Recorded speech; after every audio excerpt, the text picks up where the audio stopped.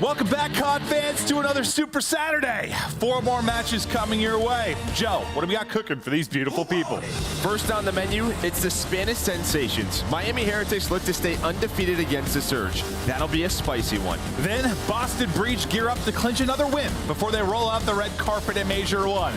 But the LA Guerrillas, after the loss yesterday, they are not in the mood to play nice. And let's not forget about our monster matchup. It's OpTic's first game of the new year, and they're taking on the Vegas Legion. Ooh, I just love me a David and Goliath story. Ooh, it all kicks off right here, right now on the Call of Duty League.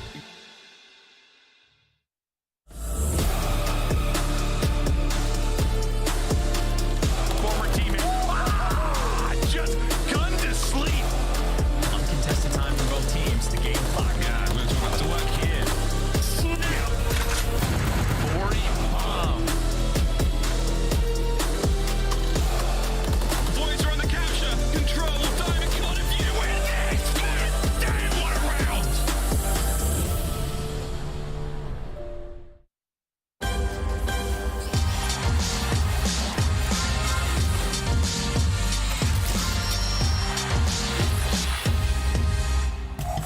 Vamos! Welcome back to day 2. It is our week 3 of Major I Qualifiers. And if you missed the action yesterday, well, you missed Drazah clutching up against LAG.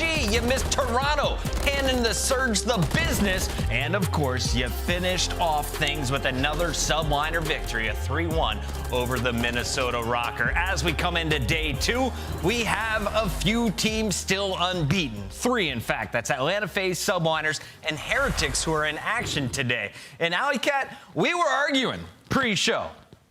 Do the Heretics deserve to be in the same sentence as those other 2 teams? Because I'm looking at who they've beat. They've beaten Carolina, Legion, and Minnesota. Yeah, but it's not their fault the way their schedule lays out. I think Miami Heretics, they've gotten the job done so far. They've done what they needed to do. There are some of these teams that, you know, let a couple underdogs slip through their fingers. So for Miami Heretics, this will be a good matchup for them. I think that's going to be a lot of the discussion. It already is in the chat right now. But Nameless, let's take a look at the full weekend schedule and talk to me about some of the big bangers, because we have just 5 days left of competition before we head up to Boston. Yeah, I think the narrative is about to shift over towards the bubble, especially today, because that's going to make or break teams for that winner's bracket going into Boston Major I. And you're talking about the home team, Boston Breach, sitting in almost a do-or-die situation against another team on that bubble in LAG, who have looked extremely formidable as of late. So that match to me today is one of the biggest games on the docket.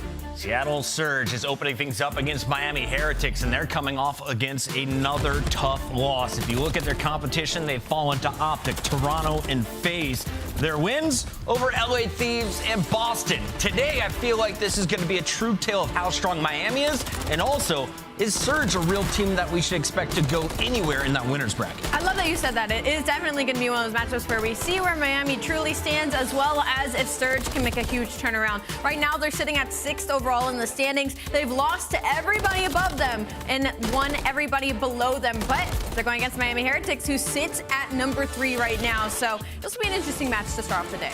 Yeah, I mean, I feel like you could spin it in terms of there's pressure on Heretics, but really you could see it on the left side of your screen right now. The pressure, make no mistake, is on Seattle Surge. You win your first 2 games 3-1, 3-1, and since then you have been getting smoked. 1-3 to 2 of the top 3 teams, and then also 3-0 smoke show by Ultra, their first game after the patch, and also they are on a 5-map loss streak in hardpoint. So for Seattle today, they have to win. They have to have a good series. Right, and here in the 2024 season, we are playing 7 matches before that first major, not 5 like last year. So let's take a look at our standings, knowing that the Surge, you have just 2 left. You're right there in that 6th spot. 2 wins is going to put you in the left column. The question is, for how long? Because all of those teams with 1 win in their column on the right side are in action today, and they are playing for a top 8 spot. Yeah, that's a really big situation for Surge right now, because if they lose today, that's opening it up for the entirety of that bubble to take over them. They could drop over like 3 or 4 spots in these standings. So for Surge, they've got to lock it in.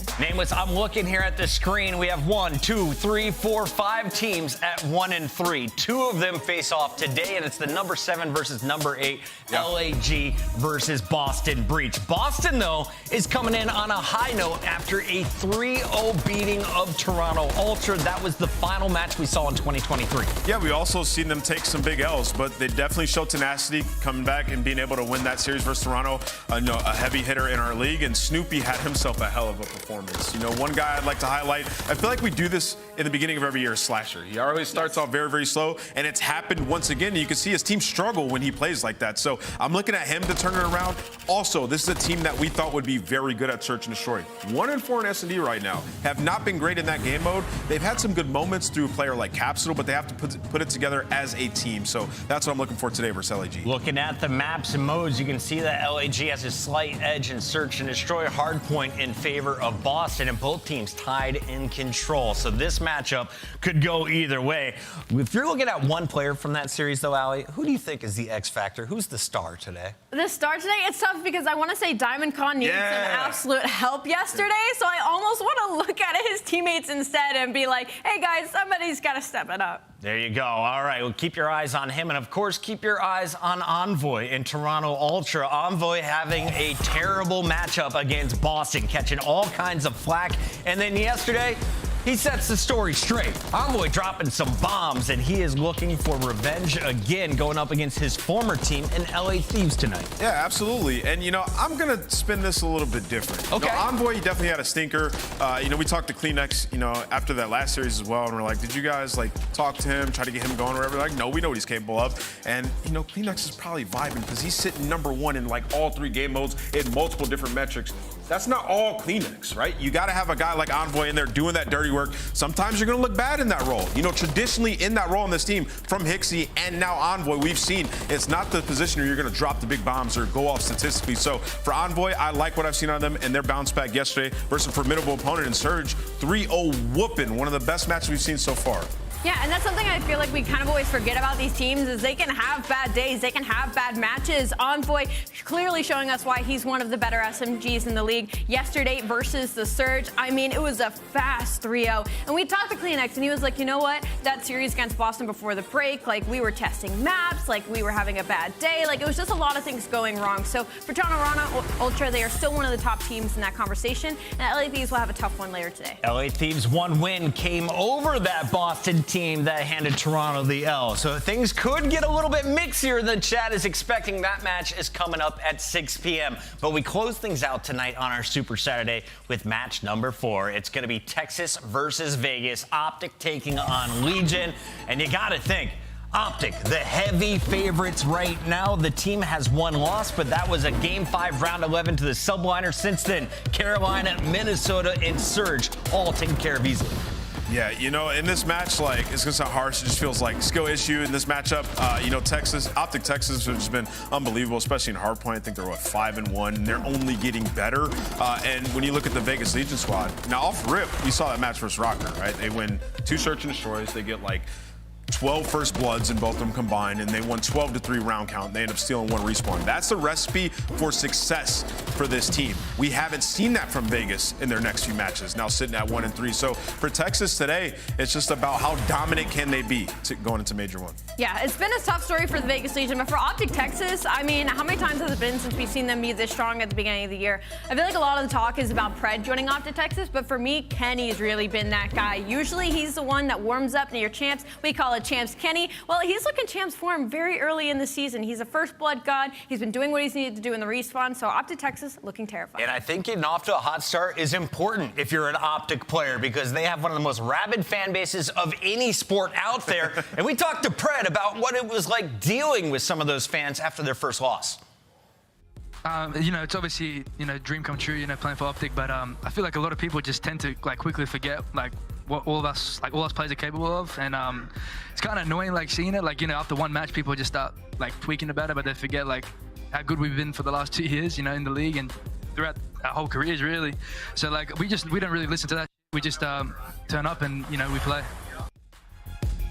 what was that, 37,000 damage, some ridiculous stats popping up there in this interview. And as we compare the two players, you got an SMG on the left, an AR on the right. Or is Kenny going with the SMG today, Nameless? What do you expect? Yeah, Kenny's going to be, I mean, obviously in this game, you're going to see a lot of, ARs. Just ARs. Yeah, I mean, he sort of can run whatever he wants, but we've seen Pred run an AR a lot, and that's something I wanted to talk about this guy. He has been frying. I've been watching his stream, MCW, man. He is nasty with AR. I only expect him to get better. Can you have 4 ARs on OpTic, or Shotzzy always has to? Shotzzy got this. It's a movement thing. All right, here's a look at the schedule. OpTic's playing at 7:30. They are taking on Standy in the Legion. Don't count Legion out, especially if they can steal a hard point in that map number 1. That's your Monster Energy matchup at 7:30. But when we come back, it's your 3 p.m. showdown. Miami Heretics taking on the Surge. You don't want to miss it.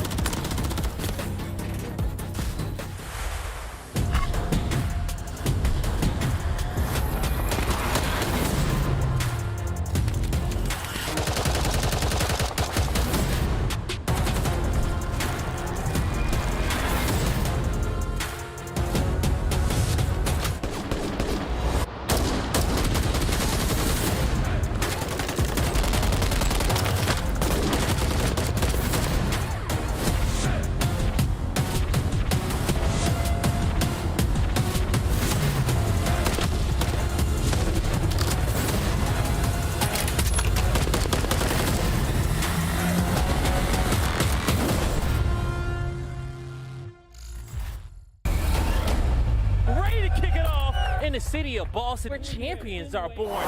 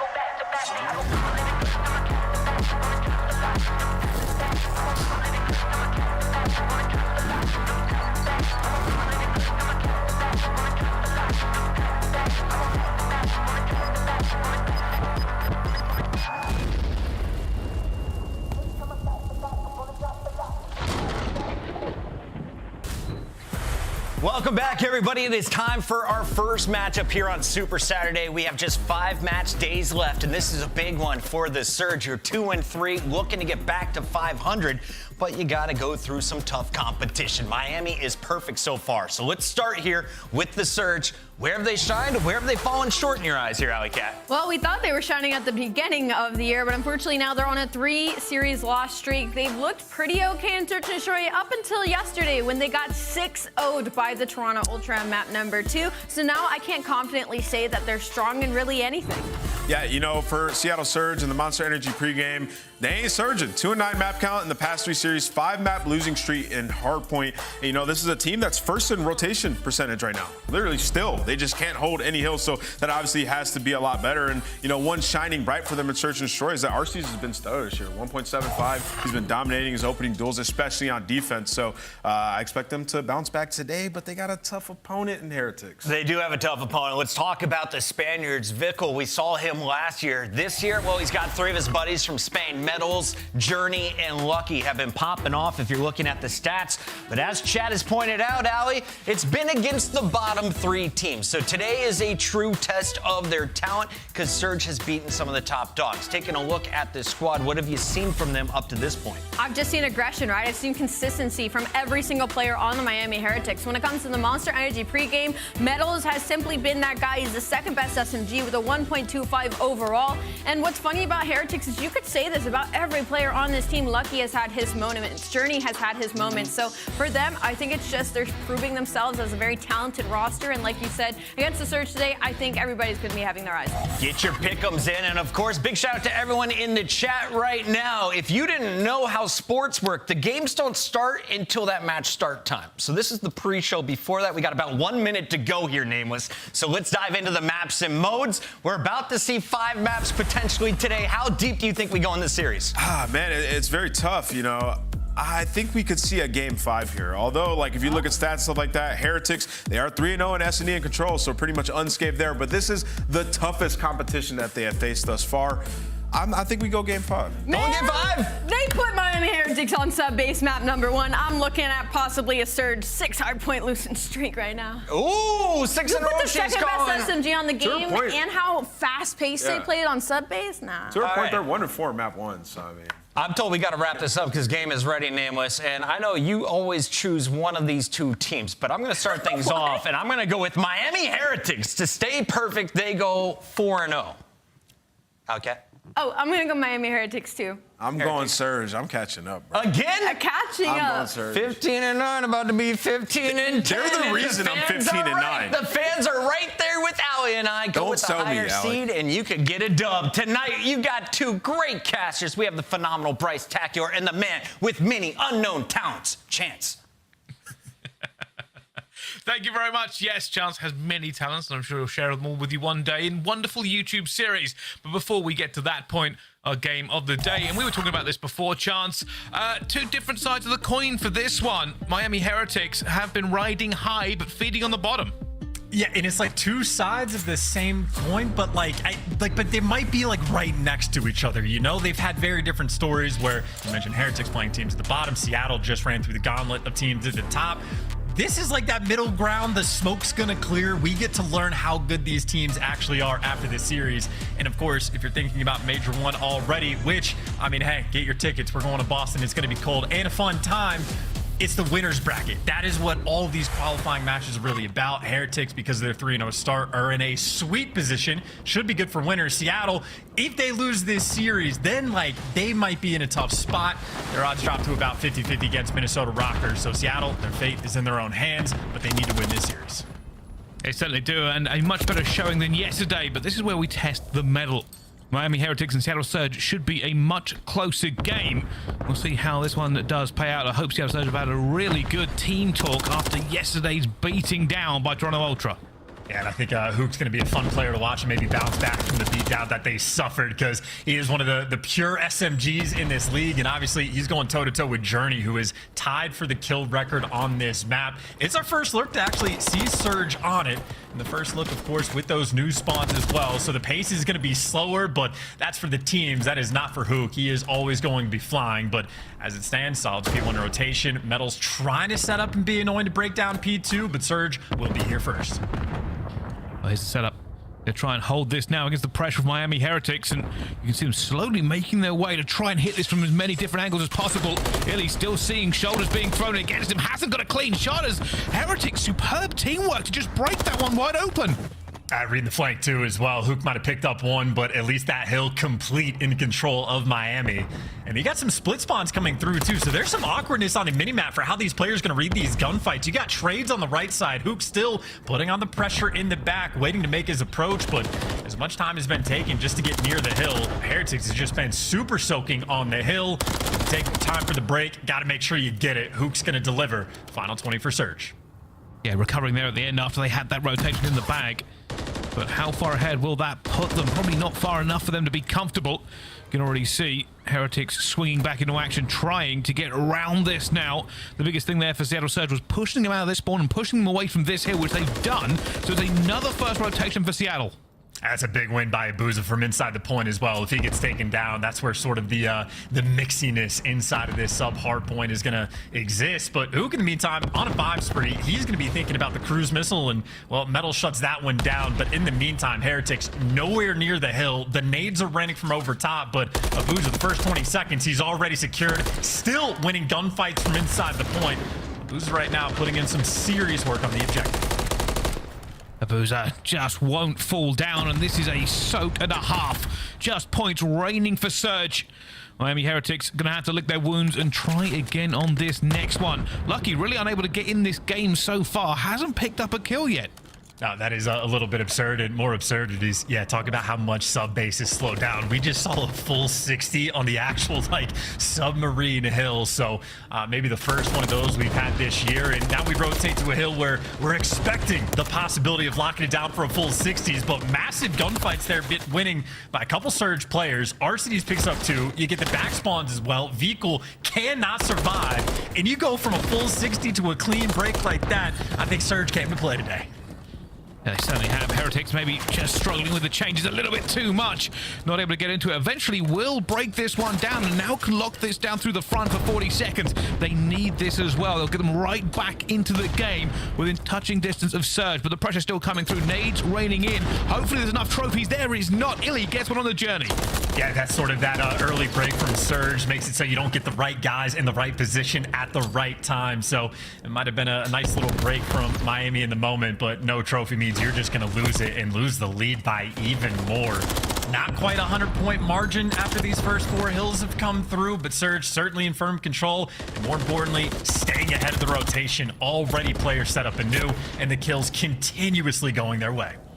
Yeah, Huke is having fun with it at the moment. You can see that pressure is putting Heretics on the back foot over and over again. They cannot get into these points, and when they do, they're being beaten off them as well. Abuzah will fall. A little bit of a ray of hope there for Heretics as they get into this point, but they will have to hold again, something they've not been great at so far.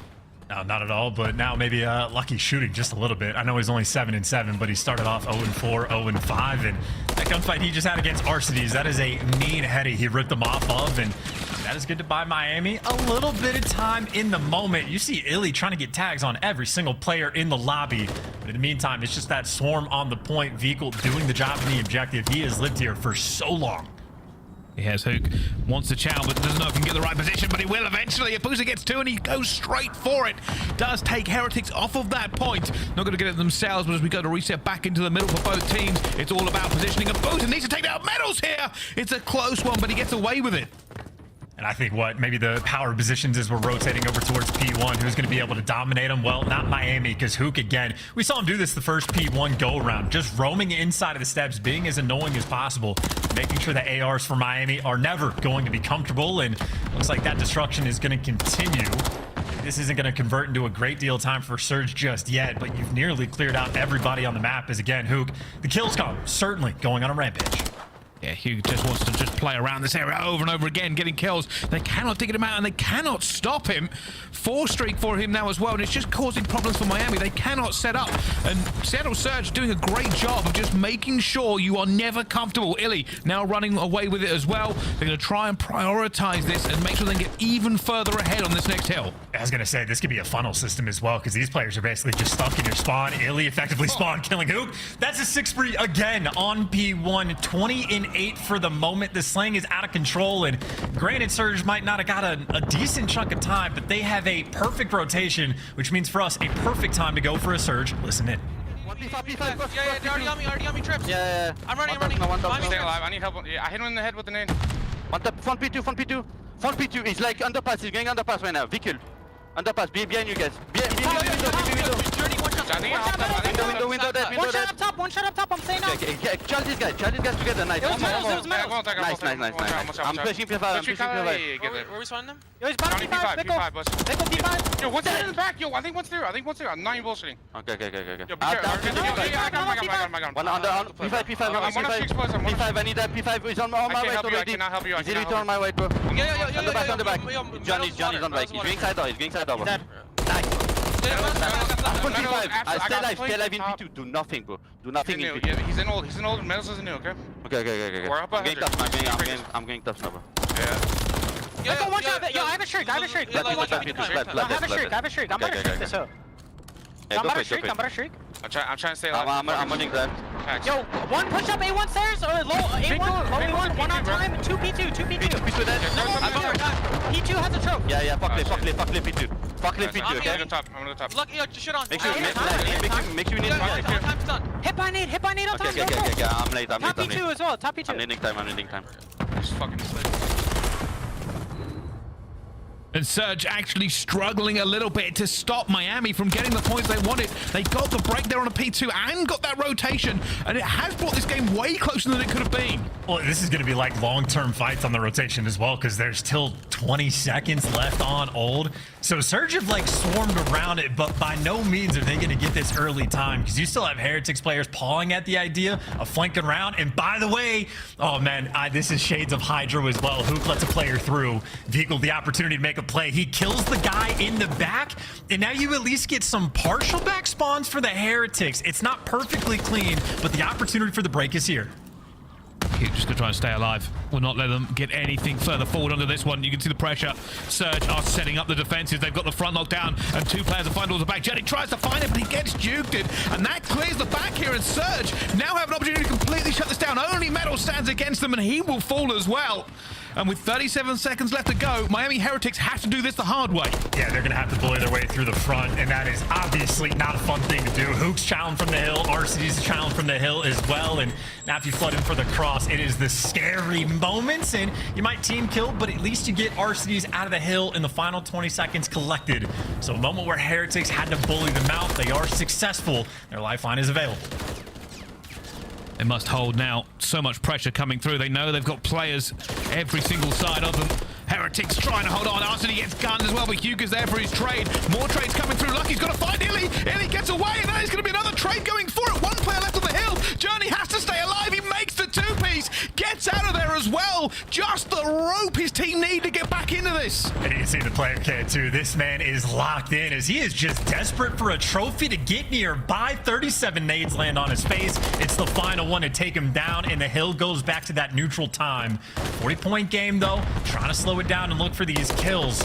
We actually haven't had a gunfight come through in quite some time. These teammates are stacking around this point. They have to move as well. They can't afford to keep bleeding this time away. So close to getting back into it. The Chow Vehicle with a pistol, but it's not enough. Arcitys is better. Just takes him down, and he has the overlook as well. Heretics cannot get towards him here at this point. Lucky is desperate to get him as well. They finally get some kills onto the trade. Arcitys goes down, but a trade again. And the points have been bleeding. It's Surge now within lethal distance towards P1. Yeah, and the way that Surge has been playing this P1 too, they should be in prime position as long as they're set up on the rotation, which Arcitys already ahead of the game, picking up these errant players, because this has been the Huke rampage hill. Maybe now it's Abuzah's turn. They have just dominated sort of that like long hallway on the top side of the map. They got the power positions, they got the time, and Brycey, they might just have the game.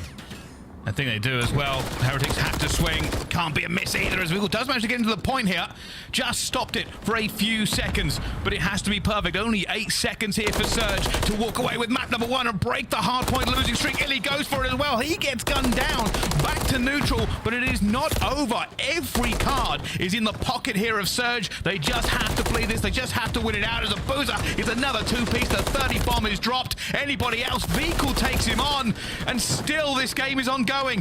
Yeah, I mean, the 30 bomb might be the new 40 bomb with the spawn changes coming through. So Abuzah, an absolute class performance so far. Just got to close it out. We see on the mini-map Surge, they are set up around P2. They have kept control of this side of the map. And Huke, obviously, I mean, just a victory lap. It's to call out exactly where these players are going to go as Surge put the stamp on the game. And I got to say, Surge looked better today than they did yesterday. But also, as a caveat, Heretics were fighting back for a considerable portion of that game. I think if Miami Heretics hadn't started off so slow and lost that first kind of double rotation, it could have been a very different game. I wouldn't say clean from either side, but definitely some great plays there by Surge, especially around the tank. Well, I would say even some of like the mixier moments that Surge might have had, they cleaned it up immediately, right? Like where you have that rotation in P4 where Huke accidentally lets a player pass them and that like sort of spawn in the back almost opens up. Both Huke and another player on Surge immediately double back and take long routes to make sure they get the back spawns and keep things under control. So even the hiccup Surge might have had, they more than made up for those small little mistakes as both Huke and Abuzah absolute rampage this game. Both get the 30 bombs and Abuzah doing this with nearly 2 minutes inside of the hill as well. So I know Huke gets the credit for the kills column, but keep in mind for Abuzah, it was like the first submarine hill we go around where he collects a full 60 and wins 3 gunfights from inside the point. So I'd say Surge again, they've just had the tale of playing against like 3 of the top 4 teams in the league versus everybody else. Against everybody else, they've looked incredible. Yeah, and we were talking about that a lot before this broadcast as well. It's why we were talking about benchmarking yesterday and today. Realistically, when you talk about strength of schedule, it doesn't always give you the correct context of how these are doing. Yeah, Surge yesterday, not their proudest moment. Realistically, against Toronto, they kind of failed in map 2 and 3.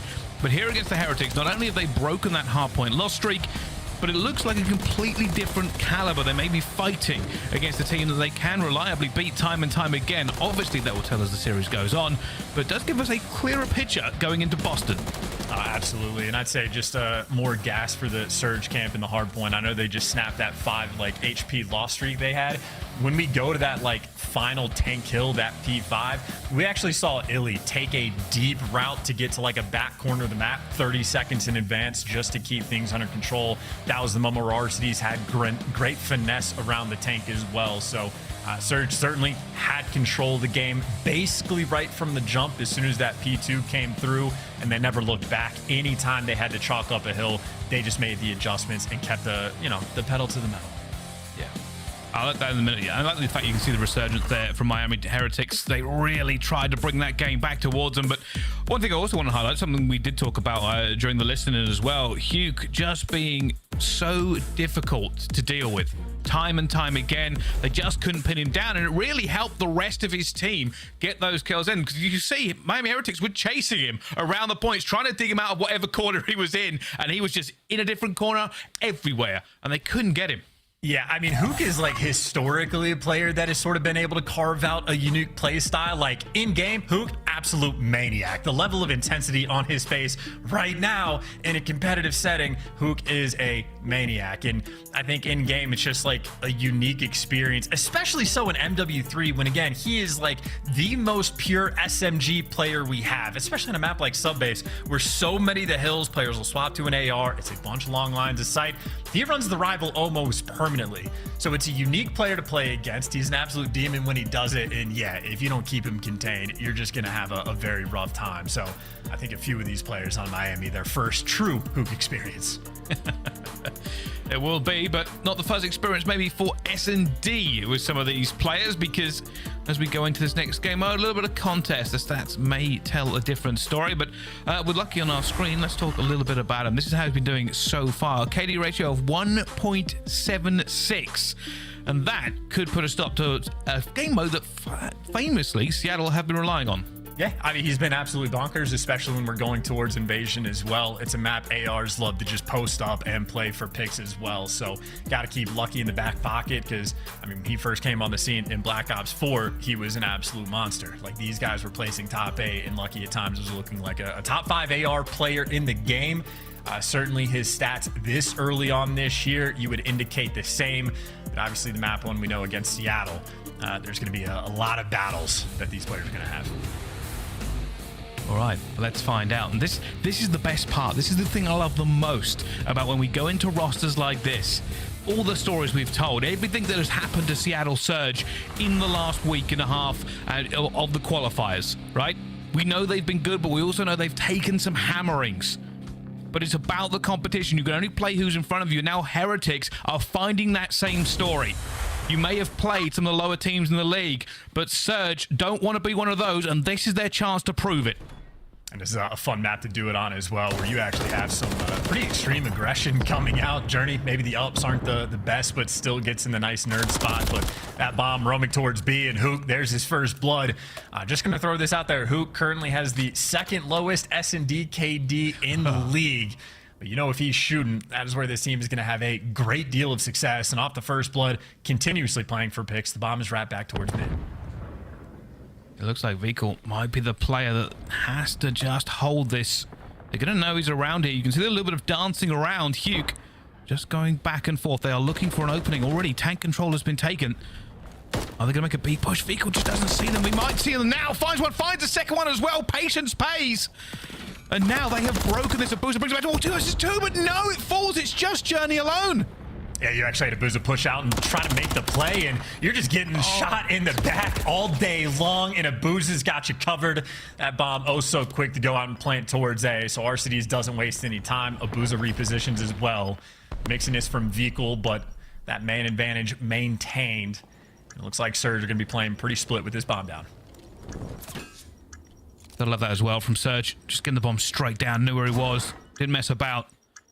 And now they're just going to hold the angles. They can check when they need to check, and Journey is not looking in the right direction. Down he falls, and Arcitys will get that one locked away. Surge had an opportunity to completely fall in that one, all on the back of Vikal. Well, they managed to get it through, and that's their first round win in 2 days. Yeah, well, okay. I don't know if we had to say that, but yeah, no, fair enough. They get one on the board, always more comfortable, but no, that is fantastic plays from both Arcitys and Abuzah. Even when Vikal was shooting 2 players in the back, Abuzah was aggressive enough to get like out towards construction or square. He's able to find a pick, and then he's just in prime position to sort of back Journey down in those moments. So clean stuff for Surge. Always nice to win one, Bryce. It really is. With the shoes now on the other foot, you can see Miami Heretics making a move. Oh, and Metals just has to get away with it. Vikal will get that first blood into Illey though, and now B is wide open. I think they've realized this as well. Miami Heretics are not hesitating. Straight for this, straight into the point, straight plant it should be. Vikal's gonna be the first one here. He shouldn't die in this position, but no! Gun by Abuzah! Was that just a single player or was there a team shot? Because that was ridiculous. Yeah, no, Abuzah is a shooter. He was feeling himself after map 1 as well, and Huke with the beams for the rival 9. Still a 2 versus 2, but Journey right now, well, not quite out of the picture. He's going on the flank. He's the guy to make this play. And I don't know how good Abuzah's awareness is, but he's actually turning for it, but it is quick enough. It is quick enough, but Lucky finally shuts him down. A spicy round indeed, because Abuzah is out here making moves, but you get the first blood, you execute on the site, and everybody's set up for some trades. I was going to say, Miami Heretics made that look difficult, but I think it might just have been Abuzah, to be honest, making the difference. Wow, what a round from them, but it will go to 1-1. You got to say, that first blood, Miami Heretics didn't hesitate for a second. They saw the weakness and just went straight for it. Yeah, no, absolutely no reason to as well. I mean, the guy that's playing like back on the tank over towards the B site, really difficult to root out. So if you're able to get that kill, why waste any time? Is no time wasted again on defense. Heretics being nice and aggressive, flooding up the B street, trying to get themselves a great deal of map control. And obviously Vikal playing in the same spot where he got the 2Ps from before. You got eyes on Lucky on the tank. Abuzah looking for him, and it's only a pixel he can spot. They're trying to take him down, but good shots and a better nade. Lucky for the first blood. And he finds one as well, and Huke is there, and he gets taken down as well. And now only Illey in a 1 versus 4, but no bomb, no positioning. Is there any hope? Not with that gunfight. Oh, look at this. Miami Heretics slowly but surely putting the squeeze on. Every single angle will be covered. They might double chat out this still. No, they're not even worrying about it. They know exactly where he is now, and down he falls. They weren't going to give him an inch. Not at all. There's just truly nowhere you can go. Great awareness by Journey as well. I'm assuming he just like heard Huke sliding underneath them, but nice little cheese spot to pay off for the 2-piece. And I'll say, Bryce, we casted over Surge's S&D where they obviously got 6-0 against Toronto, but Ultra were just running the map, playing incredibly aggressive, getting all the map control in the world. And that was on Karachi. Well, now here on Invasion, Heretics have had 2 defensive rounds where they're just flying at them.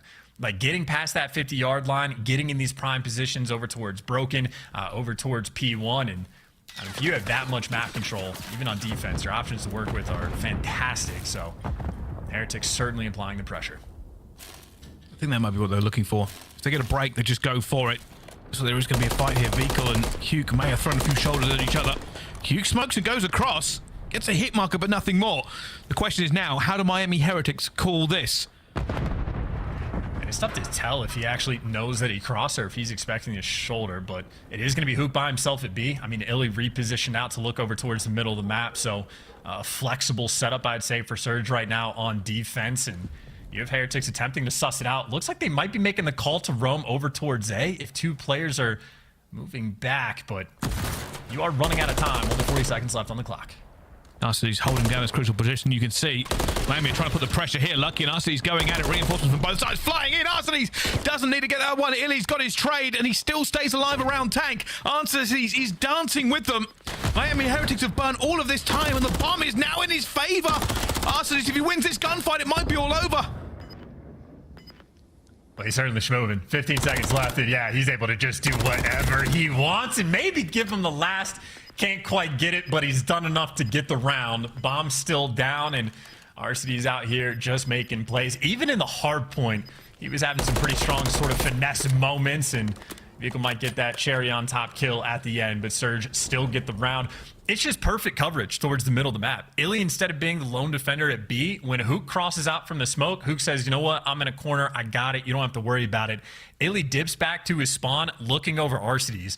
So we're watching from Arcitys' POV, just dancing back and forth on the tank. Illey had his back the entire time, so perfect play. I think Surge were heads up the entire time.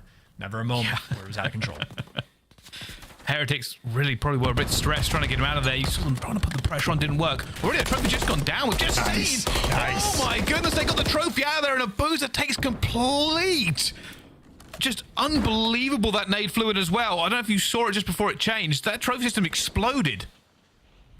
Yeah, and Abuzah, well, give him the ace. Why not? Or Illey could just take the final kill. Yeah, that's perfect work. We were just talking about it. Heretics, very aggressive on defense. They doubled up the broken side of the map every single time. Surge says, you know what? If they're going to keep doing this, let's just bully them out with the stuns and nades. I don't know how many tacks and nades they just had to throw to get past that trophy, but that was a massive investment. We'll see at least 2 or 3 coming through that final nade to take them down, and yeah, that'll be the last time the Heretics go for that strat. Was it the fact, was maybe a nade down before the trophy went down and it blew up the trophy before it landed? Because that seemed fast to overwhelm it. And again, I think there was like 3 different players for Surge all chucking their stuns and nades at the exact same time, so they overwhelmed them. Well, there we go. That is definitely a set piece people will have to pay attention to. But these two teams really are going at it. There is no quarter given and no respite. Once again, we have both teams just looking to find a bit of information here. Miami Heretics, you can see, maybe going towards A this time. And you have Arcitys. He's by himself for the moment. Illey's just now wrapped back, but I think Arcitys might have felt a little bit of that pressure. You actually have potential gunfights raining on every single corner of the map. The bomb leaning towards A. No real information through, but there's the first blood from Huke. Illey always in perfect position. But if he's over towards B, maybe that's the opportunity for Heretics to try to bully out mid, or maybe they just run straight into a Huke. Good enough for the 2 versus 2. Arcitys backing down as that bomb is soaring towards B site. Oh, but Abuzah is here. Locked, loaded, ready, and wins a second gunfight as well. That is a difficult gunfight at the best of times, especially with somebody waiting for you. But then again, this is so back and forth, Chance. I never know who's going to win a round. Well, I still think Surge, it just feels like they're in control, right? Huke's in position. Illey's looking for the coverage. If not for this stick, I mean, Huke gets that kill and gets out with his life anyway. So it took a little bit of something extra to turn that into a 2 versus 2. But by the time they even up the odds, you're just flooding into bad gunfights. 40 seconds on the clock. You just get Abuzah gets to wrap back on a God heady as well. So I think Surge right now just a little ahead of the game, and Abuzah on a 5 spree, thinking about a cruise. Well, the Seattle Surge, chance here to put this 2-0. Just 2 more rounds for them to get it. Quite an aggressive defense actually here for Miami Heretics. They've taken a lot of map control, whereas Seattle Surge have been quite patient. Yes, and Dylan's spot. There you go. Not bad to check the cheese spot from Journey earlier on. And with that open, this is an A commit. They have gone fully for this. They've not shown themselves down B Street at all. There goes the smoke. Is it the plant or is it the bait out for it? Huke's trying to get in position, but Lucky's still going to be on the tank. They're still holding away for them, and now they're in trouble. Journey goes as well. Huke's going to try and get that trade. He does, and somehow Huke moves like smoke and gets out of there.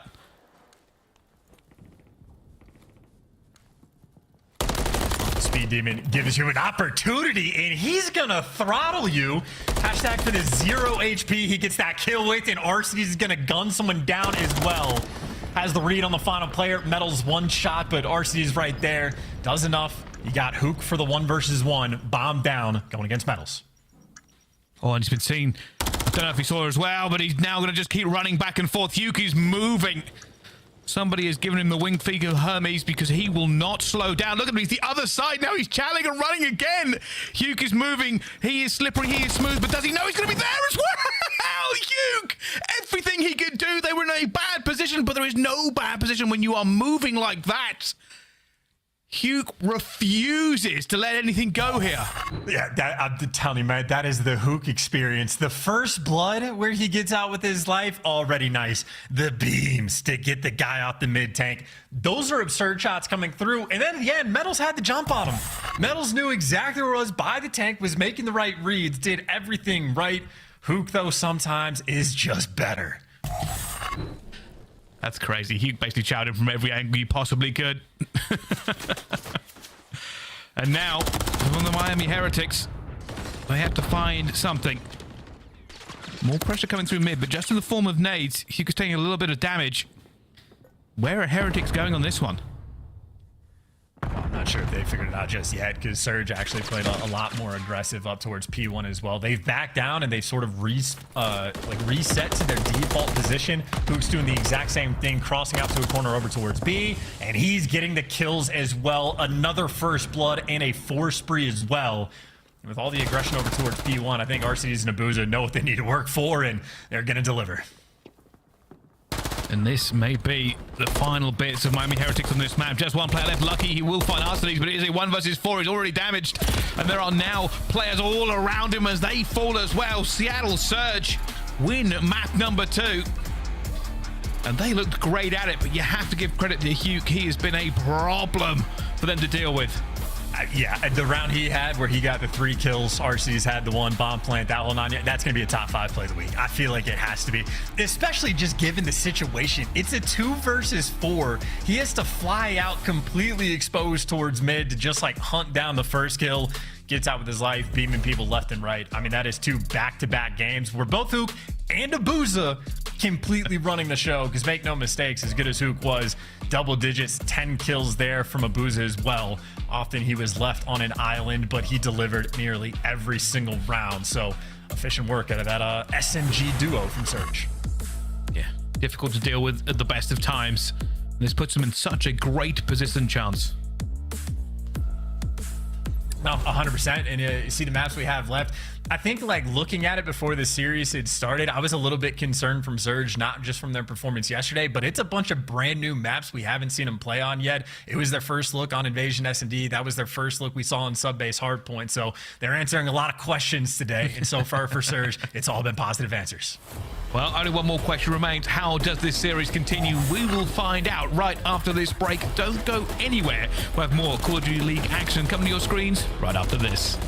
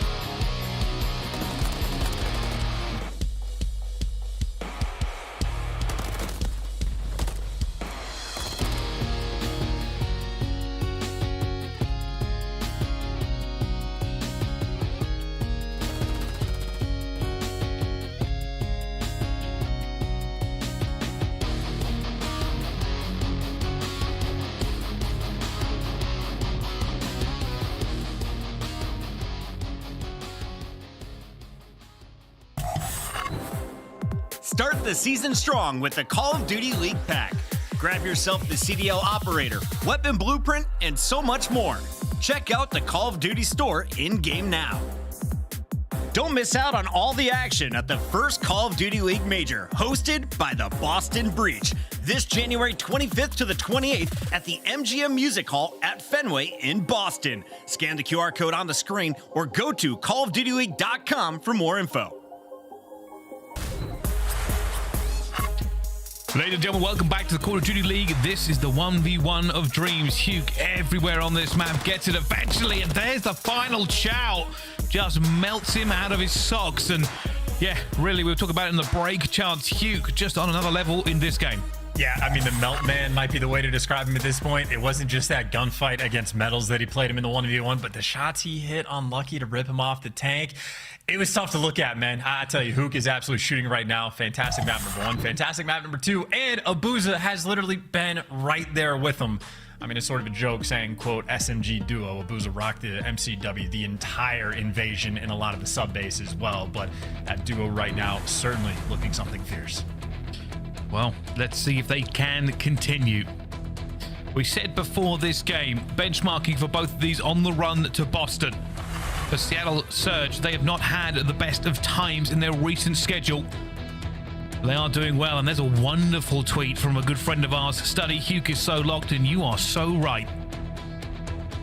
I miss Jay, man. That is all emotional. Nah, I hope Jay's having a good time watching the broadcast. I'm sure anytime you get to watch a Huke masterclass, it's never going to be a bad day. But either way, Invasion Control we go to. It is a map Heretics have played a fair bit. Obviously only 3 series, but they got their 2 reps in, and they've looked very good on it. We'll see if Surge has anything to offer. But for the moment, Heretics, this is where they want to be. That slow cap on the B zone.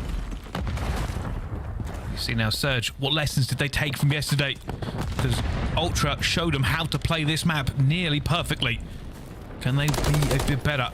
Heretics, though, already called that. Metals has him. Knows exactly where to go through. And a big gunfight. Huke will get it, but I don't know if they've got the numbers to really get this one for you. You can already see going through. The Abuzah turns up. Lucky gets cut down as well. And I tell a lie because Surge just ripped them asunder. Yeah, Arcitys is piecing as well, so it's credit for everybody on Surge right now for their bounce back. But unfortunate for Metals, I believe it was, messes up the movement just a little bit. Huke ends up getting that kill instead of getting slid on. And, well, now you're on defense. You got full control, and you got players everywhere you want in Abuzah, still ripping heads. That was one of the best main ARs in Challengers last year, so when he's rocking the AR, he's going to be having a good time. And I feel like a lot of people forget that, you know, rookie coming in and dealing with the level of play in the CDL, you're not always going to have a great game every single time, but right now they are. And look how far back Miami are, just trying to get a little bit of map control with that time ticking away. They can't get the trades. Lucky, now the furthest forward ahead, trying to get it as well. You can see he's been backed up by Journey, but only Journey going to be able to break through. He has to commit to a site here to stop this clock. They need a bit more time.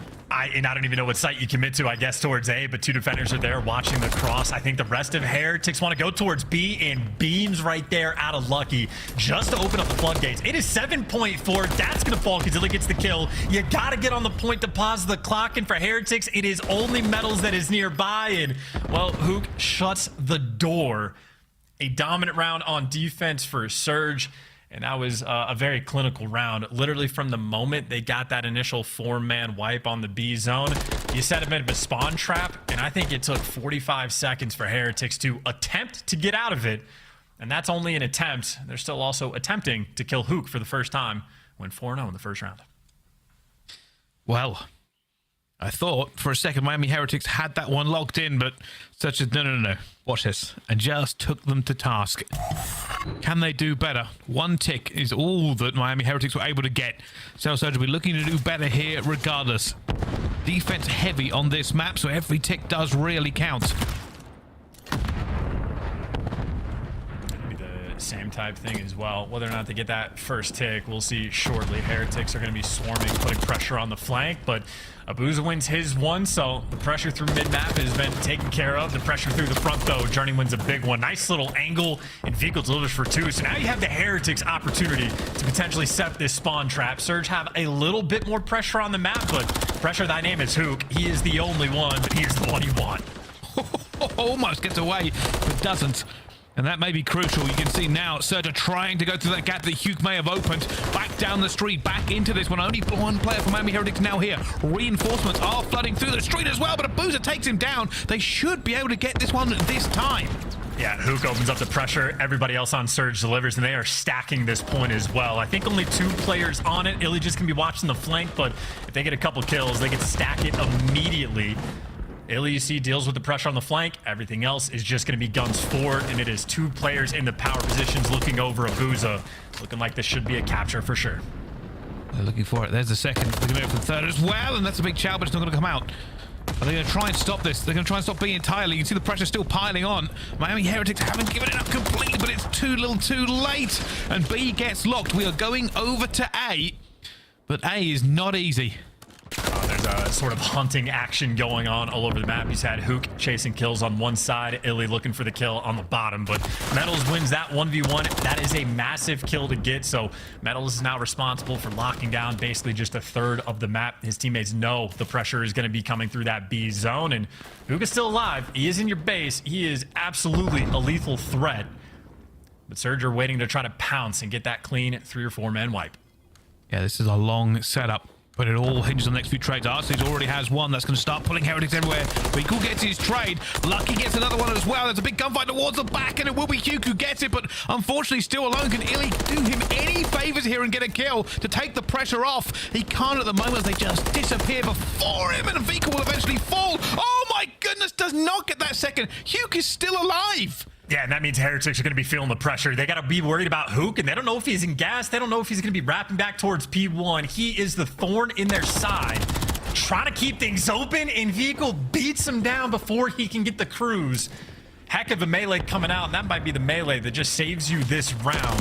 Surge still, though, with some pressure towards the middle of the map, but it looks like Heretics doing enough to keep things stable. Less than 30 seconds off on the clock. It would be some sort of heroics for Surge to somehow win this round. This story over and over again. You just can't get through in a way. I mean, Huke was on a 5 streak and they still couldn't get it. But with 3 ticks, it may be just enough. One last roll, though. You can see Surge may be setting up for trying to get something over, but without a kill, they're not going to get there in time regardless. Yeah, might as well just play for kills in this moment. You have Lucky on a 3 spree. Maybe don't want to feed him, or maybe they feed everybody. So nothing too crazy, though, in the kills column. I think Lucky and, what was it, Metals towards the end, might have been Journey, both on 3 sprees. So they certainly want to be clean off the opening break. Either way, though, defensive shootout, advantage towards Surge. I believe 2 ticks. They're up on the lead. Well, we'll see. We'll see. Miami Heretics, the door is still open. They just have to do well in these next 2 rounds. It is not over. They have not looked like the better team so far in this. But it isn't about how they look. It's about how you finish. And we see already maybe a push towards A here coming straight off the bat. A bit of a change in tactics. They're going for it. And you can see whether or not they can get this one through, as we are going to find out if they can with a Miami Heretics. Listen in. Tenemos que seguir abriendo plaza, chavales. Tenemos que seguir abriendo plaza. Ya la ascendí. No pega piña. Nace yo en izquierda, ¿vale? Voy a pillar. Derecha en el Huke, Huke. Me puse a la derecha base y otro fuera del elevator. Tengo la izquierda yo, 100 pollos yo. Está en gym negro, bro. Estoy aguantando, os puedo mandar a los de P2. Uno en el roto. Abuzah está un tiro en con. Una puta bala a la izquierda, bro. No pueden morir, no pueden morir. Yo tengo el push muerto. ¿El otro dónde está? Detrás del tanque, Abuzah, detrás del tanque, Abuzah. Le tiro piña, espera. Detrás del tanque no le da la piña mía. Te me con la Londri, Muy tocado con mi piña, está subido. Está muy tocado él. Tírame medio, Javi. Escucha, te apoyo por medio. Me con la Londri, gente, yo, Escucha, van a estar con. Dice nada, con. Hay un otro maniquilla. No sé dónde está la Abuzah, chavales. No le veo, no le veo el kitchen. No ha salido de kitchen. Está en kebab colado ya, tío. Kebab, vuelve para no lo veo y es en Din, han salido, tengo cuidado como yo. Carretera 1. Me va a pichar con a lo mejor. Había vuelto, Juan, no sé qué ha hecho. Está en pollos, Abuzah, un tiro literal en pollos. Pollos aguantando. Busco pollos. Well, I don't know exactly what they are saying, but I can tell you it's not going to be good. They are now only just getting onto a point for the first time. You could just feel the difficulty they are having in this game right now, but any ticks are going to potentially go a long way. They're going to need to at least get 2 on this zone, and the first is going to fall. They got plenty of pressure, and they're starting to get these kills. No flanks coming through just yet. Surge going to be fighting from the back end, and Abuzah doing great damage, but not enough for the trades, and I think Heretics might have done just enough to get this zone, as that third tech is slowly rolling through. And yeah, it looks like Huke not going to go for the chow. So Heretics, they get at least the first part of their job done. Get that B zone captured. They have a 1-tick advantage. See if they can snowball it over towards A. I'm going to call it into existence, but I think Huke just spat on Medals a little bit in that fight there. I think Medals just got turned on, but we'll have to see that one in a replay. At the moment, though, you can see there is a small chance here for the Heretics. They have to do the impossible. Get over towards A. They don't have control at the moment. Journey is their furthest forward player, and he gets cut down. 50 seconds to go. Is this a real chance? I mean, you have a little bit of openings towards the A street. Like, no one for Surge has made it out, like, towards the bridge. Admittedly, just because you have a little bit of street control doesn't mean you don't have a long way to go. Illey, by the way, is also beaming this map. We do have Heretics pressure all over the place. A bunch of players with opportunities to make plays, but infinitely easier said than done. Metals get spotted as well. Surge, well, they simply have him surrounded. Oh, he finds one. They're still chasing him. He's still getting away with it. That would have been a huge kill. Unfortunately, kills the other side and not going down. Illey is making a nuisance of himself. And what on earth is this? Peekaboo, I see you. The Renetti is banging, but they cannot get him. They cannot find him. And that clock is going to run down. No respawns, no time, no hope. But 3 ticks on the board puts them 1 ahead. Yeah, and, you know, I think what we've seen after the break, teams might have just gotten better, or even better, I should say, at defense on this map. I can't remember. It, like, pre-break is the last time I've seen an offensive round get won. We did see Heretics off the opening break attempt to go for something cheeky over towards A, but Abuzah and Arcitys just shut it down. And Huke, by the way, 29. I mean, he has just been rampaging through Miami Heretics, and admittedly, it's still about that sort of potential final defense coming through, but I think if Surge just get 1 tick captured, they should be good for defense in the final round. Let's see. Does this end here? Does it go the distance as so many of them do? Straight onto the point. Nobody really getting the kills through as well here. Huke says, I need to just heal up and get out of it. I'll cover you from the top. I mean, he woke up feeling dangerous today. Yeah, just instant kill right there on Journey. Certainly had the intel, but it is just freebies all over the place. And yeah, Huke, you know, if he's searching for a kill at this point, he's going to get it. Surge have already done enough to get defense for the final round. Should we go there? But obviously, they probably just want to end this now. You got Huke and Abuzah as a duo again. 43 kills combined. They're just adding to the pile. They are dominating Miami. Huke and Abuzah have been blowing Miami Heretics out of the water just over and over again as they search. And he didn't see it. Doesn't matter. Going to try and turn and burn. It's not going to work out.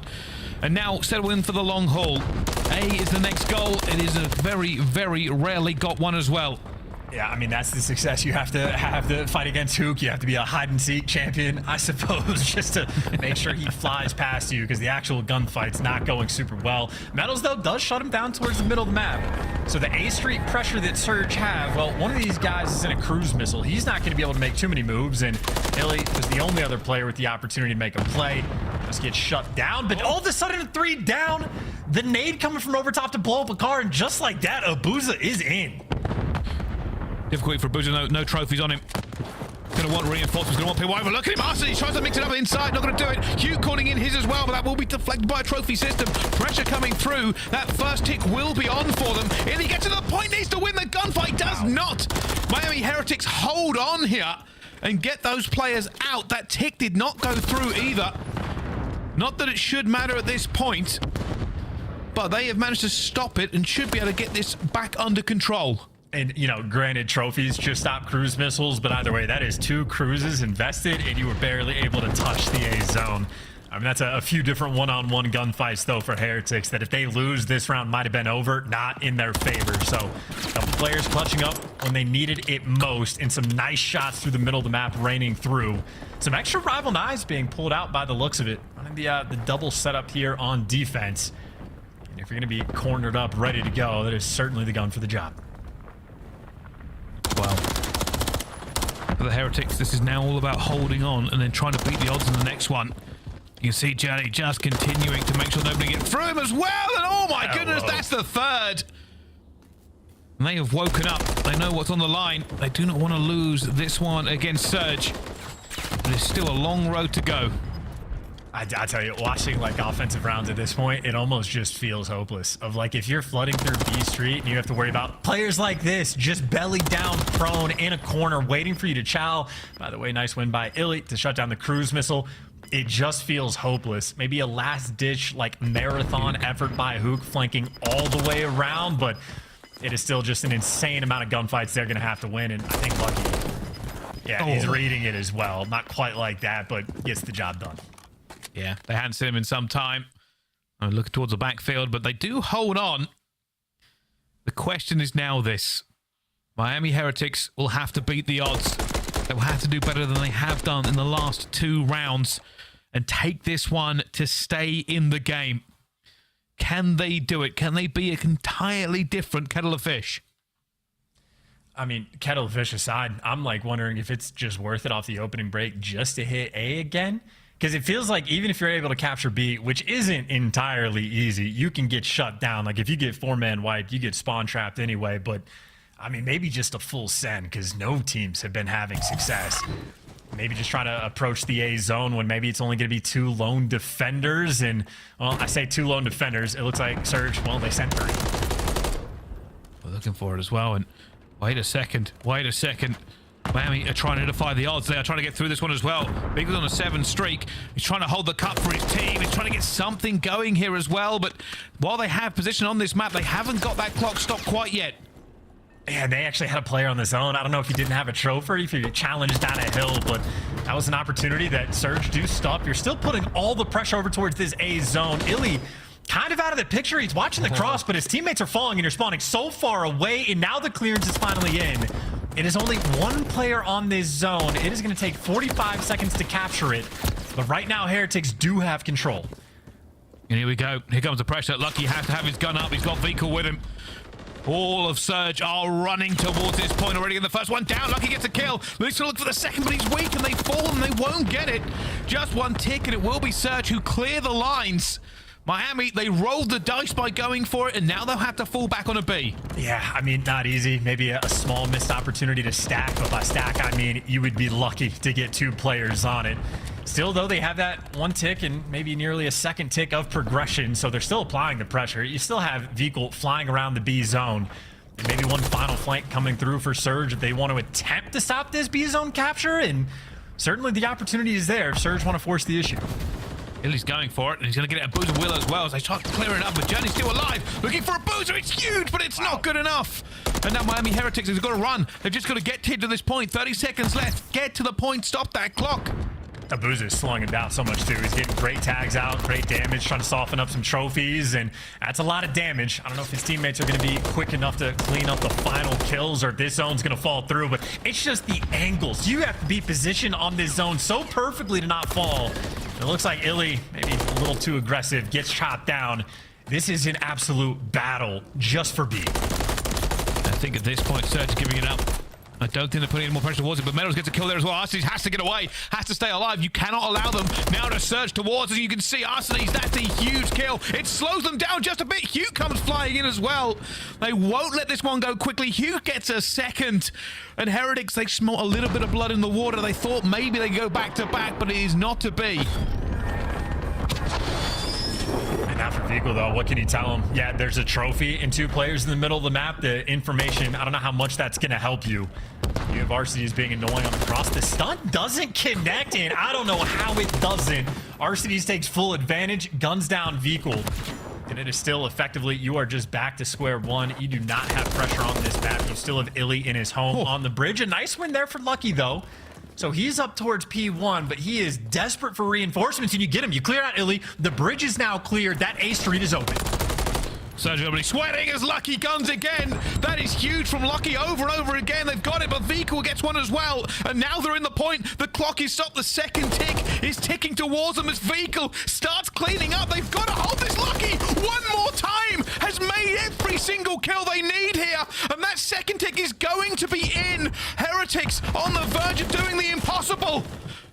Punch him in the face, too, but he's getting it done. The fountain chow towards the back. Illey wins a big one, but you're going to have to chow weak, almost no HP. Abuzah too slow, and Vamos is in. The resolve gets tested in Miami. Deliver. Oh, they went for the double chow. Illey waited probably for health to come back, and it just wasn't going to pay out for them. Miami Heretics have done the impossible, and you've got to say, I think he was lucky in kills because he found everything they needed over and over again in the dying seconds.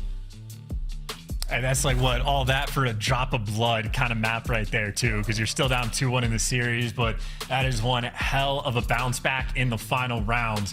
And they get a little bit of extra rounds to work with. That's actually kind of crazy that Huke in 2 rounds of offense had more kills than everybody on Heretics, who had 3 attempts. But at least towards the end, Heretics were able to crank up that heat. And I mean, they really were just getting pieced up, even on a damage front. Abuzah and Illey sort of out of this world. But stats be damned, it is all about the objective. And you see the objective kills on offense right there. You and Miami on point.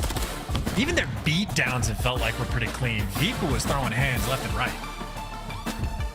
And that's certainly going to be a VOD review, I think, for Surge.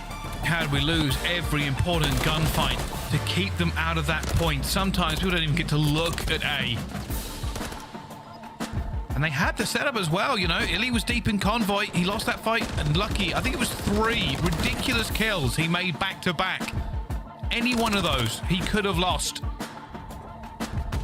But hey, they defied the odds.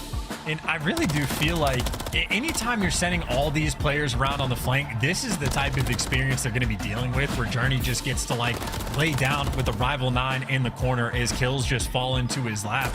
I think both Surge and Heretics created moments of like where you get players up towards P1 or like AS and D in that little mid-alley cut, and then you isolate the guy on bridge. Like if you're able to create the conditions where you take the bridge guy down, and I think that's what happens to here in this moment for Illey. You don't actually get to see it, but if you can drop that guy, open up the A street so you can be quick on the flood, those are the only real opportunities you have. And again, it is a very small window at that, but Miami deliver. Journey gets the final few kills in a nice explosion of excitement for Vico, and I think a sigh of relief for Lucky.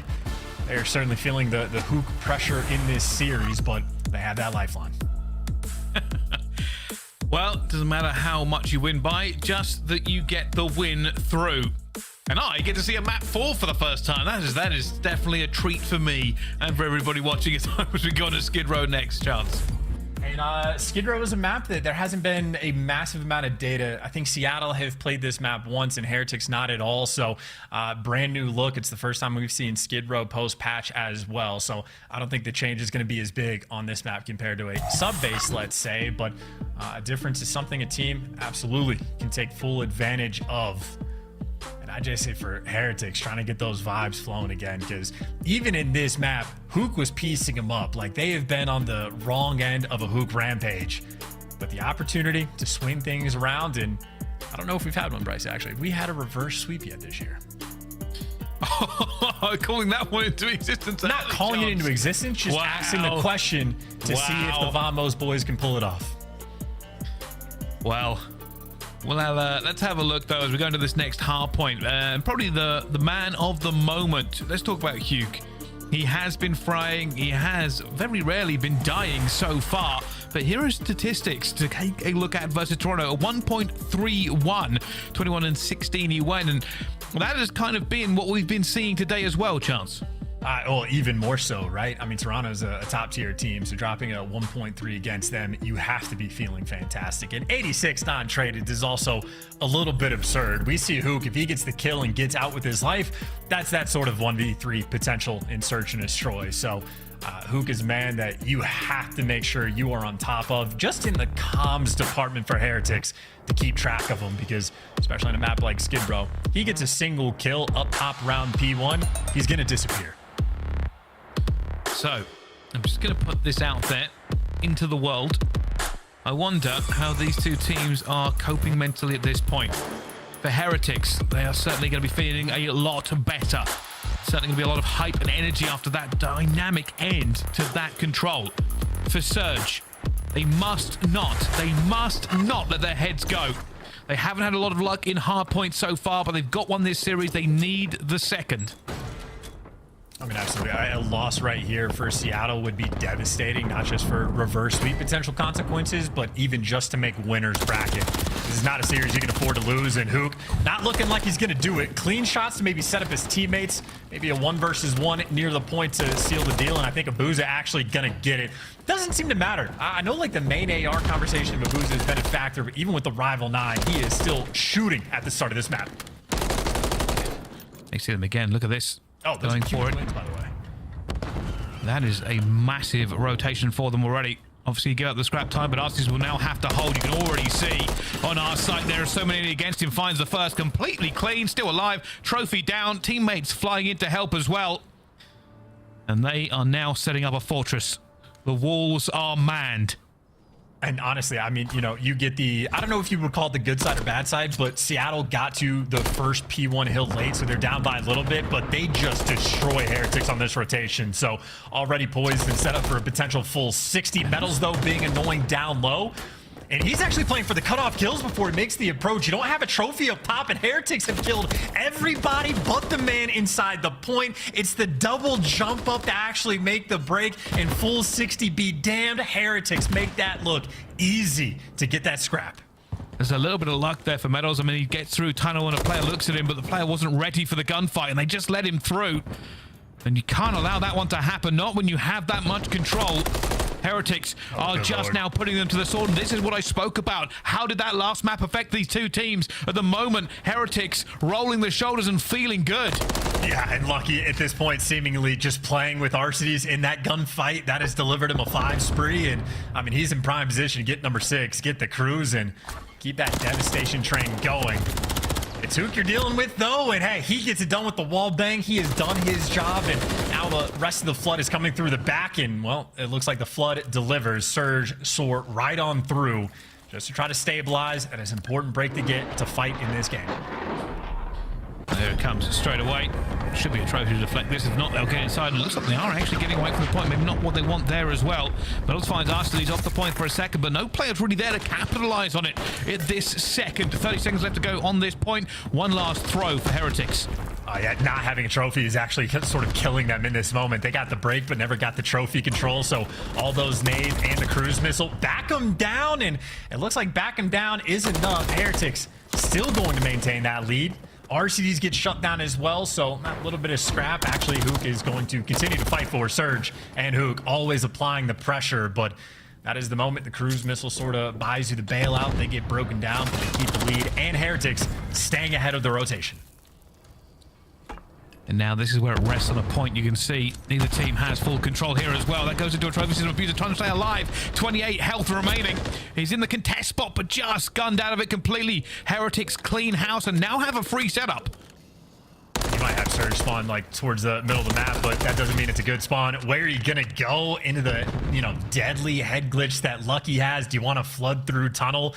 You just can't do anything. I mean, that is a perfect hold. As soon as they get that 4 down, there's effectively nothing Surge can do except chalk it up and rotate towards New. They have a very distant spread across the map. Unfortunate for Journey. Checks it, doesn't see him.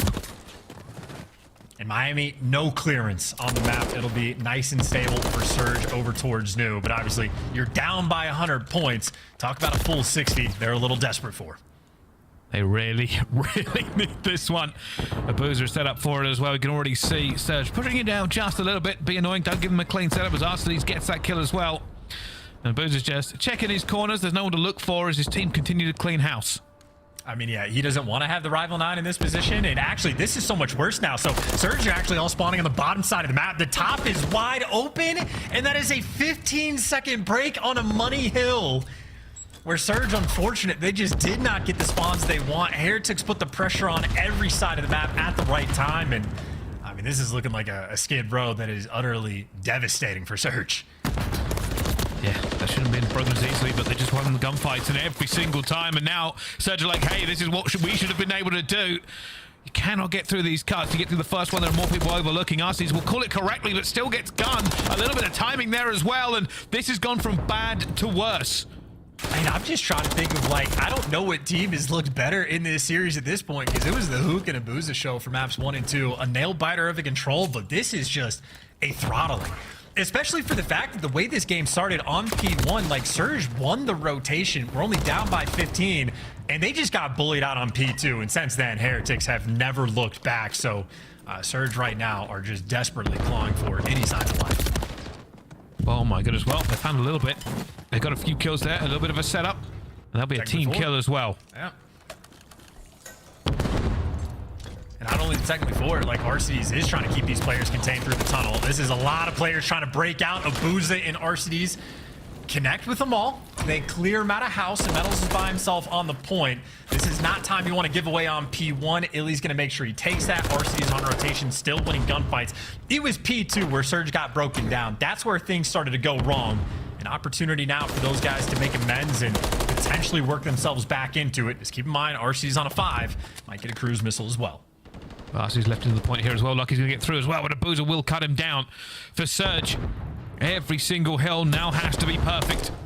They are so far behind with money hills, money plays. Already losing a few here. Arcitys still staying alive. There's his 6. Does he see Vehicle? He does. He goes for the chow. Can't get him, but he's now going to be outnumbered, but also outgunned. And that is another 15-second break on P2. You cannot do that and expect to win the hard points. Yeah, and by the looks of it, it's not like it's brand new spawns that I think are costing them on like the breakdowns. They are actually just getting broken down on these hills. The cruise missile buys you a little bit of pressure, so they're down but not out in this game. But if you get broken on this hill twice, I feel like on Skid Row, there's simply no way to win.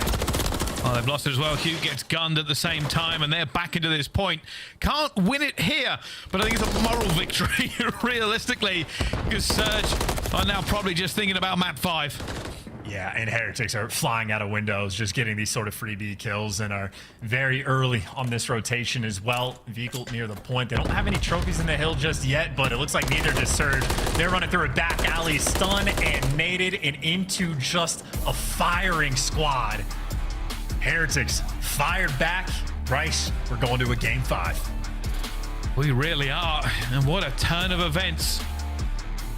A few seconds, a few kills on the control, and this would have gone down as a 3-0. Surge resurgence, Heretics not so good. But that has not been the story that has been written, and it will not be the one that has been told. A map 5 calls between these two teams, and they will be tested on the run to Boston. Again, we cannot stress how important this series is, honestly, for both of these teams, but even more so for Surge. A 2-3 record for the moment. If they fall here, their pressure, which they're already feeling, gets ramped up tenfold as their series against Røkkr could decide their fate for winner's bracket. And that is a wild stat line too. Huke just dropped 4k damage for the L. And this is the toughest performance Abuzah has had. I made the comments about him using the Rival 9 and looking just fine. Might have to backtrack on that one. The main AR struggling to run an SMG in the pros. Well, it's been a tale of a turnaround. But you have to ask yourself, how does this end for Seattle? Is their S&D going to be enough to make sure they don't get embarrassed here against the Heretics with a reverse sweep? A chance, I know I joked earlier about calling it into existence, but it is only one map away. I don't know, man. And I'm looking at it too. I think Heretics, the entire game plan is just going to be shut down Huke because he's been on a rampage every single time. That was sort of the tail on map 2 as well. So Heretics still have their work cut out for him, but they might have the reverse sweep. Well, let's find out how this one ends after this break. Don't go anywhere. The thrilling conclusion to Miami Heretics versus Surge will be back right after this.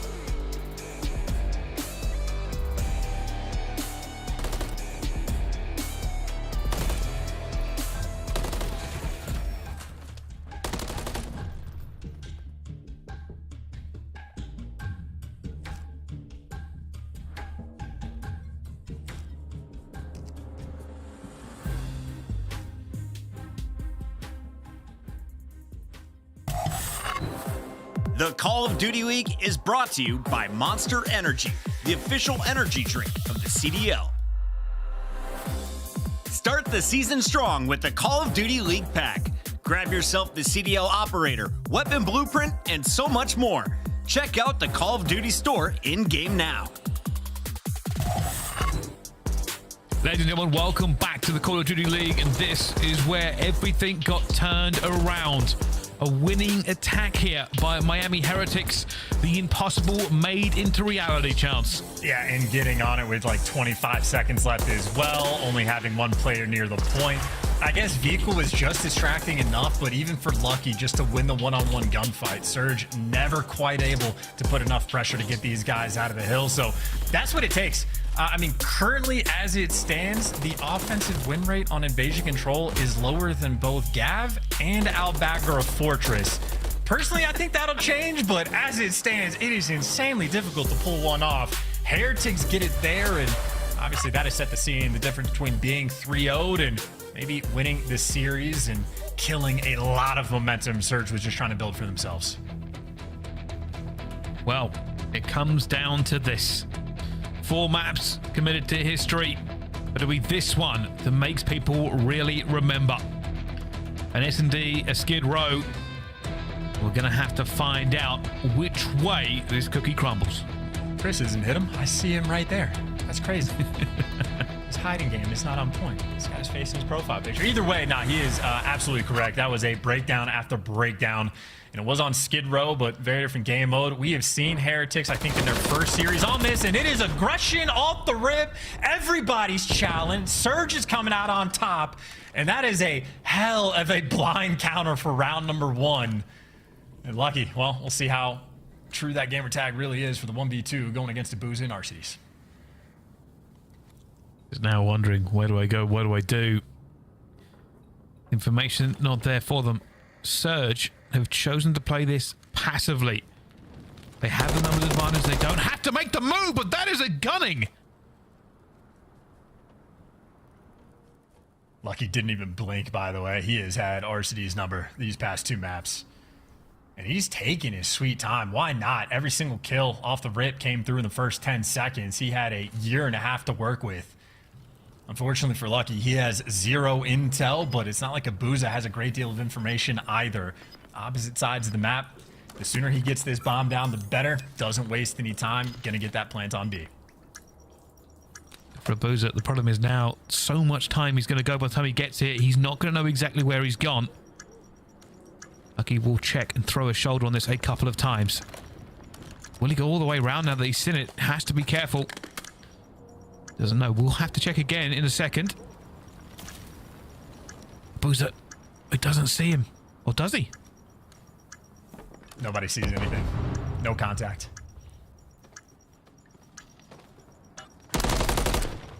Oh, he's got him. Abuzah was going to go for the chow, but Lucky is not going to give him time of day, not going to say anything about it, and thank you very much. Wow. Lucky, well, 1 versus 2 to clutch it. And that's just, I mean, look, you have the momentum after the Skid Row hard point. You have a round like that from Surge. They get a 2 versus 1 instantly and get broken down by Lucky in the first round. That might be another momentum killer in favor of the Heretics. And again, Lucky just gunning Arcitys down from that back window. His shot is on point.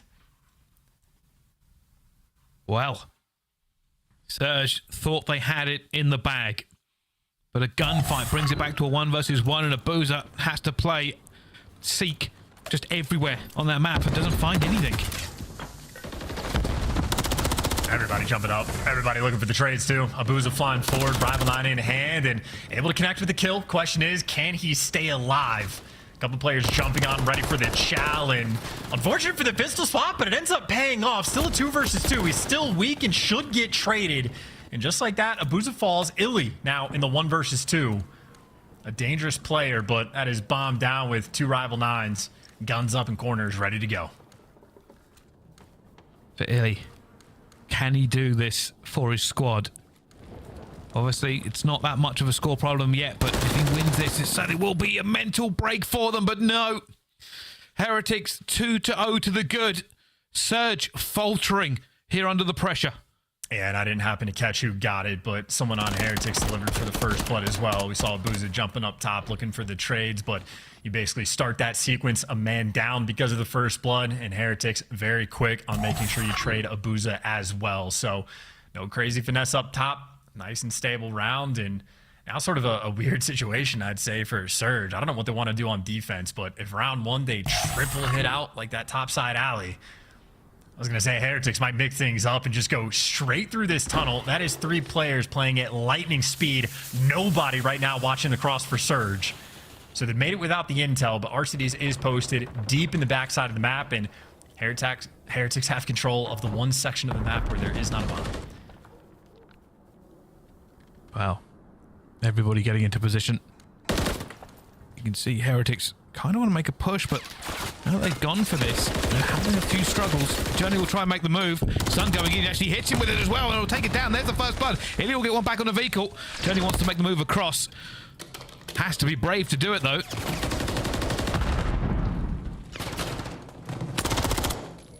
It's just trades on trades for the 2 versus 1 now. Arcitys last man standing. Maybe looking to make amends. Did he see it? He did. He knows the bomb's going towards B. Now, this is all about getting this first kill for him. Can he get into the right position? Medals needs to cover his teammate. Needs to be there as well. And Arcitys! Got it. Oh, the 1 versus 2. Come under pressure. And again, talk about a necessity. Arcitys, 2-time world champ, highest earning player of all time in Call of Duty, but when they gave away the 1 versus 2 to Lucky in the first round, it was Arcitys that gave it away. There's the makeup. There's a 1v2 of his own. And they needed it. And you have to give credit to Arcitys. Didn't worry about it, didn't blink, and also put the pressure on the person planting the bomb. A little bit of life breathed into Surge.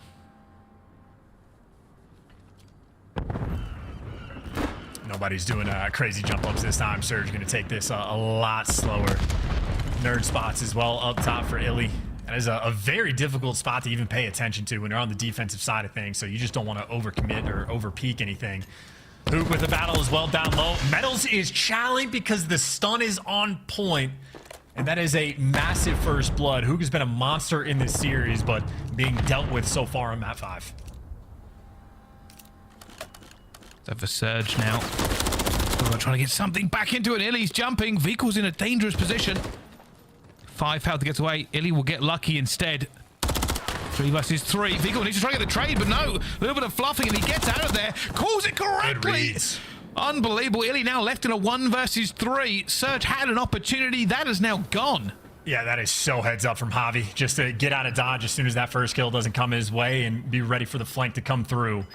And it looks like Vehicle, the heads-up plays continue playing with his food. Illey makes the read. Wrong gun for the job, and Vehicle picking him apart there on defense. Heretics still with the advantage in the game 5. Well, so many times you think Surge get an opportunity. I mean, Vehicle, when he flew out and kind of just threw bullets all over Illey's head, he thought maybe he would die, but instead, no. Not only stays alive, but finds 2 more kills. Yeah, head full of hair. Javi is a different beast, I'd say.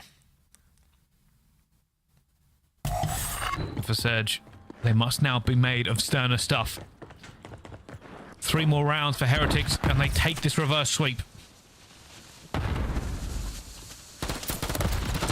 I was going to say, there are players in very aggressive situations, and that was Huke, actually, that was aggressive.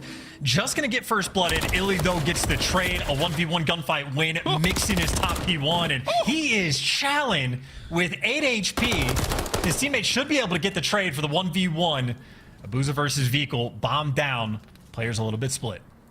Everybody's playing reckless. It's so I aggressive. love it. Here we go, though. This could be crucial. Abuzah lost the 1v1 last time.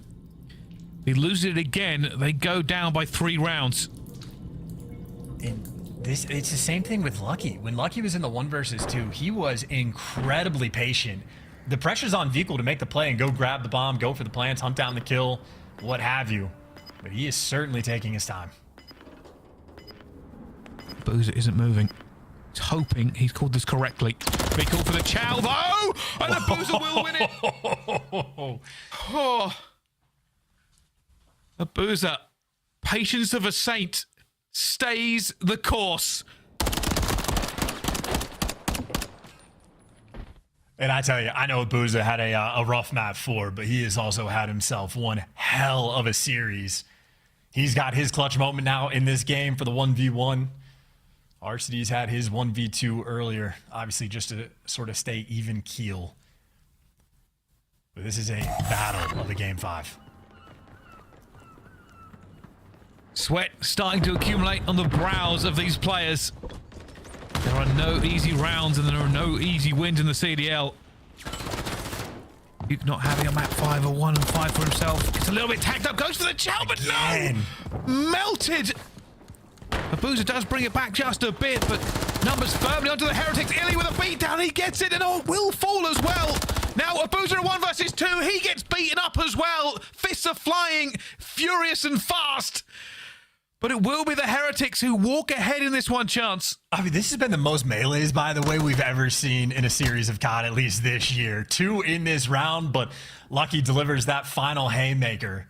4-2 advantage, and I gotta say, I think Huke has gotten first blooded maybe 4 times so far this game, so the biggest threat on the map in this series has been utterly neutralized by Miami.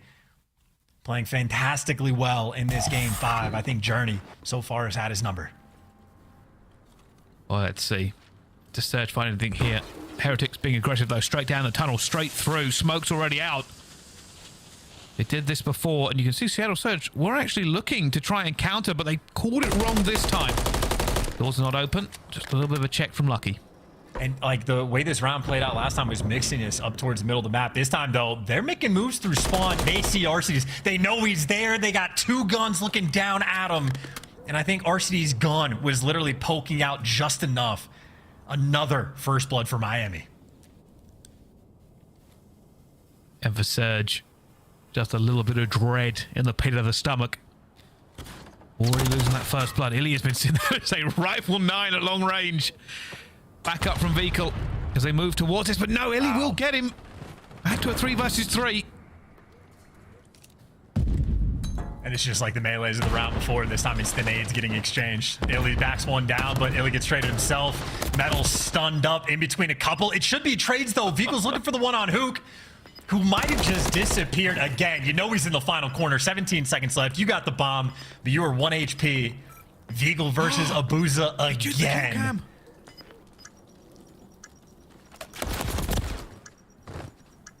What a play. Now, I don't know if he juked the kill cam, if that was a comms thing, or if Abuzah just knows if he rat backs up, he can see the cross of it towards the A bomb, and if the bomb goes down at B, it's that exact chow that comes through. So whether it be the intel game or whether it just be the 1v1 finesse, Abuzah now 2-0 against Vehicle in the 1v1s, and it is literally only clutch situations that have been saving Surge. 2 1v1s from Abuzah, the 1v2 from Arcitys. Otherwise, they've been getting picked apart in the first blood category.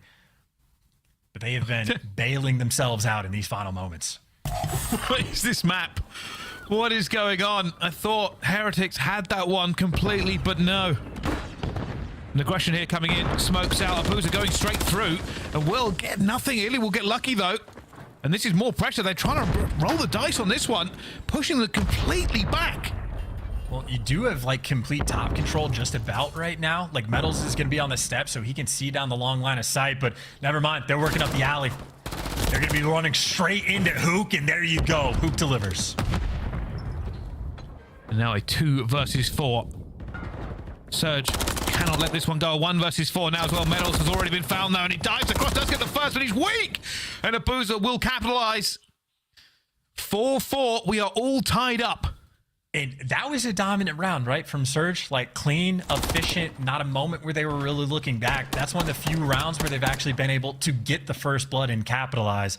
Like, when they had control of the game on Invasion, it was dominant. Had a nice little 6-2 win, but it has just been the first bloods where they have struggled. Miami, that is your key to success. You are looking for that first blood in this next round. Well, who gets onto that map and game point first? Shadow going to hit back alley again by the look of it. Wow.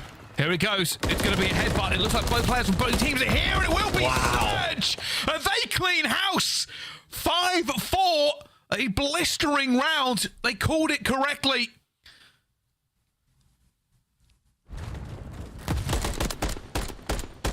And I tell you, those rounds feel good too. Those rounds make you feel like you are just the better team and better players. That is the third time they have triple hit that alley like that. Surge are nice and aggressive, and that is one of the quickest rounds we're going to see this year. Yeah, production just told me 11 seconds total for that S&D round. The Miami Heretics. It's all about defending, trying to get it to 5-5, trying to get that reverse sweep spoke into reality. For Surge, one more round stops the nightmare. And you see this call from the two ARs for Surge. They're thinking it's the if you can do it, I can do it better sort of thing, waiting for the back alley challenge. But Heretics isn't playing that game. They've been patient all game long. On defense, they are patient once again. They had their default setup. They've got every cross covered, and it's back alley where the pressure's coming through. The tunnel, rather, Metal's unfortunate timing slides into death. Surge, the game might be theirs. Heretics now worried. They've done so much hard work to get it to this point. And now staring down the barrel. It's a 2 versus 4. Surge finally feeling that confidence they've needed. And they are going for this one. They are going for the plant already. Guns coming through. They are diving all across it, but Fecal finds the first. Goes across. Is he going to find the second? No. Arcitys wise to it. Lucky now in a 1 versus 3, running for his life. And he will find a play here as well as Illey guns him. No reverse sweep. No Vamos. Surge take them to task. And finally, a little bit of a light at the end of the tunnel for this team. Oh, good Lord. Did they have to work for that, though, Bryce? That is a win 1 extra defensive round on invasion control. We're thinking 3-0. They're singing sweet. By God, you Surge look good when they're not playing against one of the top teams in the game. Heretics, though, I mean, the resolve was there. The clutch factor was there. They forced it to the game 5, but not enough in the end. Illey stepping up for the squad, 2,300 damage, 11 kills, and Abuzah might be the MVP on the series. Like, it has to be between him and Huke, but double digits, I think, in both of the S&Ds for the rookie. Abuzah had himself one hell of a time. Congratulations on the extra 10 CDL points, and I think with that win, Surge, it's not a guarantee, but almost certainly they will be in the winner's bracket come Major 1. And that's just the break they needed. If they had been reverse swept here, questions would have been asked, memes would have been made. Oh, yeah. People have been throwing shade all over the Twitter sphere, but unbelievable series, a long one, a great one. Let's find out what our desk thought of it. Awesome stuff there from Bryce and Chance, and a big shout out, Nameless, who had been trailing Allie, myself, and the fans, is now one step closer. You nailed it. Not just the winner, but the map count as well, my friend. Yeah, you know, this is a Seattle Surge team that we've seen great things from, and they got smoked yesterday. They had to bounce back today, and that's exactly what we just saw. There's some great adjustments in that Search and Destroy, and, you know, for Seattle Surge and Heretics, I think it just proves this is the 5th and 6th best teams we have in the league, rounding out our top 6. Allie, we're just in week 3 of the 2024 season. I feel like we're still feeling out where the teams are going to fall in our rankings. Where do you put the Heretics after falling in a game 5? I think Heretics and Surge are kind of in the same kind of middle of the pack for me right now. I will say, bouncing off of what you touched on earlier, and how you were saying that Surge actually is a really good rotational team. They just couldn't get the setups right. I'm very shocked on that sub base. They out-rotated every single time, and all they needed was one hard point, because this is a team that we said they should be good at Search and Destroy. They had a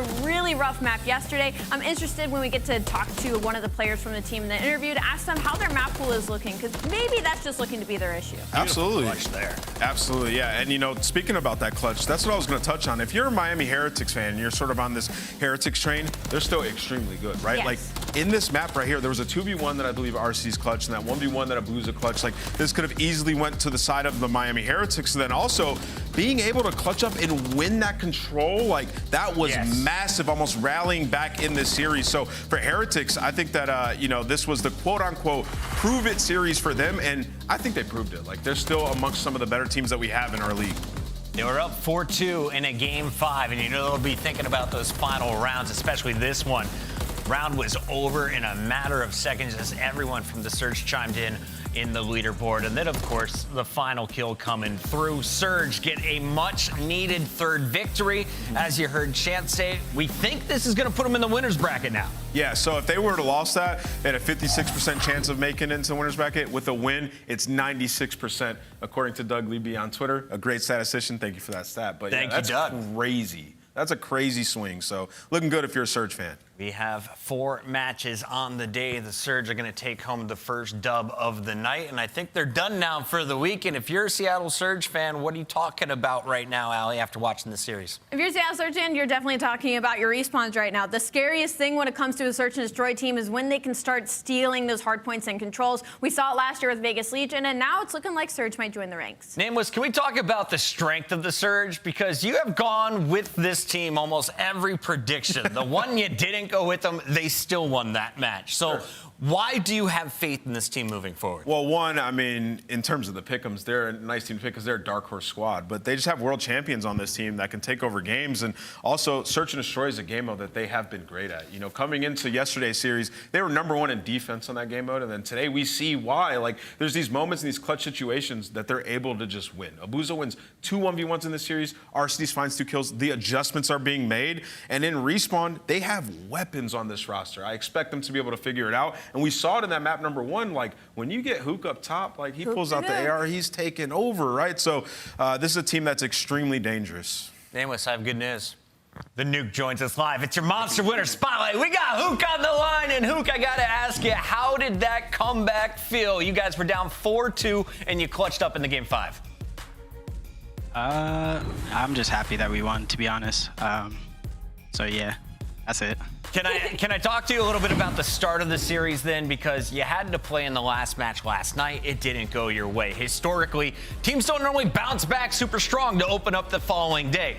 You did. You dropped 30 kills, a ridiculous KD in that first hard point. What was going through your head pre-series? Just win the match. I think it was a must win for us. So yeah, do anything I can to win the match, help my team win. I mean, do anything you can. You had an incredible start to this series, Huke, and it's nice to see it happen, right? You're one of those players that can just take over. I did want to pick your brain, though. The past 5 Search and Destroys Surge has played have all been different maps. I don't know if you realize that. Is Surge working on their map pool right now, or what's going on with those picks?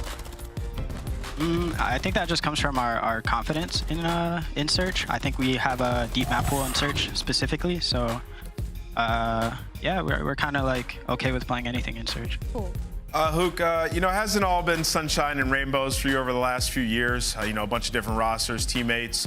But now you find yourself on a team where you have some familiarity in Illey on it. What's it been like teaming with him once again and building this new roster with a young guy like Abuzah? Oh, man. It's, like you said, yeah. Abuzah, he's been great to work with. It's always nice working with new talent because they come in so hungry. And then, yeah, being back with Ender is great as well because me and him just have this connection in game and in and outside of game that, yeah, really helps us be our best. Huke, final question before we let you go. You guys, apparently, according to the chat, have the best intro video. Did you get to choose your role? Were you like the one, I want to slam a locker? No, that was all of them. They've been great with all the social media stuff, so shout out to them. Yeah, you guys are killing it. Can't wait to see you live in Boston. Of course, you have 1 match still to go before we get there. Best of luck in it. Appreciate it. See you later, guys. That is Huke. That's the Surge picking up the first dub of the day. We still have 3 more matches to go, including one featuring Toronto Ultra. Before we go, though, a quick reminder, if you're a fan, you should have synced your calendar by now. Allie, if they haven't done it, how do they do it right now? Well, never miss a match of your favorite teams with the Call of Duty League calendar sync. And here's the fun part. When you add a calendar, you'll also receive a squad up calling card you can use in-game. Just go to callofdutyleague.com/schedule. Does your calling card suck? Scan that code, get a better one. When we come back, we've got Boston, we've got Guerrillas. One of these teams about to get their second dub of the season.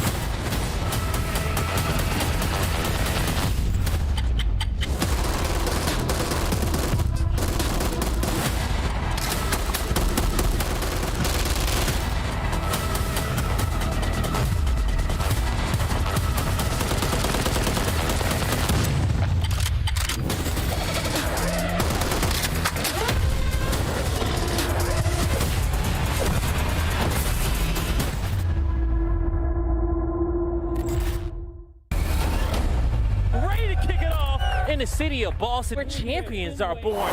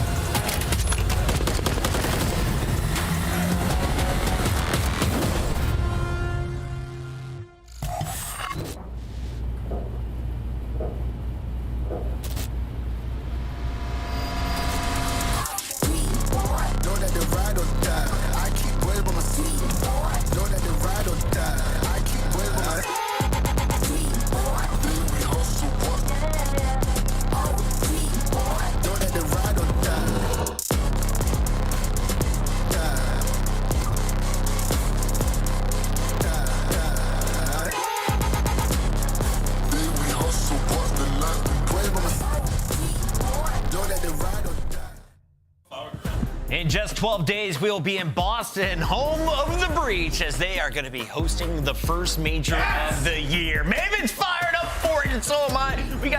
We got nameless Mercs over there somewhere, but we don't talk to him yet. We talk to you first, Allie. Boston Breach, you got a dub. And it wasn't an easy one. You took down Toronto, a surprise 3-0 before the end of 2023. How are you feeling coming in today? Maybe it should say it shouldn't have been an easy one. It was a hot 3-0 off of the back of the two younger players on this team, and Capsidal and Snoopy. They both had an incredible series, mainly as well in those respawns. Boston Breach is typically known as a respawn team, but the tough situation now is that they are in do or die, right? They're heading into their own major, facing a possible loser bracket start. So, and when it comes to Monster Energy pregame, what do they got to do? Yeah, they're great at holding, not at rotating. Second best hold percentage at 83.3. Second in points per hold opportunities. So, like, you can see this team at times, they have flashes of greatness. Snoopy in that last series, absolutely phenomenal. I'm going to focus a little bit on the ARs and Priestahh and Slasher. I mean, this organization, you got rid of Beans and you got rid of Wake.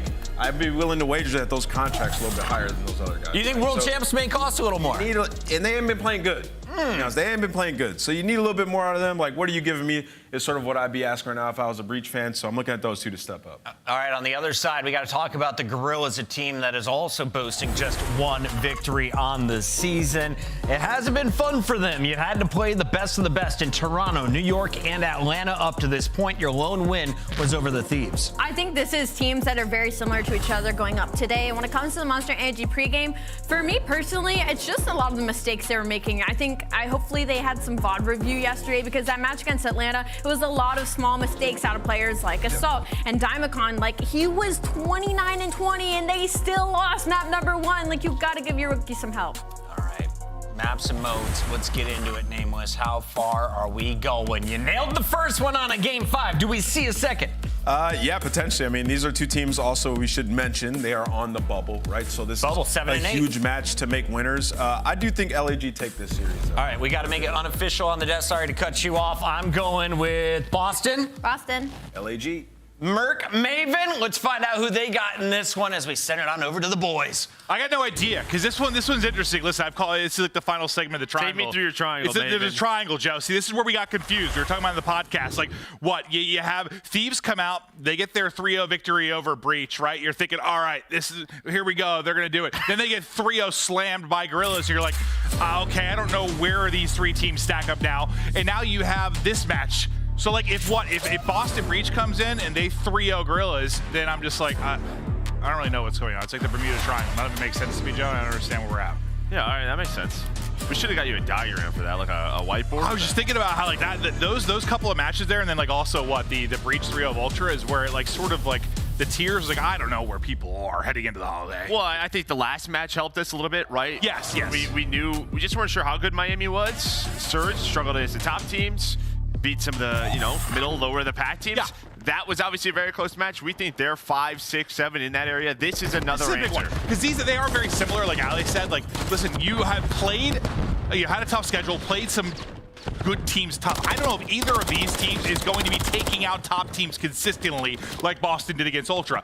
But what do you need to do if you want to get into winners? You need to beat the teams that are close to you and beat the teams you're better than. So this is a big one for these guys, 100%. Yeah, both sitting at 1 and 3 as Des was talking about. Boston, their search and destroy, that's one thing we're really going to look at when we get there on map number 2. And LAG versus FaZe yesterday, map number 1 came out swinging, but then of course that Atlanta FaZe, that clutch gene that they have had this year just pulled on through. Then they 3-0 the series, just all the momentum was lost. So we'll see what LAG can do, but so far throughout this year I think they've shown a lot of bright spots. No, they have. I mean, both teams, yes, you've seen those moments, you've had your chances. You just haven't been able to come away with many wins, but somebody's getting a second one here. We don't end in ties, so thankfully someone will get that second one secure. But in the early going, we're on with big Capsidal. The rest of his team drops. He's lining up a kill, trying to stay up here at the tractor, but the stun's coming in. The pressure is there. Capsidal doing what he can to stay alive, and he's 1 bullet by the time the push comes through. I mean, does enough time, though, to give himself and his team time to get out of that streak. But now here's the problem. Capsidal 6 in a row. That's going to be a cruise as well. Looking for number 7 and number 8. He had Priestahh weak off his spawn, but I thought Capsidal was going to give them enough time to get out of sort of that back wall trap, but does not happen. So LAG, they have the setup they want for P3.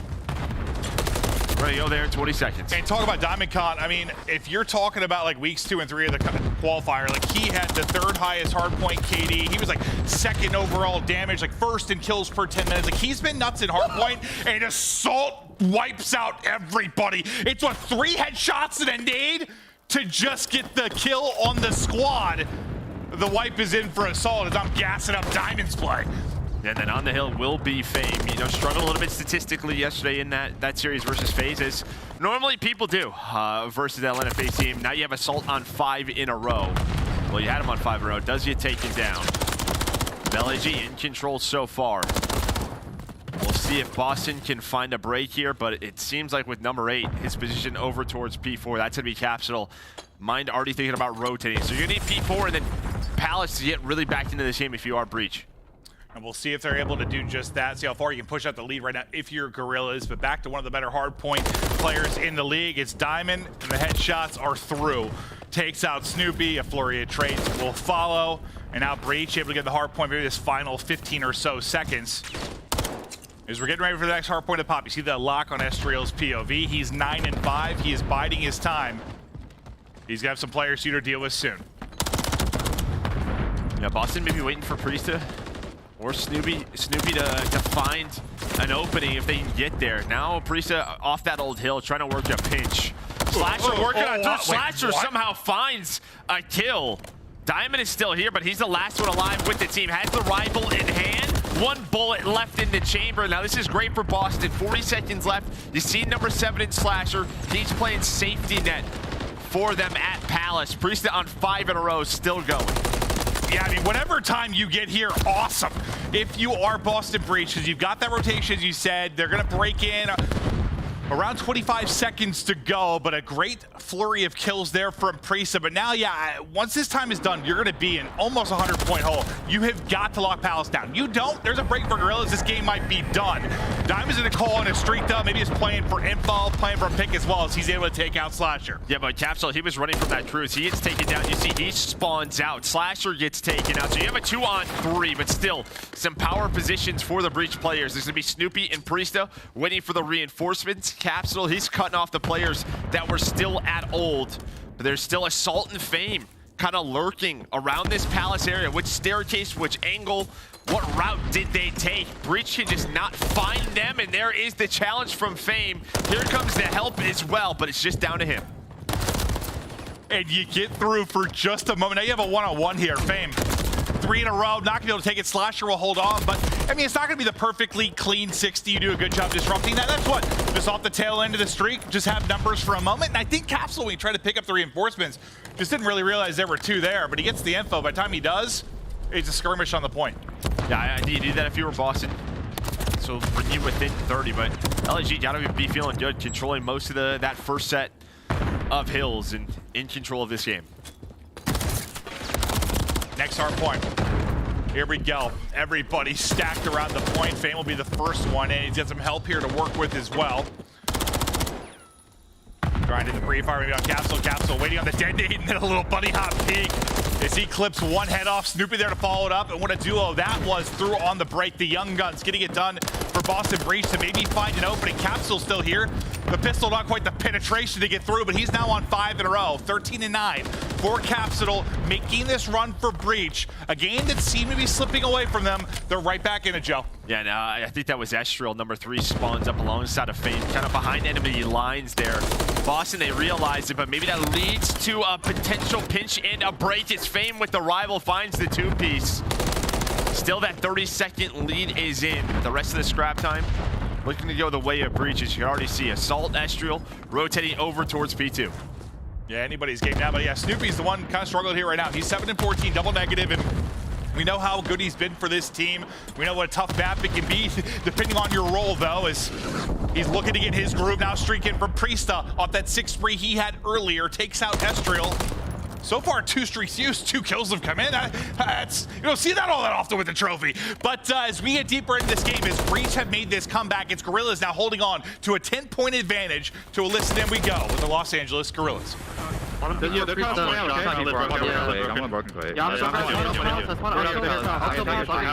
broken I'm waiting.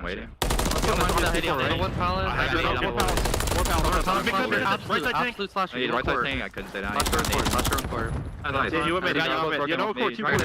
gonna pinch it. I can pinch it from Palace. Could again, maybe. I'm here. Spawning up P4. Spawning up P4. One shot. Before weak. I'll see anything mid cut. I'm helping you. Play through. No, it's 1P4. Play through. Bullet, deep TV. Play through. Yeah, I got you. I don't see you. 1P4 on the right van. He's 1P4. Just left. Cross left. Nice. I'm gonna try and cut through TV low key here. I'm trying to cut through P1. What's trying to do? Back hookah. Heard I can pinch him. I'll go repinch him. Austin was back hookah. He's ironing his push. He went to the mid-tank. Yeah, cross the hookah. He went to the shell instantly. And hookah also. He went out of river. Austin and hookah, okay? I don't see him out of river. One shot. He's our back belt. Yeah, one day. There's 2 Ace and D. Dark time and Ace and D. We Capsidal. Really weak line down. 30 seconds on Hydra. One CDL racing Austin left. He just crossed front TV. Just someone cross front TV. I'm gonna lay play this whole time. Yeah, I'm playing through TV. I'm playing through TV. Alright, chill. I'm gonna start playing all the way in. What's up before? 100%. I need top mid then. I'm TV trying to hold you guys cross. I need him. And double ult. I need on TV then. Cap need somewhere. I'm here. He's recruiting. The cross. And Cap's going up. I'm on. You're in a 1v. Pitch right side. Yeah, man. He's broken fast. Out of the listening, back to the action. Breach take over the lead about 20 seconds ago, and they keep rolling with it. Breach have come alive after about the midway point in this game. Yeah, right when we got to listening, right when Priestahh called that first streak in, I got a little bit nervous because it looked like a perfect setup, and then the one player beat Dom. I don't know if the comms were off or what. He snuck through. They get flipped out. I was like, uh-oh, this is kind of where this goes bad, but they regain. They hit all of P3. They now have a almost 50-point lead as they are inside of this 4th hill. Slasher hanging out. He's got Snoopy looking over him.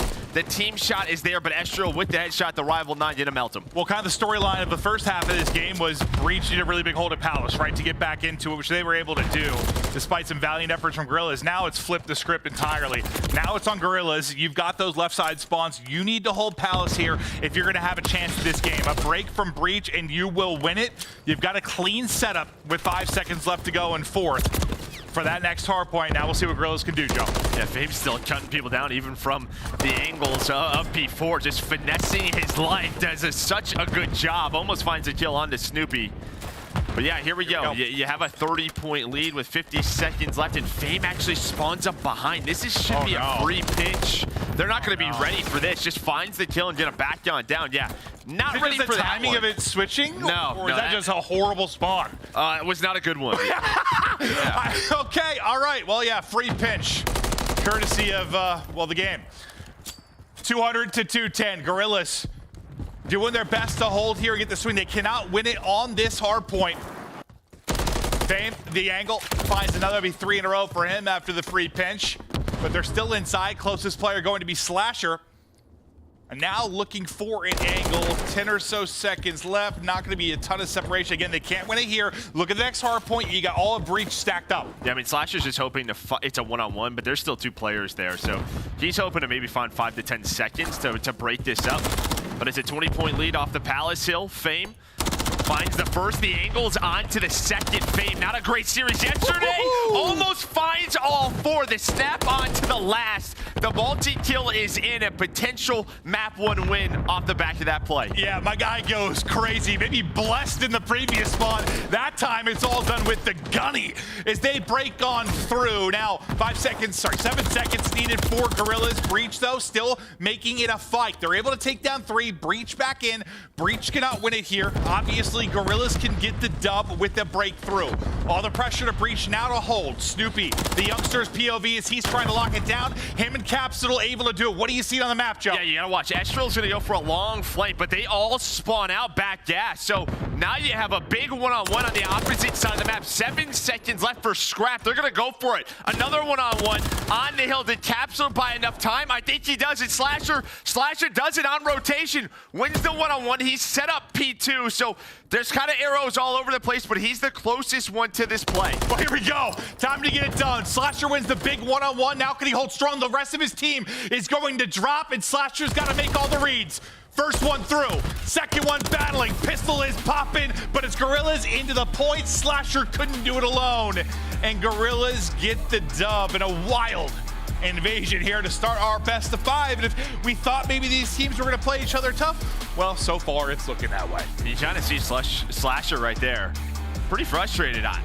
He wins the one-on-one, and it looked like they had a couple player advantage. Probably thought he made the play to win the game. Yeah. And I mean, Capsule has to go for the contest, does that, but I didn't see where the other players went down. But you just see the frustration. A very back and forth game right there. You can see it in the scoreboard. That was a fun hard point. That was a blast. Really back and forth early. I mean, Guerrillas are in control. They're going up about 90 points, right? You make the run if you're a Breach. Then it's all about Guerrillas trying to make the comeback at the end. And they do just that. I just thought they survived just long enough. Let's watch it one more time now. Well, maybe we'll see. Yeah, there's highlights throughout the course of it. Maybe we'll see the end of the game and kind of where maybe those deaths came down, maybe why Slasher's frustrated, or he's just frustrated because he got that one-on-one win on rotation, thought that was enough.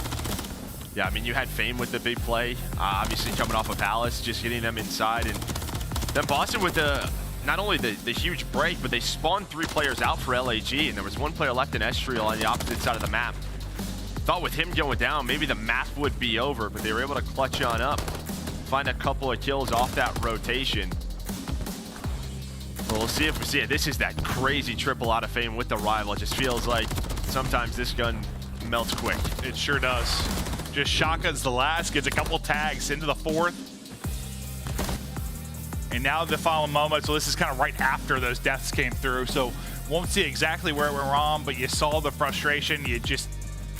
You're in a 1v4 basically if you're Slasher in that position to try to win the game, and he's so weak from the first fight, he can't even battle onto the point. Snoopy frustrated as well, but I mean, you battled, you were down early, but that's what's tough with this. Like, we keep saying that about this team. Is it where we're broken record? They're battling, they're fighting, they're playing people tough. It's like, how many times can you say that till I don't give a shit? You gotta win. Well, everybody's doing that right now. Yes. Really, right? Just in this title, it's coming down. But not everybody has a 3 over ultra like Breach. Outside of that, it's not great.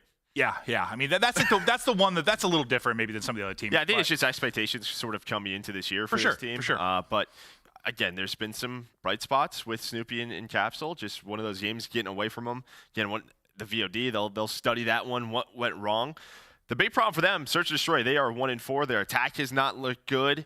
We'll see if Priestahh and Slasher can get a little bit more comfortable here. And that's something I think really surprised you, considering well, Priesth's ability, the glue he's been for a team, and Slasher, like how great he can be for Search and Destroy. But I think we just heard for producer, actually, we can take a look at the tail end of that again. So I think we're going to check it out real quick to see maybe where. We want it right before this if we can, though, right? No, this will work. No, this will work. Yeah, you're right. Yeah, so Estro comes off his spawn. He's the one-player Palace side. So Snoopy, I think, takes him down. But really what you're hoping here for is... No, actually, Estriel wins the first gunfight. So Estriel takes down Snoopy, and that's the problem. And Diamond gets a double. Yeah, as soon as that happens, that's it. I thought Estriel was going to get caught off his spawn. It looked like Snoopy was reading it, like they had an idea that he was going to spawn Palace Wall. You saw Priestahh on the opposite side of the map trying to cut off the rest of the players rotating, but Estriel wins the big one-on-one, which kind of messes everything up. Well, thank you, Joedecieves, for showing us again, because, this game is fast and frantic, and sometimes those moments, it's hard to see exactly what went wrong or who maybe lost the key gunfight, so we get to see it again and kind of see how that worked at the end of it. But back maybe to Search and Destroy. We talked about when Slasher came to FaZe, he kind of gave them their mojo back with Search. I mean, they've always been a good Search team, that FaZe squad, but like they kind of fell off a little bit from like their early years. Slasher came in, he was so good. Did you sort of expect us with him on this team? Like he would... Well, not just that, as we take a look at the game flow from map number 1, just how close of a game it was, just sort of the swings. But you can see right there, 124 to 178. Yeah. That was the big swing for Boston, put them back in the lead. I just think with just the players on this squad, right? If Breach is going to be a competitive team, I feel like Priestahh with Slasher, they should be a very well-rounded Search and Destroy team. Just should be a well-rounded squad in competitive and Search, but 1 and 4 is just not good enough. No, it's not. I mean, you could be, I don't know, you could be 50-50 in a mode if you've got some strengths elsewhere, but you're never going to be a team with a chance for championship runs when you've got something that's you're winning 20% of the time, 25% of the time. It's not possible. It's not. So you've got to work on that. Granted, 5 isn't a lot.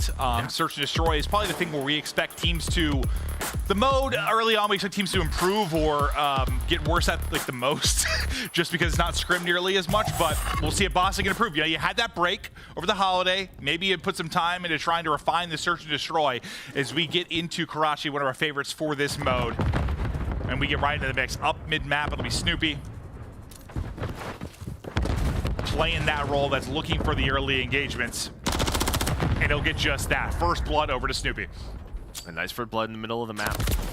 There's a quick trade, though, from Diamond. It seems like they don't exactly know where. You saw the purple arrows, but it sounds like a smoke is down, bomb being planted. So advantage over to Boston Breach. We know how difficult this retake can be. And Slasher's going to make it even more difficult as he finds a pick onto Assault. Sometimes for Snoopy, you get that pick mid, like, you can't snake, so it's like, what do I do now? I got a prone and slow to get back yeah, up. It's just hard to play your life from that point forward. Priestahh trying to dance with the pistol, not going to happen, but Slasher able to get another. So it comes down to Fame. Kind of a hero in that map, one at times, with a chance to do it, but it's rival in hand. It's a mean heady from Slasher, and after Snoopy gets the opening one, Slasher, I think we just talked about in Search and Destroy, ends up with 3. Picks them apart. Always the guy that can really read the map. Yeah, I mean, it starts with that first blood, and then you kind of saw... Capsidal, sorry, I thought it was Slasher with the last. You saw Diamond kind of... He has to go back into red, and they're just not really sure where the presence is. Nobody shows market side. Then you hear the smoke go down. The plant's already through. There's no nades on the bomb. Makes that retake difficult. So Slasher with 2, my mistake, and yeah, I think you said it too. It can be a tough retake even when you have numbers or even when it's even. Much less when you're down a man. But now, LIG's turn on offense to bring it back. A big test between these two teams and a litmus test to see where these guys are in your power rankings within this league early on. And Nathan stun to him down on both sides. Slasher was caught by a stun. There was a crossfire middle of the map, but he was able to stay alive. And then the skirmishes are going down. So Snoopy's going to make this a 3-on-2 man advantage. You're hoping he just stays alive. The problem is they do know Slasher is here trying to find the angle, but good luck. 1-on-3 now for Diamond. Lovely shots there from Slasher. I was worried Snoopy was so far. And hey, like when those engagements first started, you had a 4-on-3 if you were Guerrillas, but at least his skirmishes took long enough. He was able to get back into the mix quickly, and Breach will tally back-to-back rounds. Slasher still yet to drop, and Snoopy getting involved early in both rounds. Yeah, no stuns or nades really hit for the attacking team. Well, the stuns hit. I think I just watched his head come back and then disappear again there. It's not just the X-ray. It's scary. It's probably just the operator. You've seen that before? No, sorry, I was listening to the fight. Just they were talking about it too.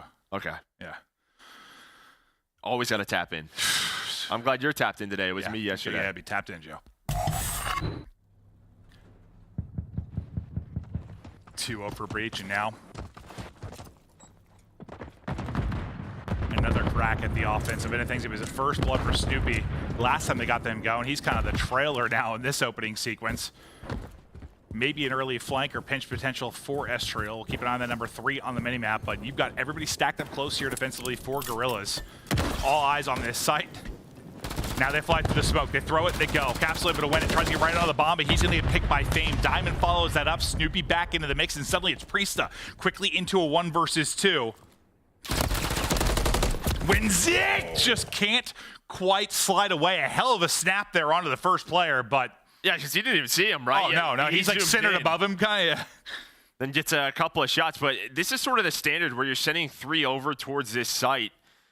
And as soon as that goes down, there's just a bit of a crossfire. You saw some nades go down. The smoke makes it a little bit hectic, but that is exactly what LAG wants. 3 players there, come through market. We have this crossfire set up. The numbers go their way. LAG get a much needed round. Diamond 3 in a row for him. Assault still looking for his first within this search and destroy.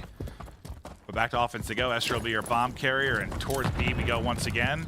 Snoopy, again, the guy on an island defensively, over towards that A site. We'll see how fast he can get back into the mix. Last time he gets a key kill in the middle of that round. But you've got numbers here early if you're Guerrillas. Granted, they can't see what we do, Joe. Yeah, Capsidal, he was up here in the last round. There was a quick trade, though, from middle of the map. Sneaky, sneaky. But I like this, trying to get aggressive. And Fame, the player on the island, does get taken down, lose the one-on-one versus Snoopy. The nade is going to give Capsidal, I think, some info. Yeah, absolutely it will. Estriel was trying to just sneak on through. But Capsidal from up top 3 pretty much wins them that round, getting to the spot. The team shot there for Boston Breach. Yeah, I think that's the reason we're kind of focusing on that a little bit, is when we casted yesterday on this map for Guerrillas, Fame really had a big impact kind of offensively, right, in that role. But Snoopy's been playing kind of the opposite side of that. Snoopy's got a, what, 3 first bloods, 2 or 3 first bloods now within this one, and he's been doing a good job just making sure Fame can't find that success in the lurk role. Or getting involved quickly enough with his team, just taking Fame kind of out of this one. The same will be 2 and 4. Snoopy see 5 and 2. Lead the way for both teams. Both these teams just don't be, right? 3 stacking on defense. Yeah.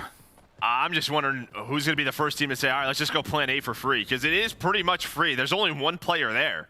But we're just going to fight over middle of the map in market side. Once again, is Snoopy getting to a great position now. He's got so much info and a first. I lied. He actually got gunned, so it's... Well, I thought he was going to shoot him the first time when he was just laying down there, Joe, but he tried to get fancy, slide down the stairs, and then... I don't know if he saw him. Maybe he did. I thought he did. Yeah, I guess it's tough. It's a very so dark easy room. for us. Yeah. But yeah, I thought he saw him in the corner. I'm assuming he didn't see him. Yeah, it makes a little more sense. But he looks so like clear as day on our POV. I was like, all right, okay. I don't know why I have an accent. You are a farmer. I guess so. Fame up the AC Heady Capsidal trying to dish out haircuts here with the rival of range. It's like, oh yeah, Snoopy's gonna win this round. Snoopy did not win the round. Capsidal's going to try to do what he can. Not the weapon he wants in this position. No, I mean, it can hit, but he might be better off throwing rocks. Oh, he keeps getting like 1 headshot. Fame's just back down, just keeps tagging him with 1. Frustration there. But let's see this one more time. So this is Fame's POV. I mean, he just snaps, is able to get the kill. I think you're right. Snoopy just didn't see him. Honestly, it's funny because that didn't cross my mind at first because it just looks so clear on our screen. But, I mean, he had to have, right? Like, yeah, as an older man now playing these games, a lot of the times I just can't see. Yeah. Some of these corners are dark. Maybe the pillar was in the way. Whatever it was, Snoopy's going to be pissed about that one. But nice shots by Fame, 3 in a row. He's been having a hell of a search and destroy so far, too. So, what would have tacked on another, maybe 3rd first blood in this? Not going to happen. Instead gets Fame going. And Fame can be a key player in search and destroy for this team. Nade hits, but everybody's still alive, Joe. Yeah, no, I thought maybe they were going to challenge for these middle barrels, but they go right back towards the middle alley. Was Capsidal, because, yeah, that hit 2, maybe 3 players. Here's that one-on-one. Fame does so well on this map in these positions, whether it's through red, now through here. It's all about fountain control for him, but we are into a 1-on-2 for Slasher. Slasher. He's had many, many clutches in his career. Can he pull off one now? Gonna be tough. You see the position from Astro is tucked into the corner. It gets awkward. Nice little drop shot. Slasher able to take it. Can he ice up? Just over 20 seconds to go. Assault. Right, and this First is Slasher. when you're being told, who am I playing against, right? You just have an idea of the way Assault likes to play this, but it does clear out back bridge. And that's going to tell him it's a top 3, but Assault just backs on down. Here's the shots. Knows time is on his side, and LAG going to tie this up 3-3. Yeah, I think great job by Assault just getting to a position where it can just sort of guarantee you've got vision, and if you get shot at, you can get away. Great job doing that, and a good breakdown from you, Joe, just sort of how important it is in those positions. Just, I mean, everyone plays that situation a little bit differently, right? Yeah, in those one-on-ones, just kind of knowing their play style, what they like to do, how they like to play it. Maybe some people hop to defuse quickly. Everyone's got tendencies. Yep. 3-3 now. His fame continues to get going. 7 kills now for him in this one. And after Snoopy had that, 5-1, 5-2 start, he struggled to have that same impact in the early going. Maybe he can get it going again here now. He's going to bring it in map. He's going to have maybe the opening kill. And he's a lot out in front, and it leaves the big Capsidal. Because I think you had the top player look at Snoopy. You had 2 more snap and look at him, and maybe set for some freebies for Capsidal here, who is just cutting him down. Damage in there for Priesth's kill as well. Big round for Capsidal. Assault, good luck. You are gone. Breach with a fast one. I'll tell you what, it's pretty impressive from Boston because LAG, they make the right call. That was pretty much a hard counter on that round, right? We've been asking, when are they going to go to A? That was it. You had 2 players cafe, right? You saw Estriel, the crossfire come in as soon as Snoopy was in that spot.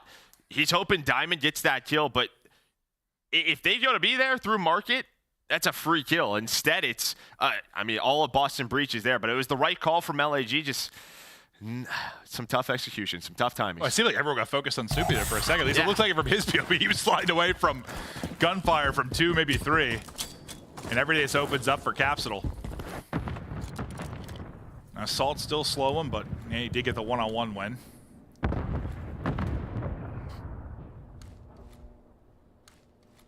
And now you just saw the first kind of A offense at a breach. It was Guerrillas thinking they might take their crack at it. Capsidal was just like, I'm going to send it. Maybe find a timing. Up through mid-map. The patience there, though, for Diamond. He's able to take it back through the window. A little bit of finesse. Zippity-doo-dah! Snoopy with 3 in a row. Up to 8 and 4. My guy's moving. Yeah, I mean, the stun hits, you just kind of saw it as soon as it pops. He hits the slide that allows him to win that what-up play from Snoopy. Slasher snaps onto both players. Diamondcon now left in a 1-on-3. You're talking about his prowess and hardpoint, how good he's been. Still having a solid search and destroy here, but he's got a lot to do and not a lot of time to do it in. Got both guns to work with, MCW and Rifle in the back pocket. It's a double U. Yeah, true. He just jumps over a player's head, I think. And Slasher repositions. Well, he doesn't have the bomb, so he yeah, can't plan it not, up B. Not much you can do. We instead just see a 30-second tour of Karachi. Well, what's wild with Snoopy in that play, I thought as soon as that capsule dies, I'm thinking they're like, Snoopy, you got a flank. And I thought he was going to get horrible timing. But it turns out to be great timing, right? As soon as this happens, I'm like, all right, they think it's a B hit. Snoopy's going to have to go and rotate. As he starts to rotate, and you're going to see this stun actually does hit. It pops. It gets the hit marker, and he slides right under that hip fire from Estriel. That, and like, listen, this is... I know I play more Warzone nowadays, but like, you know how annoying Windows can be to hop through? It was just like a clean little hop back through, plus the stun. Like, all of it was just very smooth. He made it look very, very easy. Hell of a play there from Snoopy, who we've cursed right out of this round as he's blown out of it early. 4 in a row, though, for Slashers. They'll try to clutch up in the 3v4. Just one more round needed. Backing down to Slasher. Yeah, but Fame actually gets caught, so... Now we're into a 3-on-3, and you have bomb site control. You're just maybe hoping for an overpeak. Trying to see when they try to plant this bomb. It looks like Capsidal's going to go for it right now, so Slash is looking over him. Here we go. Capsidal biding his time. At the car, Slasher still holding 4 angles. 30 seconds to go. They've got about 20. try and work towards this. If you smoke out, you gotta try and make a play behind that, and that's exactly going to be the call. Estriel tries to send it forward. Capsidal, though, waiting at the car, able to finesse under the archway as well. Time ticking, 20 seconds to go. Diamond Con. Assault's through. Assault the second, so tagged up, feeds the kill through. Now 2-on-1, 12 seconds to go. Up the Priestahh, he's got angles. He sees to get a kill, and this is over. That will do it. Boston Breach with the dub. Priestahh with the kills. As they get it done, answer back in the search and destroy. Some players maybe you wanted to step up, or at least a team you wanted to step up and search and destroy. They do it there, Joe. Yeah, much better Karachi search and destroy from them. Even in that last round, I loved, as soon as that smoke goes down, Capsidal actually uses that to get back to his teammate, right? Because he was under the bridge at that fire car, and he's thinking they're just going to push Slasher out. But so he gets back to the archway, doubles up with him. Assault does get through on the flake with Priestahh top 3, but he's got enough to clutch it out. And yeah, just a solid team effort, but it's Capsidal who's been so good in search and destroy with 10. Gets to double digits. Some monster plays. Snoopy with his moments as well, especially the early go in the rounds. The clutch 2 kills he was able to get. We take a look at the rest of our series. It'll be Karachi Control coming up next, but with these two teams and how they're balanced so far, this is kind of what we have expected, but we get ready to go to break before we get to the control. Who's going to get the dub? Somebody's going to get their second win. It's a massive one as we get closer to our next major. Before we go to break, though, just a shout out to Samuel Octane LaRue, one of the best ARs of all time and one of the hottest dudes that I've ever seen in my life. Love you, Sam.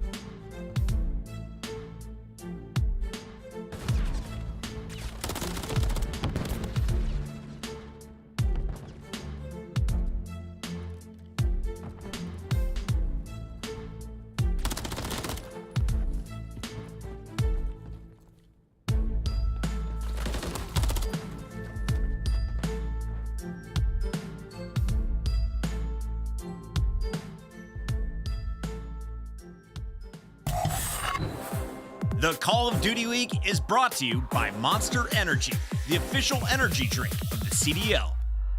Don't miss out on all the action at the first Call of Duty League Major, hosted by the Boston Breach, this January 25th to the 28th at the MGM Music Hall at Fenway in Boston. Scan the QR code on the screen or go to callofdutyleague.com for more info.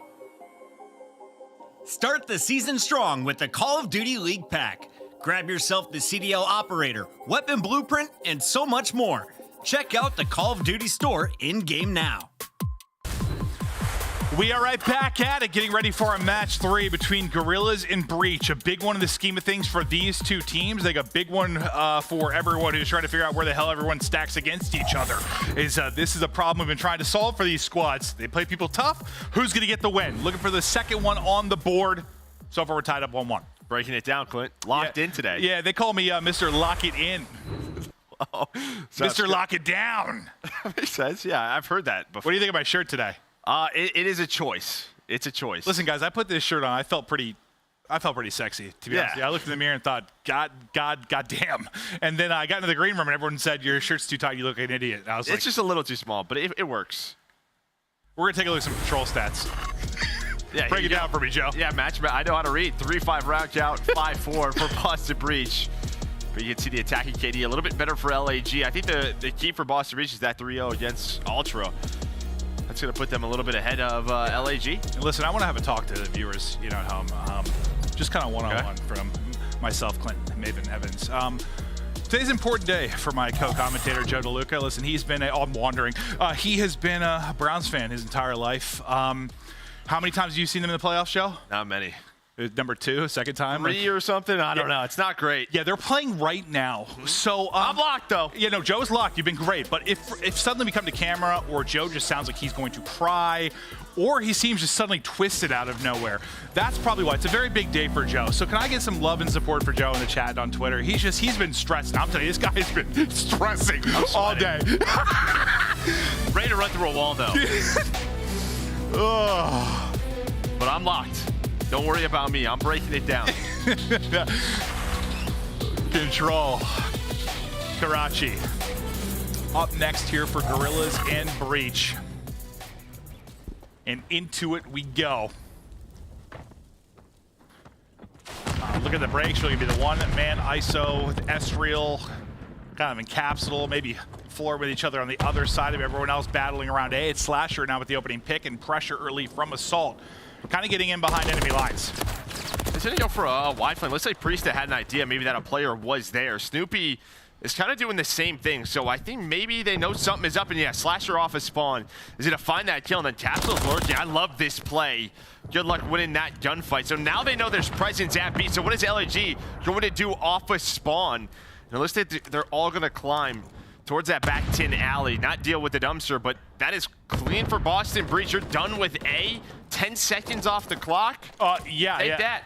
That's about as clean as they come. Assault takes that long route, and they just read it like a book, so you get nothing out of him in the early going. Now you're just trying to bring this back. Caps actually gets that kill through the stun. Can't get back over the dumpster heady, though.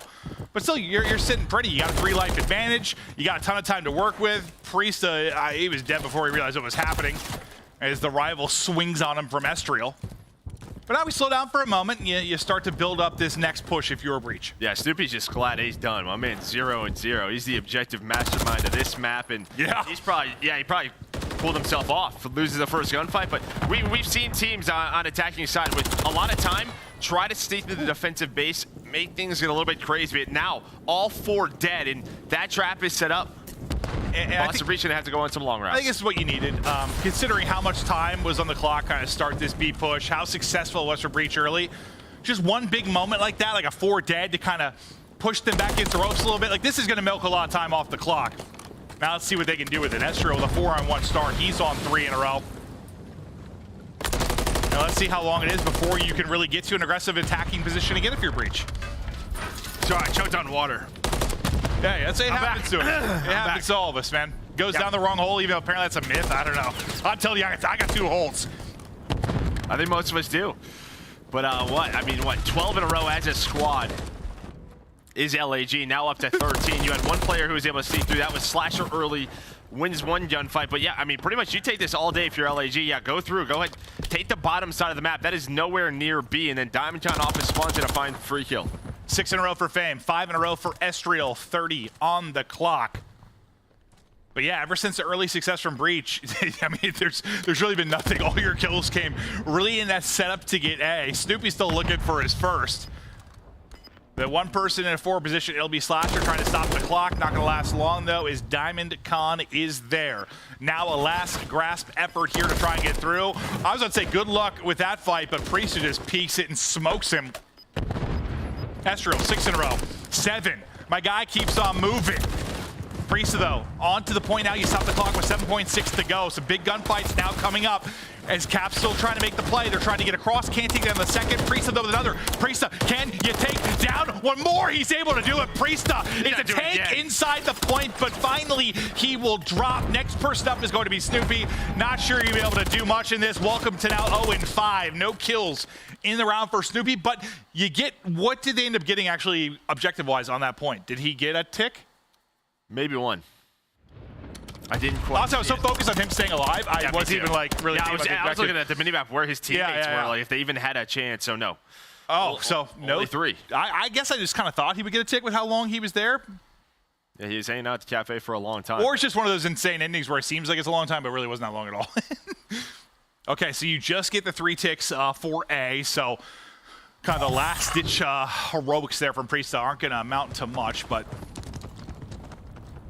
he did have some, well, you see there at the top right, the objective kills too. He kind of got on the point there at the end, which we thought might be nuts, but it's 10-2 start from Estriel. Now, Breach had great success early on the A point. We'll see if Guerrillas can answer in kind. I mean, Estriel, one of the better control players we've seen throughout the league. He was like top 3 before yesterday, top 3 in like damage per map in control. Oh, give me those stats. Give them to me, Joe. Bringing it here in map number 3 is they're going to get progress done at A. They find 3 kills. I'm sorry, all 4 kills because Estriel's already near that B point. Snoopy, maybe his first kill. It'll be Capsidal. That's able to take it. Snoopy dying again. My poor guy, 0-7, still looking for his first. We're on the opposite side of the spectrum, though, with Estriel, who's a quadruple positive KD. He is flowing, rolling, and flying. The flank through on the dumpster side of it. Nice little centering onto Priestahh to get a tag in, but Estriel's still on the point. Advantage objectively will go over to Guerrillas through the window. To the floor. Estriel, thanks what? It's actually to the wall. It's a window to the wall. Oh, God, you know, it's been a while, Joe. Sweat drops, you know where that goes. Thank you, well, thank most you. of you, maybe, I don't know. I'm not sure the demographic anymore. I think I'm just old. But anyways, yeah, back to the action. Fame does get progress with that second tick. So yeah, already 5 ticks. Still 2 minutes to go. So far, so good for LAG. Capsule, the peak and the angle, but he's got 2 players to deal with. Priestahh will get the comms through, and he'll be the next one up to bat. They just have not allowed Boston to settle into a defense, right? Like what we saw from LAG, they're just going. They're taking control of Red. They're winning that first gunfight, getting on to B, playing their life, finessing. It's making this very chaotic for Boston. Yeah, just like keeping it messy, keeping it moving. And yeah, it's Breach, who you would think with players like Slasher and people like Priestahh, you probably want to get to your setups, to get to your spots. They're not letting them do it at all. We still have 90 seconds to go. They just need to get one more bit of progress here to take a 2-0 advantage in this one. Priestahh tagged up, trying to scramble, but it just seems like they've been in a war. Again, there's always one more player. This time it was Assault who got through back alley, wins another gunfight. Now Diamond off the spawn with 2. It's like they got a 5th man. Yeah, that should be the round on offense. So LAG looking clean on Karachi. Yes, that was very, very impressive. And I think you nailed it. Just they never got to get settled, because we'll talk about that a lot on. I think Invasion's like the clearest setup you can see, where you get to your spots on defense, you can lock them in for 2 straight minutes. You will get a little crazier here on Karachi, but like not for that long of time usually. We just saw in round 1, right, from LAG, right? Like you spawn that market, and they have to make a decision of what they want to do, and Breach could never get out of it. Snoopy didn't find a kill, so like it could be very difficult. He's got 2 now. I was just saying in round 1. Yeah. I don't know if you want to have a kill per round though. Usually like a per life is what we're looking for. Yeah.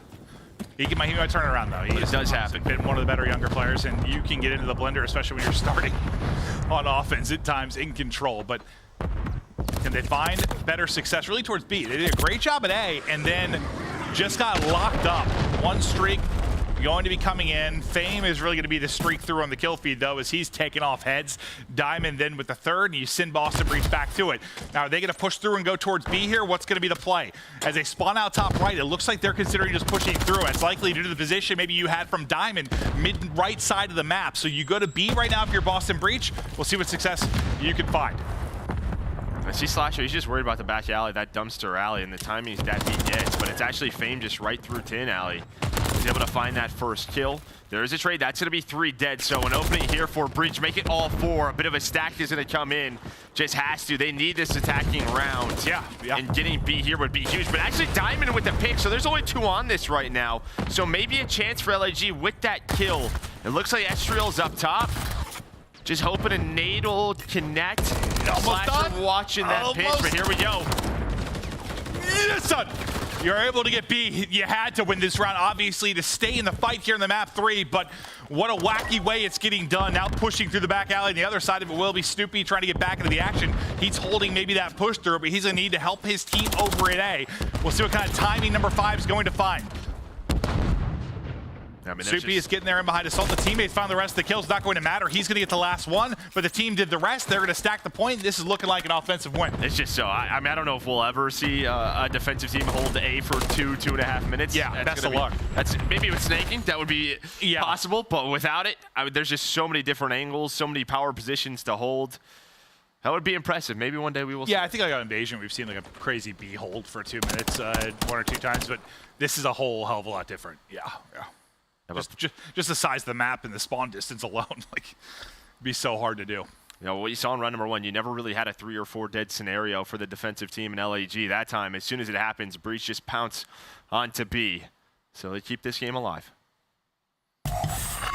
Now can Breach do a better job defensively if maybe just not allowing the insanity, not allowing that chaos that Guerrillas created after they got A. Can you get to your spots? Can you make it a little more cohesive of a defensive front?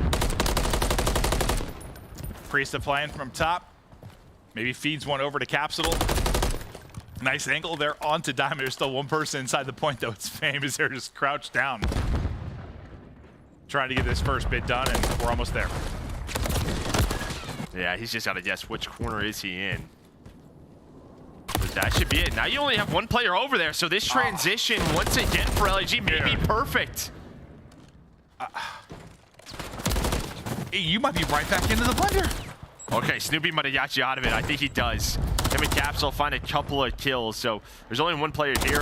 Estriel not going to get that tick done, so maybe now you can breathe for just a brief moment. But you still like haven't been able to get to your spots. So you have had a clean transition defensively. Let's see if they can eventually get there, but you still have a great chance to supply pressure if you are Guerrillas, with some nice kills there from Priestahh and Snoopy at range with the MCW. Just trying to take a deep breath, try to hold to get this to a round 5. Priestahh, he's having a map. He's up to 23 and 18. Snoopy still the struggles, but still time to turn it around. A streak coming in. Looking to hit, nobody gonna go with it. They'll tuck inside for a moment. Is Diamond waiting to pounce. He pounces, Snoopy rips his head clean off. Fame answers. And nice shots. Now it's a one-on-one on the point. But Capsidal is here. Assault just trying to finesse. As it looks like Capsidal is going to get aggressive, cut off the reinforcements. But Assault has done a very good job just playing his life. He only has 5 bullets in the clip, though. Much better from Boston, just finding some red control and keeping them off the point.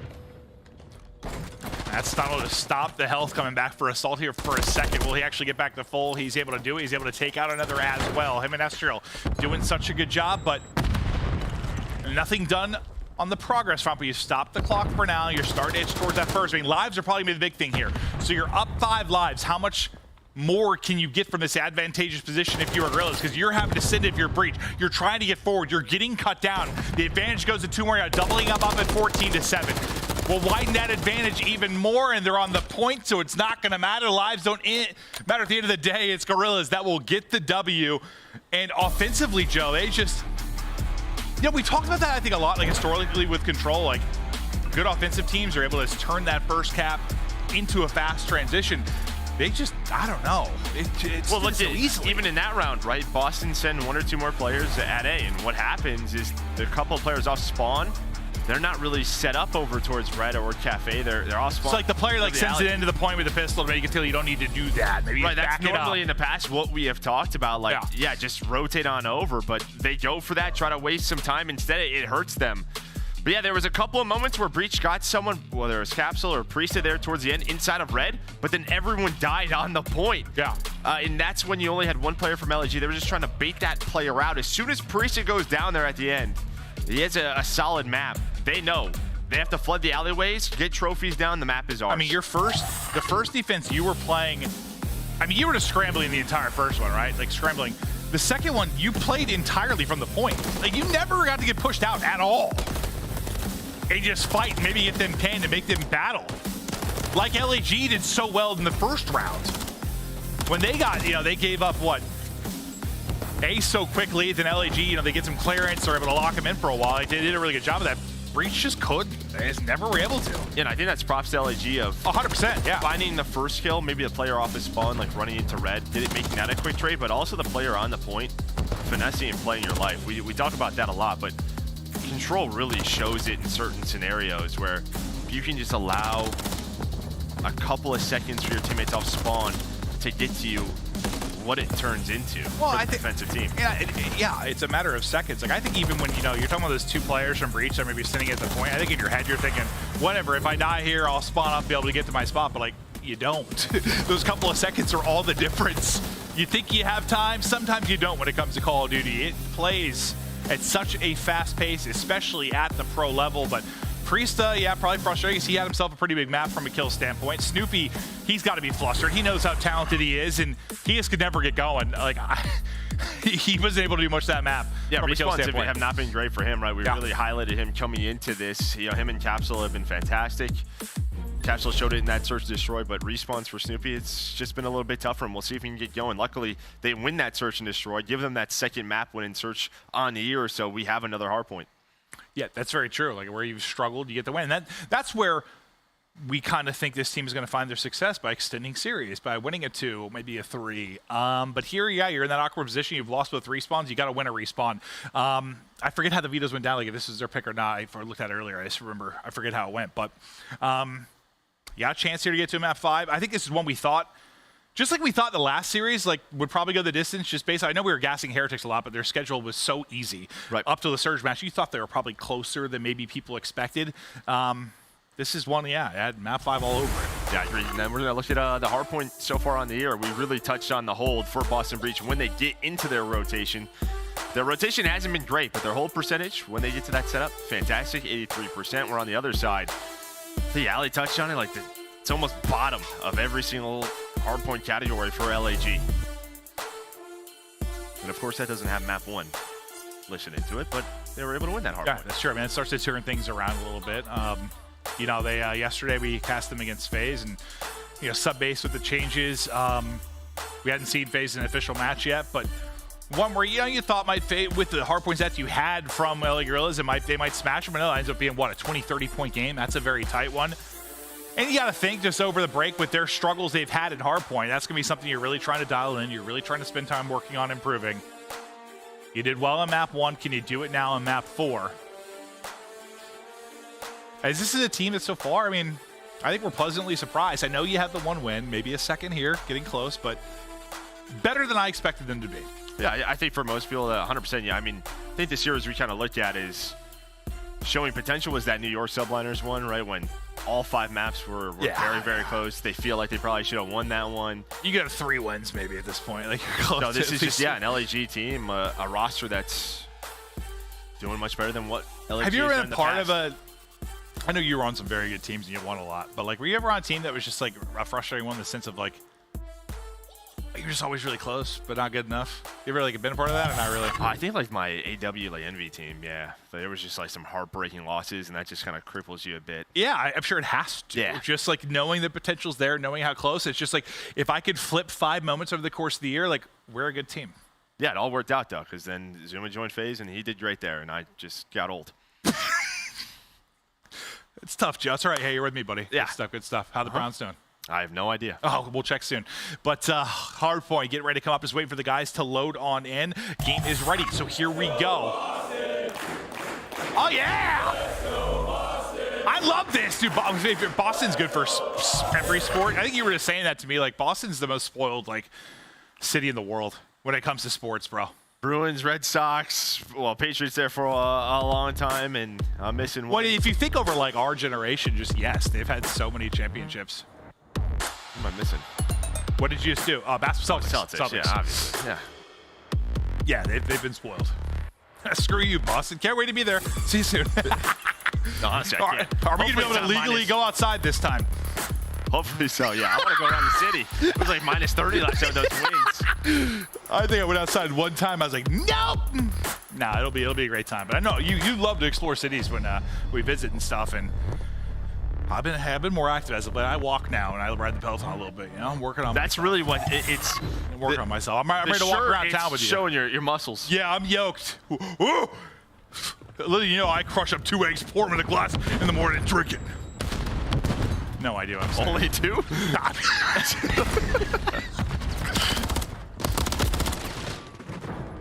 Fame with an early one, but Estriel takes out his teammate, takes out another one. Hip fire, I swear every time you're throwing something, it always hits every bullet. Yeah, someone should really look at that. I think it's bugged because I'm pretty sure like hip fire is like 100% while you're throwing a stun. Yeah, it's been like that ever since you were able to do it, I swear to God. Oh, not wrong. There's been some insane kills. You've all experienced it. You know what we're talking about. But over towards rotation in P2, you've had Assault just hanging out for a very long time. And you will take this. Not a ton of time earned for Boston Breach, and you've won rotation over to P2. It's going to be a very difficult break here for Boston. Yeah, one of the harder ones in the game is Fame. Out to a 5-1 start. Lovely bit of finesse there. Movement looking clean, able to take out Slasher as well. As he continues to lurk towards mid, make it difficult for this ramp up. Now you see all these green arrows. They're like, all right, well, here we go. What do we do? It's so tough to find an opening, and Estriel making it even harder. And just like that, all 4 green arrows were trying to figure out what to do. Well, Guerrillas taught them what to do. They put them in the dirt. They make the rally here. The only way that gets scary is Fame just continues to lurk through the middle of the map and deal with them off spawn. If they don't have a trophy down, the nades connect, and then your setup gets a little bit wonky, but that does not happen. They have the crossfire set up. There's 20 seconds left, and Fame off a spawn. Already setting up a pinch here at P3. Yeah, now you're kind of turning your head a little bit for your breach. I think you got to pick up both sides. Some lovely tags there at range with the rival, but not going to win against Slasher and his MCW. Now, next hard point is up. Breach looking to answer back as the 47-point advantage now for Guerrillas. Through on the scoreboard. So far, so good for Breach. We'll see if Snoopy can really unlock on this map. Priestahh, who had the great map 3, he started slow. He's at 1 and 6. But the kills, they come in, they get him out of the hard point. As they're trying to pinch on both sides of it, they've made it messy here early if you're Guerrillas. Yeah, no, this is already a job well done here by LAG. You're still contesting this. Snoopy trying to stay alive. He's able to find that entry kill. Now gonna have to try to go on a pinch with this rival, but Assault ready for it, but doesn't matter. Just Slasher with 3 on the hill. Gonna get them the rest of this time. Oh yeah, maybe a big play at a big moment just to keep you in this game so you don't suddenly look at the scoreboard, you're down 100 to 10, 100 to 20. Well, as he gets a couple of seconds, they said one more player at the hard point. His Diamond will end up with the scrap. The rest of the team rotating across. That's Elite Priestahh. He was kind of waiting on the rotator, and Diamond Con as he'll head over. Priestahh is able to pick up that kill on one side. Then there's a team kill near the point. Assault trying to pick up the scrap, though. Can he take down 2? Not going to happen. Snoopy's there to answer. Yeah, nice finesse. I think it was Priestahh and Capsidal trying to work in a 2-man game. They were able to get out of the back door, and then that nade hits. One player slides on through. As soon as I was gassing him, they go 4 dead. Yeah, that's how it happens. That's how it happens. I think earlier I tried to bring up a stat or something to highlight one player, and a player got a 4-piece before I was done with my sentence. That's Call of Duty. Like, it's quick, man. The madness. It'll come at you quickly. There's a 100-point mark nearly hit here for Guerrillas. Diamond's POV, what a hardpoint sensation he has been. But to Assault now, just kind of see him jump spotting as we head over to 5th. Sort of tickets eye control. You've got Slasher in that position as he rotates closer to the hard point. We were in with Guerrillas earlier to hear their comms. This time it's Breach who's trying to rally and get this to a game 5. Let's go to the comms. Back left. I'm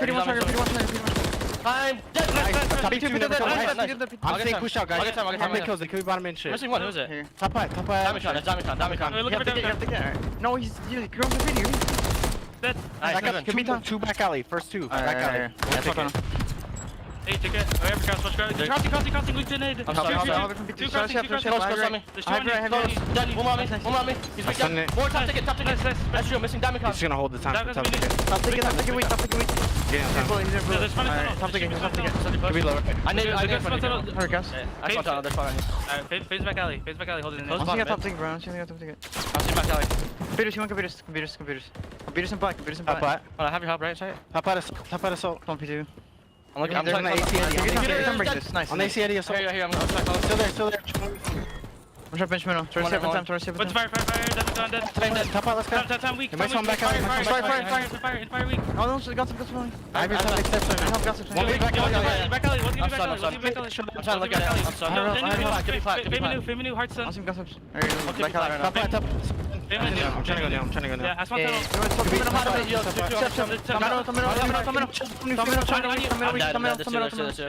He's literally board bottom new.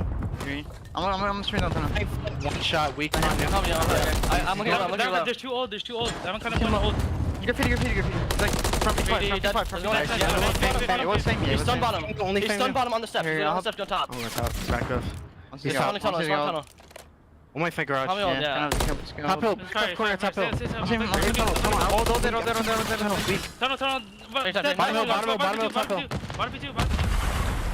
Back to the action, 40-point advantage here for Guerrillas. They need this right now. You have a 2-on-4 to try to get this P2 break, but it's so difficult. And then off spawn, Estriel's watching his teammates crosses. Maybe I thought Priestahh could make the play, but that was a chance because, again, you invest early, does LAG on that rotation over to P2, and it's looking to pay off.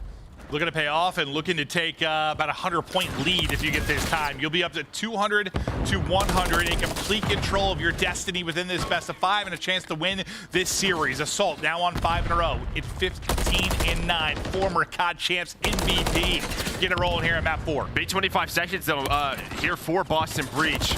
FaZe gonna try to do what he can. Great match out of him as he's up to 19-10 in this map as well. But yeah, that could have put them close to 200 points. So keeps the game alive, but they're gonna fight for the scrap. Another opening. They're taking all the time that they can get. While that happens, Breach just go and set up at P3. Yeah, I mean, it looks bad. It was gonna be 200 to 100. They got it cleanly. So it looks a bit better than it could have, but much better, yeah. Better, but not much better. Yeah, I think it's a good way to put it now. To third we go. Estriel with an opening pick. That's already going to make Capsidal have to rotate across, look for the kill. The trade comes through and Yu's get picked apart. The opening setup from Breach at third is just gone. And what are we talking about? It was about Breach's holding, right? Like 85%, whatever it was. It's been so good on the year, and LAG are destroying them. They are breaking these setups, not allowing Breach to get on through and earn those points. It's a team that really was struggling in hardpoint. You got to think they were putting the work in, and it looks to be paying off within this series. Looking to take a second hardpoint if they can. How easy they make it look from second to third. Typically when you have that like money type hold, it's not as clean as this. I know Breach did a little more effort at second for scrap, but you had 3 players here and you get picked apart. Your chance to rally back in this ends up leading to about, I mean, zero's gonna change in the scoreline, at least the advantage by the time they get this time. But yeah, LAG's gonna take that all day. Oh yeah. Get that scrap time in the early break. Another setup here, but team's kind of just on the opposite side. So we're just gonna hang out and relax at this barber shop. Yeah.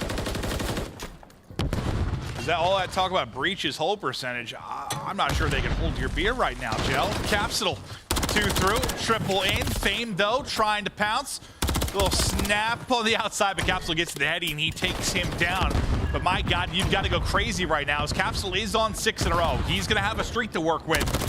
You just need 37 for the dub right now if you are LAG. And you've got back in the hard point, you're tacking on more time. Snoopy doing his best to contest. That's 20 seconds that I don't really know you can afford it. Slasher understands that, so he's going to go for it. He's going to check this corner. Was going to find it, but does not find it. And now on rotation, you have Assault and Fame going to try to fly on through. Priestahh is there all the way in the back. Great Capsidal here to help him. And that's going to be 3 dead. So every time I'm trying to set some up for Boston, you can see just in the stats, they're just getting outside heavy. Getting smoked. They just need the 5 here. They're in the point. Streak coming in. He was trying desperately to call it. Not going to matter. The game is over. Guerrillas get the dub. They are fired up. They win both hard points. And Fame he's gassing them. He's got to feel good there. That's a big win. Slasher's camera is... That's just the controller cam. Controller cam. Make sure he's not cheating. Yeah, controller cam. That's controller cam. Yeah, I mean, no, it's not. It's just like some people want to see how they hold a controller. Yeah. He's a claw player like myself. Yeah. We've seen it on some streams. It's just... Yep. Yeah. Yep. Let's take a look at the stats now and how it broke down. A monster win there for LAG, Joe. No, it really is. I mean, P2 control, all theirs, even able to get a break towards the end. I mean, for Boston Breach, I think you're probably looking at that map number 1 that was one you wanted to win. They were able to win that Search and Destroy, but the respawns for LAG looking sublime. So now, I mean, this is looking for Guerrillas because, all right, Desk, help me. They lost to what? New York? They lost to FaZe. What's the other loss? Is it Ultra? Atlanta. No, Atlanta, New York, and who else? Who's the third? Ultra. It is Ultra, yeah. So that's what I thought. So your 3 losses are against 3 of the top teams in the league. Now you get the wins against the others. So now you're thinking, like, this LAG team after this win, like, I already thought they were better than expected. Maybe they're better than I thought they were. Yeah, feeling dangerous right now. Yeah. If you look at the game flow, I mean, just hanging on to that lead. What, it was 142 to 100, but then that lead just continues to grow, and there were some chances there for Boston where they had to invest early in the rotation. But they got fried. Yeah, they got fried on rotation. Well, the early holds was not there. Yeah. Where they have been statistically so far, I know it's a small sample size, but where they've been good, they were poo. They could not get it done, but that's going to do it for us here in our match 2. Plenty more Call of Duty action to come. Back to the desk. Thanks, Maeve. We had a great show there from Maven and Merc. Unfortunately, not a great one from Boston, but LAG is popping off today. And Nameless, you are now 2 for 2.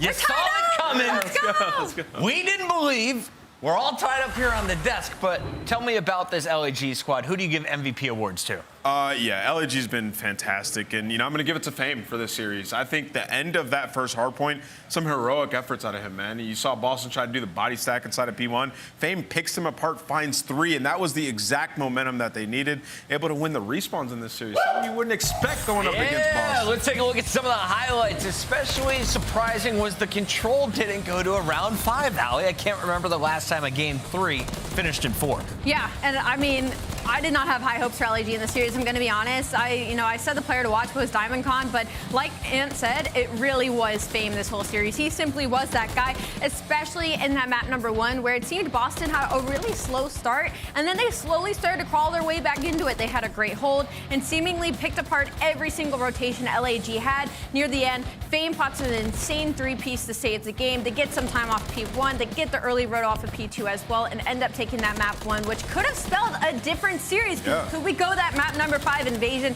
with the Boston Breach? Things are a bit of a toss-up. Yeah, and it just feels like, the priority hills and situations on a lot of these maps, like LAG, we're just better at. Like, you talk about P2 on this map, I mean, both times LAG just ended getting 60s on it. You think about Palace on map number 1, like, there were situations that Boston could have, like, got in and broke the second time around. They weren't able to. And then they're in a situation P1 where Boston could hold it down and they just get broken. So for LAG, I mean, this team, like, nobody expected them to be at this point this early in the season, and they're upsetting a lot of teams. I gotta say, I am quickly becoming an LAG fan. They've been in a rough situation over the last few years, and now you've got an opportunity with some young stars starting to shine, the challenger scene rising up here with guys like Fame having stellar performances. But our play of the game belongs to another challenger star. He goes by the name of DiamondCon, and this year he's in the big leagues, putting up huge numbers in hardpoint.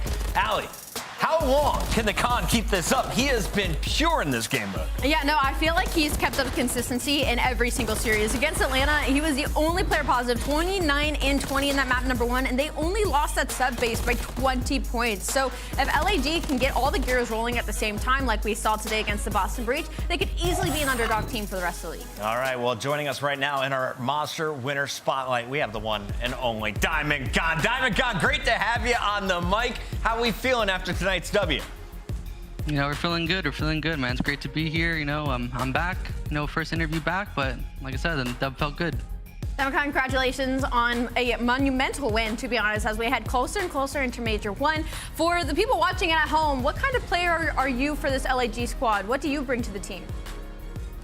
I feel like for the team, the main thing for me is like my energy and my communication. I feel like, especially in scrims and in matches, like the way that my kind of comms are going kind of would dictate like how the team's kind of vibing. Then going to like gameplay wise, I feel like I know I try and slay out the best that I can, but I was trying to like direct the traffic on the map. And like I said, when it's my time to get kills on the map, you know, I'll take the opportunity and get my kills. You know, Diamond Con, a lot of fans might not be familiar, you know, early back in CDL days when you were playing very well on the New York Subliner team, and then you end up having to go back down to Challengers, and your Challengers team was fantastic. They get brought into the league, and due to some visa issues, you weren't able to come back into the league. Now, given this opportunity with everything that you learned in Challengers, how are you trying to, you know, bring that sort of skill set from Challengers back into the league? How's it been shown with this new roster? Well, like shout out to Vios for like taking the opportunity on all of us. But like I said, like our team, you know, there's like people are talking about how we do not have the talent on the team, but I think at the end of the day, what we're focused on is like our team chemistry and our team like vibes. You know, like we try to make sure to be very open with one another and how we want to play the game and getting on the same page. So like I said, on that last the team that I won with like Joedecieves, Exceed, and Assault, we're trying to bring that same culture with this team into the CDL now. Love to see it, Diamond Con. Congratulations on the victory, and you have one match remaining, maybe two here. What are the thoughts going into these final games? Excuse me. Yeah, 2 more games to go. Well, you know, like I think we showed against like some of the other top 4 teams that we're able to hang with them. So I think for these last two matches, it's important to show that we're able to beat the mid-tier and like the bottom-tier teams in the league. So we're gonna do our best trying to like close out these last 2 matches and keep on proving everyone wrong. Right now, you're in the middle of the rankings in our top 8, secured with that W tonight. Congratulations. Appreciate it. Thanks so much. Have a good night. That's LAG shining in our match, but that's just 2 of 4 on the day. We have plenty more to go. And Allie, before we let this one go, yes, Boston chat is furious right now. I'm done with the breach. I'm over it. You got 2 world champs and 2 young stars that just popped off against Toronto in their previous series. Is this overreaction Friday? What's happening here? I don't know. Saturday? Honestly, I'm not a fan of inconsistent teams, and unfortunately, that seems to be spelling what Boston Breach is kind of looking like heading into their own major. It's do or die situation for them. They lose to LAG. They had a really slow start map 1. We just gotta hope they turn something around on lane. Yeah, they're not good. They got to figure it out. Yeah. Not good yet. Look out for them in Boston. Shout We'll out be there the in a few watch weeks. When we come back, we got LA Thieves. They're going up against the Ultra, and they're looking for their second dub. Can the youngsters get it done? We're about to find out.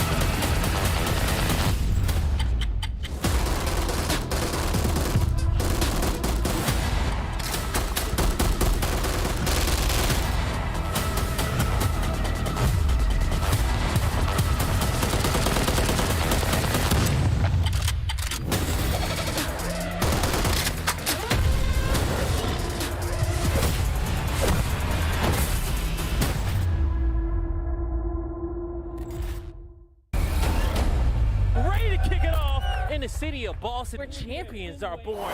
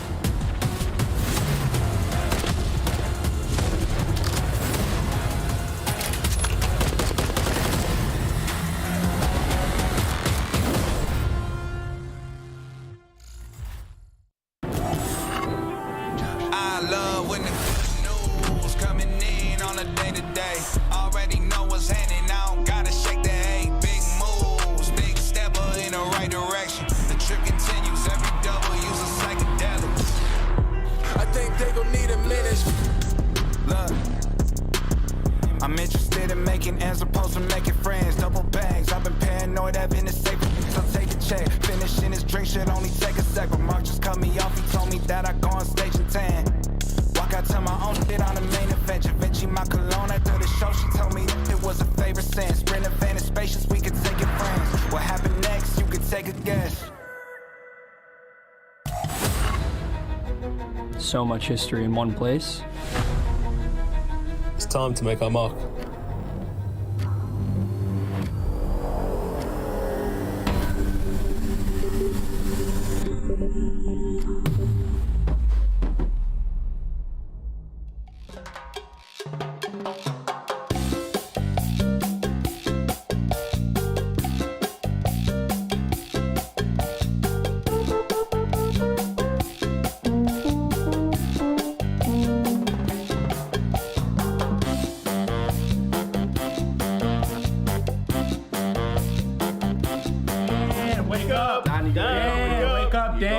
Get your goofy ass up. We're about to play.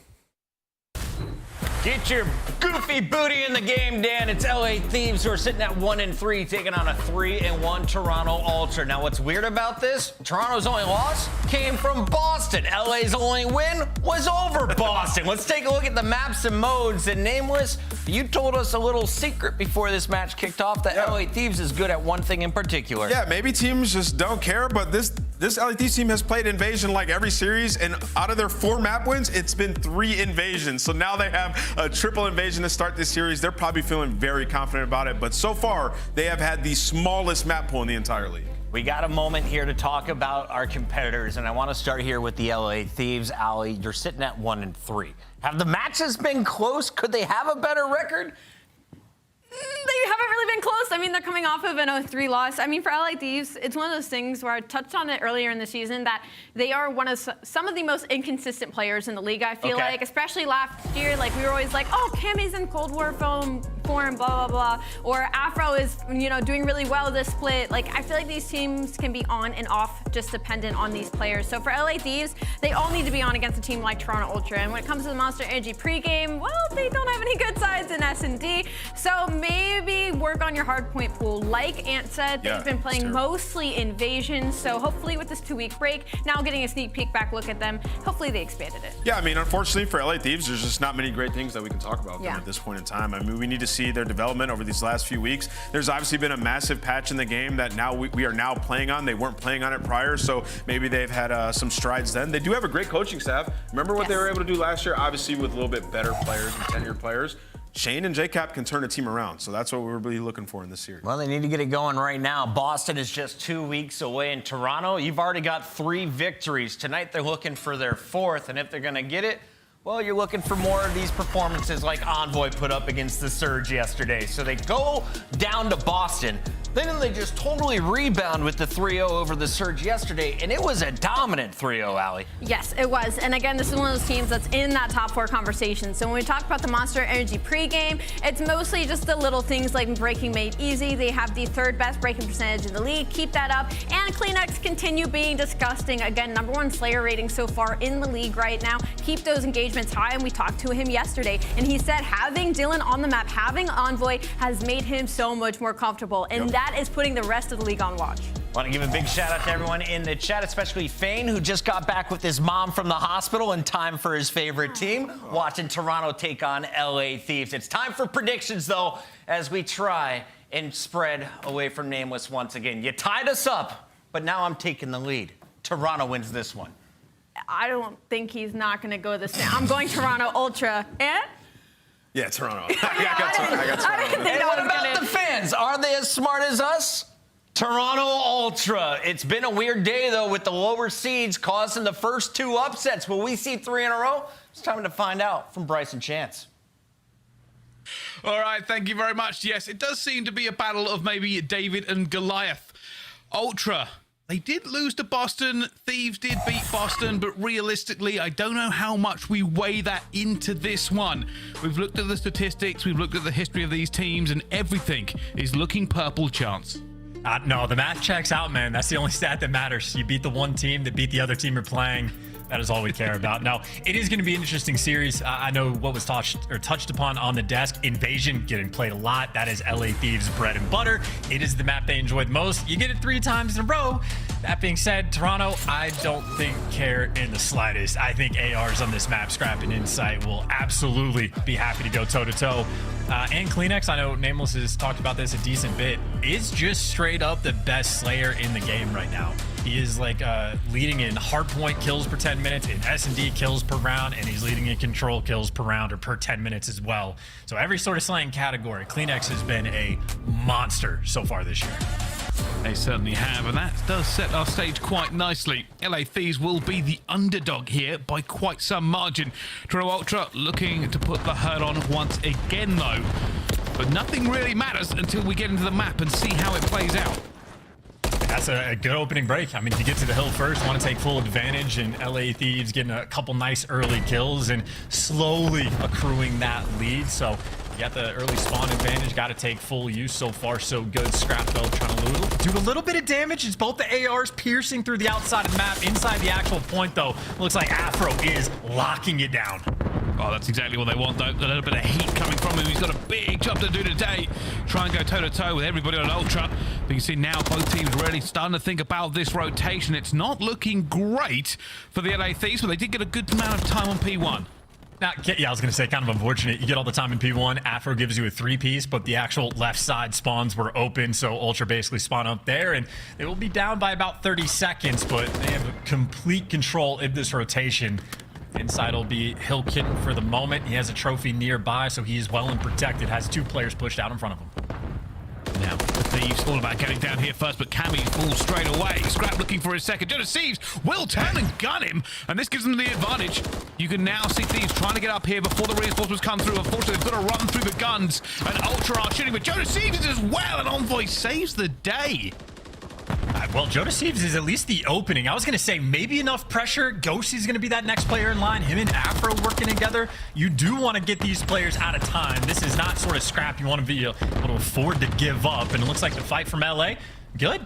Get him out of the hill for the moment. Keep these players at bay. You still have Ghosty being annoying in square just to buy that extra few seconds. So LA Thieves, yes, they will be down on this rotation, but they do strip away a little bit of time, and obviously not fully set up because CleanX is getting kills, but at least the first player will be in showers.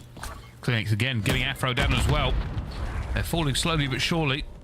Things will spawn out towards Palace as well. A lot of job here to do for Cammy. He's going to have players all against him. Wins the first gunfight, but the second one is not going to be good enough. And now it's a race to reinforce. Spawns everywhere. Palace now for Ultra. And going to be Garage all the way for LA Thieves. And Insight's the only player in the hill, but he's at least got the teammates for the cross. You see Envoy switching over to the MCW off spawn, but the closer ones coming through from LA Thieves, able to break back through. Looks like it's going to be a bit of a battle, though, on the front side of the hill. Ultra still putting on the pressure. CleanX potentially flying in for the challenge. it looks like if no trophies, the stuns and nade will do some damage, but that is all they are going to do. That is a clean hold towards the end. LA Thieves are having to fight for it, but they are maintaining that lead, and more importantly, they are ahead of this rotation. That's the key thing. Realistically, this has been very back and forth so far. Who is going to find that first little bit of daylight? Who gets ahead and stays there and gives themselves the advantage? Right now, these are just trying to batter their way through into this, but it's not going to happen. Ultra have the numbers, but they have a Ghosty here, Thieves. He has to hold against so many. So many things are open too. I was gonna say, yeah, that little the stairs push just completely left exposed, and he was playing for the second gunfight, not the first. The damage was good, but the kill's not going his way. Envoy though is also completely by himself in the hill. The nades force him down, but he takes 2 to the grave with him. Maybe sort of soften up the push, but LA Thieves do recover and get back in time. Question is, can the 2-piece pay off from Envoy? Lynz at least is gonna have a 1 versus 1 inside of the hill. And this is a gunfight for a decent chunk of time. It's actually a nade that takes care of Kleenex. LA Thieves picking up all of that scrap. I have a very decent lead, but I also have to deal with scrap because this rotation, it is a stranglehold looking like on the Palace Hill. Yeah, this is the difficulty. The blades are whirring. The motor has started and the blender is ready. Can they break through here? Can they find any gap into Palace? Time after time, we just see teams just not able to do anything around this hill. LA Thieves spreading the map, maybe looking for a gap. One roll of it. I mean, this is almost looking like the thought crossing their mind of, do we want to go on a rotation at 60 seconds? I mean, they just got wiped as soon as the hill popped. And this is brutal. And Toronto is not the team that's going to be really opening up the map and letting this one fall through the cracks. Yeah, I mean, you have what? Ghosty posted on the backfire truck, just getting extra bullet down. There's not a thought to break in this hill. That is the most chalky hill up I think I've ever seen. Yeah, 60 seconds. I went, let's not. Let's just go next. It's fine. And to be fair, I don't really blame them. It will put Ultra just over the top here as they go into the next one. And that is a huge break. LA Thieves sacrifice 60 seconds. It might have been the right play in their books, but they need to make sure they get this one down. And Joedecieves put an S on his chest. He's the hero in that situation. That is just a truly insane hill, because like they weren't even fighting for the time, and Scrap still ends up going on the 7 spree and getting the cruise missile. So talk about a moment for Ultra just to do everything right. It's easy and simple, but you do it cleanly, and now they're at least back in this game, still having a fight for it though. Insight is the last player around the actual time.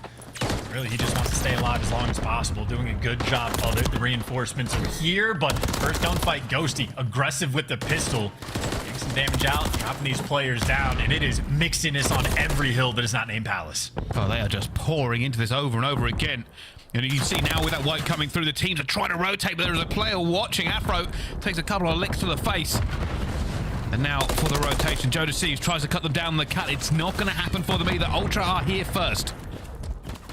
It looks like for that extra bit of scrap time as well, Scrap goes for the late chow, so he strips away an extra 10 seconds, really fighting for scraps on this map. Again, the mixiness has been out of control. And here we go. Time for a break. Let's see if the LA Thieves can do it and hear how they're going to do it as well with an LA Thieves. Listen in. Mike,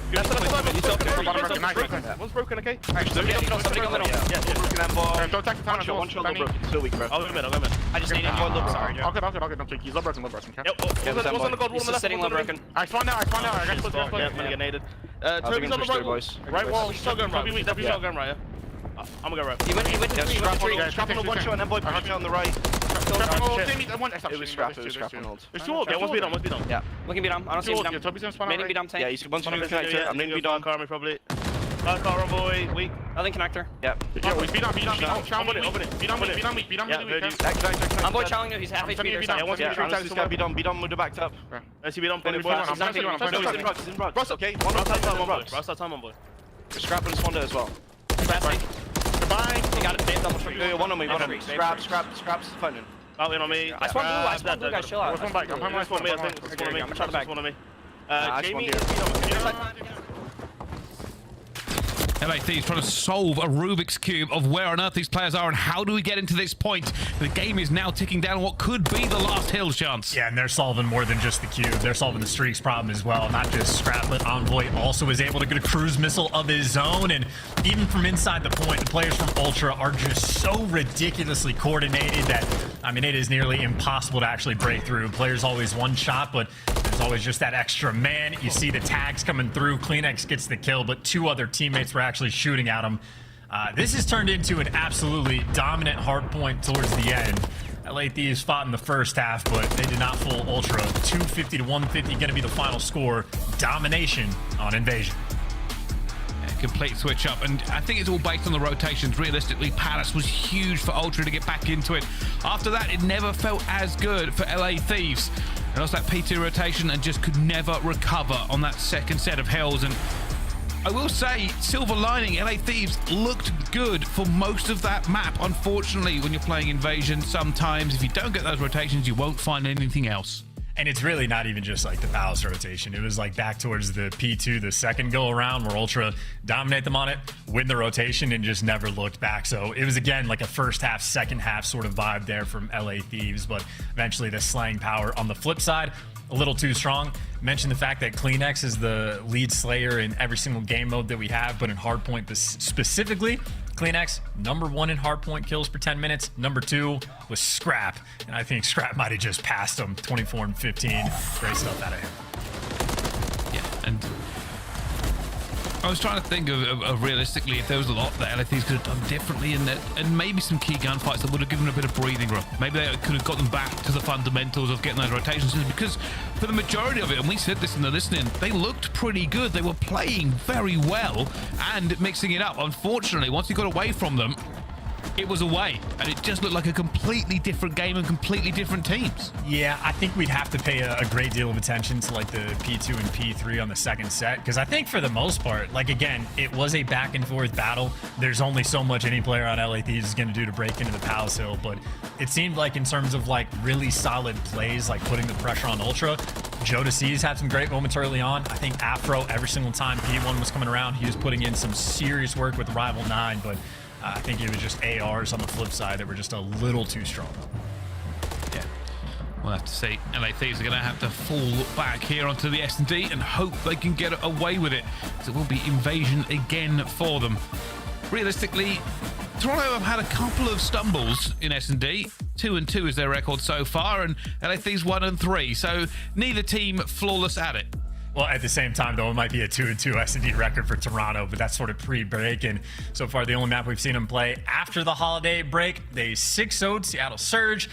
They are looking very scary. And I feel like on Invasion, again, you have Insight, you have Scrap. That is 2 long, like, lane. You just pick a lane. 1 of 3, long line of sight. Either one of them will be happy to lock it down. Well, fine. The vibes are certainly high in the Ultra Cam. You see the cams here, but yeah, this is what we were talking about, right? This is where it got a little bit different. Just a big recovery on Hill 4, and then it just changed. And I felt like Ultra just hit their stride finally, and one of the other things I kind of noticed going towards the end of that game is just the teamwork. They were always team shooting, they were always picking people apart, and Thieves just couldn't match it anymore. It is absurd. Maybe that was the stat we should have paid more attention to, just like the assist that Toronto was getting, because yeah, certainly for the last 3 hills, everything just felt perfectly coordinated, of the right guys challenging at the right time, people playing their lives in the right moment. So a well-oiled machine, and obviously smiles on their faces. They are happy and excited to be loading into Invasion again. And Ultra are always sort of the team to watch that I think if you're trying to like learn Call of Duty, one of the first teams you go to pay attention to what they do on the minimap. Insight, especially as an AR player, he's not the main slayer kind of thing. That's Scrap's job. So Insight is more so doing like the quote correct thing on the map. He's your big rotator. He's your lockdown spot. They'll leave him on an island and just let him do sort of the messy work or boring sort of job. Everyone else gets to go and like fry around the map, but make no mistake, Insight is a monster as well. They really are, but with that said, let's move on to talk about the attacking statistics for these two teams. Round count, Ultra are in the positive. LA Thieves in the negative, though, with 7 and 12. Much better win percentage. Conversion, actually better for LA Thieves, though. Yeah, so definitely looking to get the bomb down, and obviously it is very much a map-depending thing, but if you're on offense and you have a 7-12 record, that means you are finding it difficult to force the issue, and if offense is going to be a concern on a map like Invasion, again, Ultra, high expectations for them just to lock things down on defense, so we'll see how much time LA Thieves have sort of put in the on the grind during their holiday break. Yeah, that is true. I always forget. I keep forgetting it's only day 2 of this week, and I'm like, oh yeah, it's been quite a while. It's been quite a while since we saw these teams, and a lot could have changed. A lot more VOD review and a lot more figuring out these maps, but it's still an underdog story. LA Thieves are not favored by anybody to do anything here. Toronto Ultra, they just want to cruise their way to Boston now and prove that they're some of the best in the game. But upsets are only ever a 3-win away. This is complete map control on defense, by the way. I was going to say, you already have 2 players pushed up into P1. You have Insight that's already flown through B Street as well. So you are suffocated in your spawn, but they are getting the kills. Insight gets caught. Kleenex is behind you, but he's dancing in a gunfight, and he falls as well. Early aggression does not pay off. LA Thieves pick him apart, and that 7-12 record on offense might get bumped up just a little bit. Already been stunned, and they're not going to give him any chance to get that cut down, as that bomb will go through as well. LA Thieves, they're ready. They're watching every single angle. Can Scrap find anything here in the 1 versus 3? I mean, they're going to have to sell for him to have any opportunity in this one. And Afro gets the information. UC just slides back instantly. Everybody's throwing shoulders. Everybody's going for the extra tags. Scrap's just going to have to ego chow to get some damage, but it's really up to LA to throw this one away. Yeah, just don't give anything. Just keep going for it, and eventually they do put the squeeze on and get that one away. You were right, though. Start of that round, Toronto Ultra, they wandered through, and I thought, you know what? This looks like last time. Maybe Kleenex is going to run through the middle of the map and find a gap again. LA Thieves, their tactic actually worked. They waited for that pressure. Yeah, it happened fast, too. I mean, again, Ultra did have plenty of map control, but everybody just getting picked apart, so I don't know if that was just the beams coming out from the LA players or over-aggression on Ultra, but either way, you saw Cammy, 2 on the round, not too shabby. And an offensive win on this map absolutely can go a long way. Well, let's see. This time, Ultra will have the bomb in hand. They get to dictate where they're going. Kleenex, an absolute menace before, and here comes the jump. Check the positions and finds it. They've got to be more careful, but back down to a 3 versus 3. Afro evens it up. Yeah, we saw that spot earlier today. I think that's going to be a very common check spot as well, especially on these offensive rounds. Afro just wants to stay alive. He gets the kill and gets out. Trade not quite quick enough, and that'll be a delayed 2 versus 2. Kleenex and Scrap working together against Ghosty and Afro. Scrap moving forward. This is about information and timing. I don't think Ghosty saw him as well. He hasn't. He will now. Scrap! It doesn't matter. Ghosty will get the gunfight. I mean, Kleenex left alone. He can get this bomb down in time or find a pick. He'll be in a much better position. He's just seen Ghosty. Is he going for this one? Is he going to flank all the way through? He's playing off the information he's been given. Well, he might have a freebie because he is just full chasing around, but you actually have the LA Thieves players. They're just moving quick. I mean, a full wrap around the map. You already made it to the middle tank, so any opportunity Kleenex had to find an errant kill, that's going to fade away. Those 2 players now grouped together, and they have the information. He's tagged up, stunned, no time on the clock, and gunned down. LA Thieves back-to-back, very solid rounds. Wow. LA Thieves holding it, and I thought for a second there, Kleenex, when he saw Ghosty, he could have made a call. He decided to try and see if he could find him, hoping that Ghosty would slow down at some point. Never really came away, though. LA Thieves up 2-0 in the S&D. This is what they were hoping for. Yeah, that's just a great pick by Afro in the middle of the map and getting away with his life. And then obviously Ghosty. I mean, he's just dancing in his back spawn, bouncing from head glitch to head glitch. And eventually he just spots Scrap on one of his little slides and picks up the gunfight win there. Back towards B initially, that's a ton of like utility getting wrung out. Smoke on the map as well as a bunch of stuns and nades. But the only connection is to slow these players down. So Ultra, you see all 4 players have effectively cornered them in this back corner of the map, and they get the first blood. Scrap has it. Afro hasn't died yet. This S&D and tries to find a way through. For LA Thieves, it's a rethink. This B path is close to them right now. Can they rotate with this little map information? They're going to be worried about the tank push. Afro might be the first man through, but people are already overwatching. Scrap has the information that players have moved.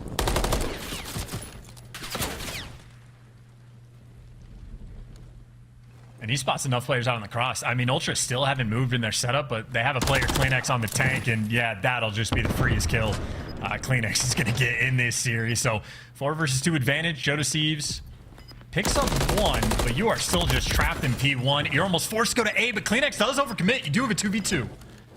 The problem is now time. Things have burned so much of it going for this one. They now have to commit. Are they going to be able to get through here, though? They're looking for it. Ghosty is just going to have to go with his teammate and hope that they get here in time. And Ghosty, I think he saw him on the floor. They're going for this one. It's going back. He's now going to go back for it. It's one of the same time inside, just flying into Thieves. Not able to get it. The clock was against them. There was no time to set up. Ultra, they smelled the blood in the water and struck. That's a big route, too. I thought for a second on the slide across he was going to get spotted, and that's also a good call from Ultra, just to have both of those players putting on the pressure. Make sure that bomb doesn't go down. Make sure you're there for the trades. Maybe that goes differently if Ghosty spots him on the cross, but either way, if you're in a situation where you have to plant the bomb and you have basically 0 seconds left on the clock, you do expect Toronto to clutch that one up and get their first run on the board. That was very dicey, though. I mean, that was a 4 versus 2. That should have been free. Joedecieves certainly working for it. Let's see. Can Thieves find anything else to get here? Envoy making a huge push. This nade could prove something. And oh, Afro gets it before he gets it down. It will only be tagged up, but Kleenex comes flying through to get Cammy. And it is always a trade here. Ultra come out the worst for it. 2 versus 3. And you also have Joedecieves just deep in your spawn, so you're a little worried about the flank, but that sort of distance, you know Afro, you don't know about Joe, so you get the first kill, but there's the full flank coming through. Joedecieves only does the damage. Just a 1v1. Insight versus Ghosty in 1 HP is all he needs. Insight, a monster indeed. It's been a while since we've seen an Insight clutch, but he was moving, he was grooving, and he was proving why he's being a solid pick for Toronto Ultra this year. Over and over again, this man is ice cold, unlike that hot mustache. And that, I mean, you know, to each their own, I suppose. But yeah, the gameplay certainly looks good. No arguments there. That's like the ridiculous amount of heads-up awareness, because you're just purely reacting to the Joedecieves kill. You didn't have the intel on him. And then just the prediction on where the next guy goes, he's going to be coming from. So Insight puts one on. That's just tied up for a 2-2 game. But Insight also on a 5 spree. Looking to get that cruise as his teammates are looking for the first blood. Scrap just ran up A Street to get that kill, by the way. A little bit of confidence. That's what they do best. Kleenex found a gap as well. But now they're on the back foot. And oh, Cammy managed to win one against Envoy. Just a little bit of relief, but they still are outnumbered and they don't have the bomb. Kleenex is setting up for it as well. In the Ultra camp, this will be all hold fire and wait. You actually have Scrap. He has just gone and done a world tour. So Ghosty is effectively MIA in this play. Cammy is in between 3 of them. He's found the pick to make it 2v2, and again, Ghosty is like an unknown quantity from the Ultra camp, but at the same time, so is Scrap. Just posted on the flank, waiting for the free kill. There it rolls through. Ghosty trying to see if he can get this one done. Finds one. Looking for a clutch of his own. Time ticking away from him now, though. And Bryce, this is revenge against Insight, and this is Insight's cruise missile. Does he pick right? Insight is waiting for him as well. Insight should have this kill easily. Again, Insight doesn't even sweat for it. Just holds his position. Lets Ghosty make the moves. And Ghosty could have chose to wrap away, but decided, hey, I'm still going to go B. Yeah, that is like the Insight classic too. Again, he's not always the player flying around the map, but he will be in the right spot at the right time. He's in one of the better power positions, right next to a bomb. He could just see through the tractor. Be just doing everything right, and the kills sometimes just fall into his lap. Well, this is very much back and forth, but Insight has decided that he's not having any of the advantage that LA Thieves had to begin with. Already nades going down, a bit of an aggressive push from both teams down this B street. Afro will find Kleenex. Insight wants to even this one up, looking for Cammy on tank.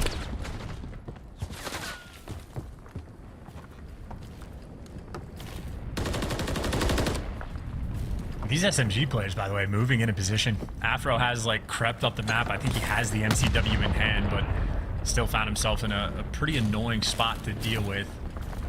With man advantage, Ultra, not a lot of options on the map for the moment. Scraps even getting spotted on the mini-map as well, so LA Thieves know where everybody is. They find their next kill as well. 4 versus 2 man advantage. Yeah, they're just hoping for a pick here. Ultra know they need something to give them a little bit of a gap on this map somewhere. And Afro is just not going to give him time of day, and a little duck down and a reach out. Inside now, left alone. May try and win something here. Almost takes down Cammy, but it's not going to be enough. LA Thieves tie it up. That's a very solid round, too. Just get that first blood on CleanX in the first, 15, 20 seconds of the round. Never look back. Nobody's making mistakes. I think Afro picked up maybe 3 in this round as well. 7-3 for the moment. He's enjoying himself some invasion, and you just see how that gunfight looks when he's on that mid tank. Nearly impossible to kill. Yeah. For LA Thieves, managing to absorb a bit of pressure that Ultra like to put on here. I wonder if Ultra can do the same thing in this round. Last time they were very aggressive and caught LA Thieves. Well, yeah, you might be right. It's like a triple hit up through mid and 2 players right back for that P1 control. So more of a standard situation we've seen before, but CleanX gets caught again. It's the double chow coming through. Another first blood for LA. And now they have the advantage. They just have to capitalize on it. Trades are fine. Map position is better. You've got to dig through these corners, dig out every player who's hiding for it as well, get the chows in at the correct time. Cammy will find Scrap. That's what they wanted. 2 versus 4. Ultra will have to be clutch. And so patient, too. Just waiting for someone on Ultra to overcommit, make a mistake. Envoy might have found the perfect timing. He gets 1, but does get traded. 2 versus 1, and Insight might be the guy again. Gets the pick. He's low HP, but he is roamed, and he has spotted Cammy as well. Insight can do no wrong. Winsight all day, every day. 1v2s, 1v1s, doesn't matter. LA Thieves has so much going for them. They just lost a 2 versus 4. And a lot of it is thanks to Insight. Now 9-3 in this S&D. Yeah, no, Mr. Craven having a blinder of a game. Like one of those sort of awkward spots, too, where it's not typical in S&D to have somebody like swinging down A Street like that, but he just catches the first player on bomb. Easy transition over to spot out Cammy. And more good news for Ultra. They got a 4-3 lead, and Envoy did get a kill. Well, here comes the push again. It looks like Ultra are going to full send this. They're putting bodies all the way down B Street. They're looking for it, going for it as well. They're just diving into it. Nades and stuns going everywhere. Afro will get the first one, and Cleanix gets the trade. Cammy will get another one as it all kicks off. Cleanix will get a second. Inside trying to get as well. Cleanix gets the third. It's now just Joedecieves left in a 1 versus 2. He finds Insight, gets out of dodge, and is down to another 1v1 here in the S&D. There is 55 seconds left on the clock for this round, and not going to get there in time because Joedecieves beaming Cleanix. Hit him with the old 1 pump, and CleanX, he's going to want that gunfight back, but he ain't going to get it. Joedecieves keeping his team on board.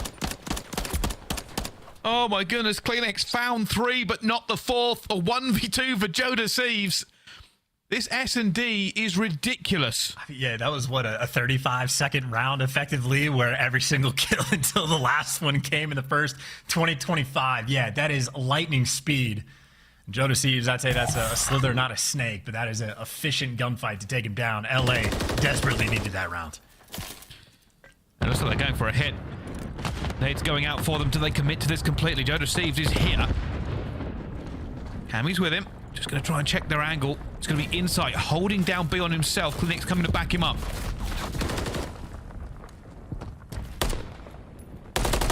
Scrap, by the way, like the amount of aggression Ultra just have on this map. Scrap's in your base again. You're working up the B Street. CleanX gets the first blood, but you're just going to end up trapped. And that'd be one thing if you were even getting the kills. Now you're just not. Afro tagged up by everybody, forced to back down. A 2 versus 4 from LA, and you're getting pieced up by everyone. Ultra are just strangling them on defense. Yeah, it seems like LA Thieves need to be a little bit lucky with some of this pressure coming through because Ultra are just constantly aggressive.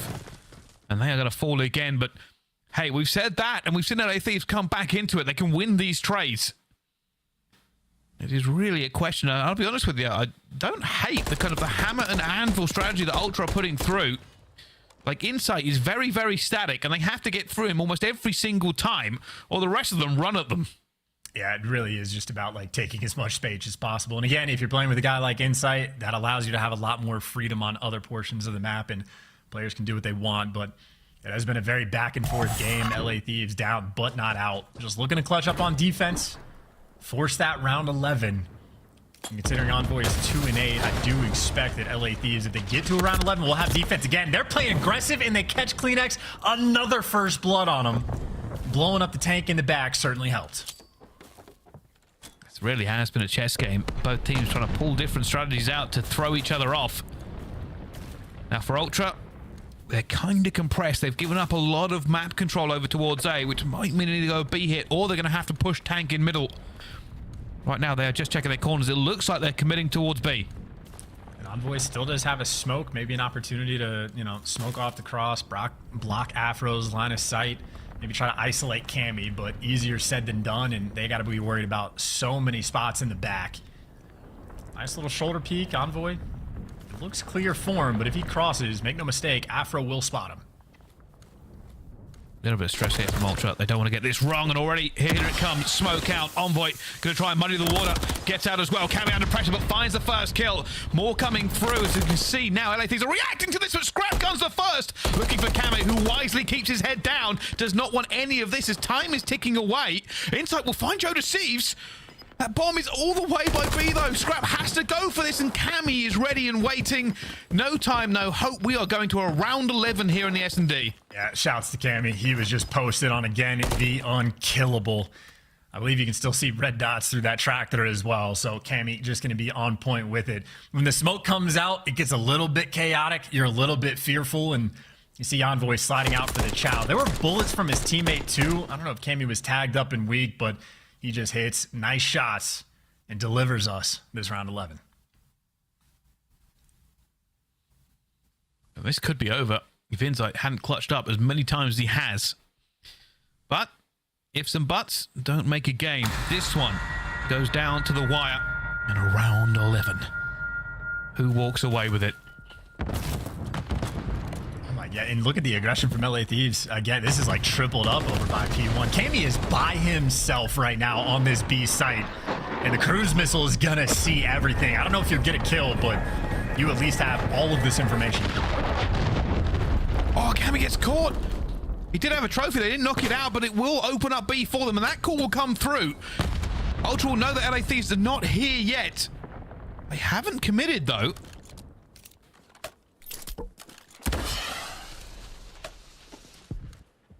Well, they got it now. Maybe not a free bomb playing. Ghosty's actually making moves. He's trying to get in through the smoke and find the angle, and he beams too! Gives you the man advantage, and that is bomb down. Ghosty out here making plays. Smoke's worth both ways. He was able to just get through the gap. Insight, they need him to clutch once again, but they will not give him an inch this time. He dives across, tries to get out of it. The pressure's now coming through. Players are chasing him down in every single direction, and LA Thieves will walk away with that win. Ultra had it, but Ghosty to the rescue. And I tell you, man, LA Thieves have had some clutch struggles throughout this year. A bunch of hard point losses from within 30 points. They've lost the only round 5 they've had in control. They've lost the only round 11 they've had, and Ghosty turns up for the squad. Perfect play call as well, going through the smoke, but look for the guy on bomb. The wide swing on point, and then he just absolutely guns Scrap after the fact. I think Toronto right there just got completely caught unaware. And that is one hell of a play for the round 11 win, just to even up the odds. I love that. I love everything about that. Ultra used the smoke to get it down. They used the streak to get Cammy off bomb, and they were like, right, smoke down, let's get onto it. And Ghosty went, okay, I can use this smoke too. It's just in the right position for him to dive through and get the timing he needed. As a hero born right there and then. The LA Thieves, give them credit, apart from the clutch situations and that, you know, the 1v1s and the 1v2s, they had a really good time on that map. Yeah, I mean, for the most part, they look pretty good, but not just the clutches on one side. Keep in mind, Joedecieves, when it was the 4-3 round, wins the 1v1 against CleanX just to even up the odds. So not just Ghosty that deserves the love. Some of these young guns from LA turning up. They certainly are, and that gives us a game that people thought might have been a 3-0, but it's not to be. Still, at least 2 more maps in this majestic showdown. Who walks away with it? If LA Thieves can, they will topple a Titan again, and Ultra will have to try and find something different. But so much more to come. Controllers up next. Don't go anywhere. We will see you right after this for more Call of Duty League action.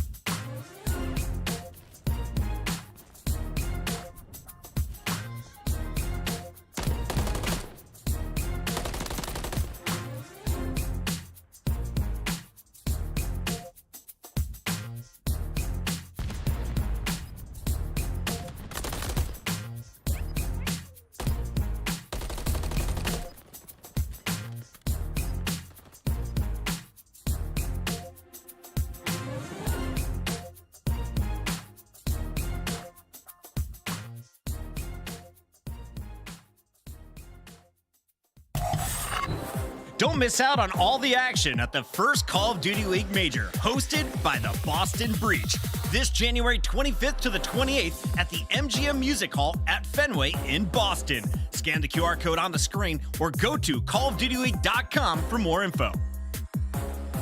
The Call of Duty League is brought to you by Monster Energy, the official energy drink of the CDL.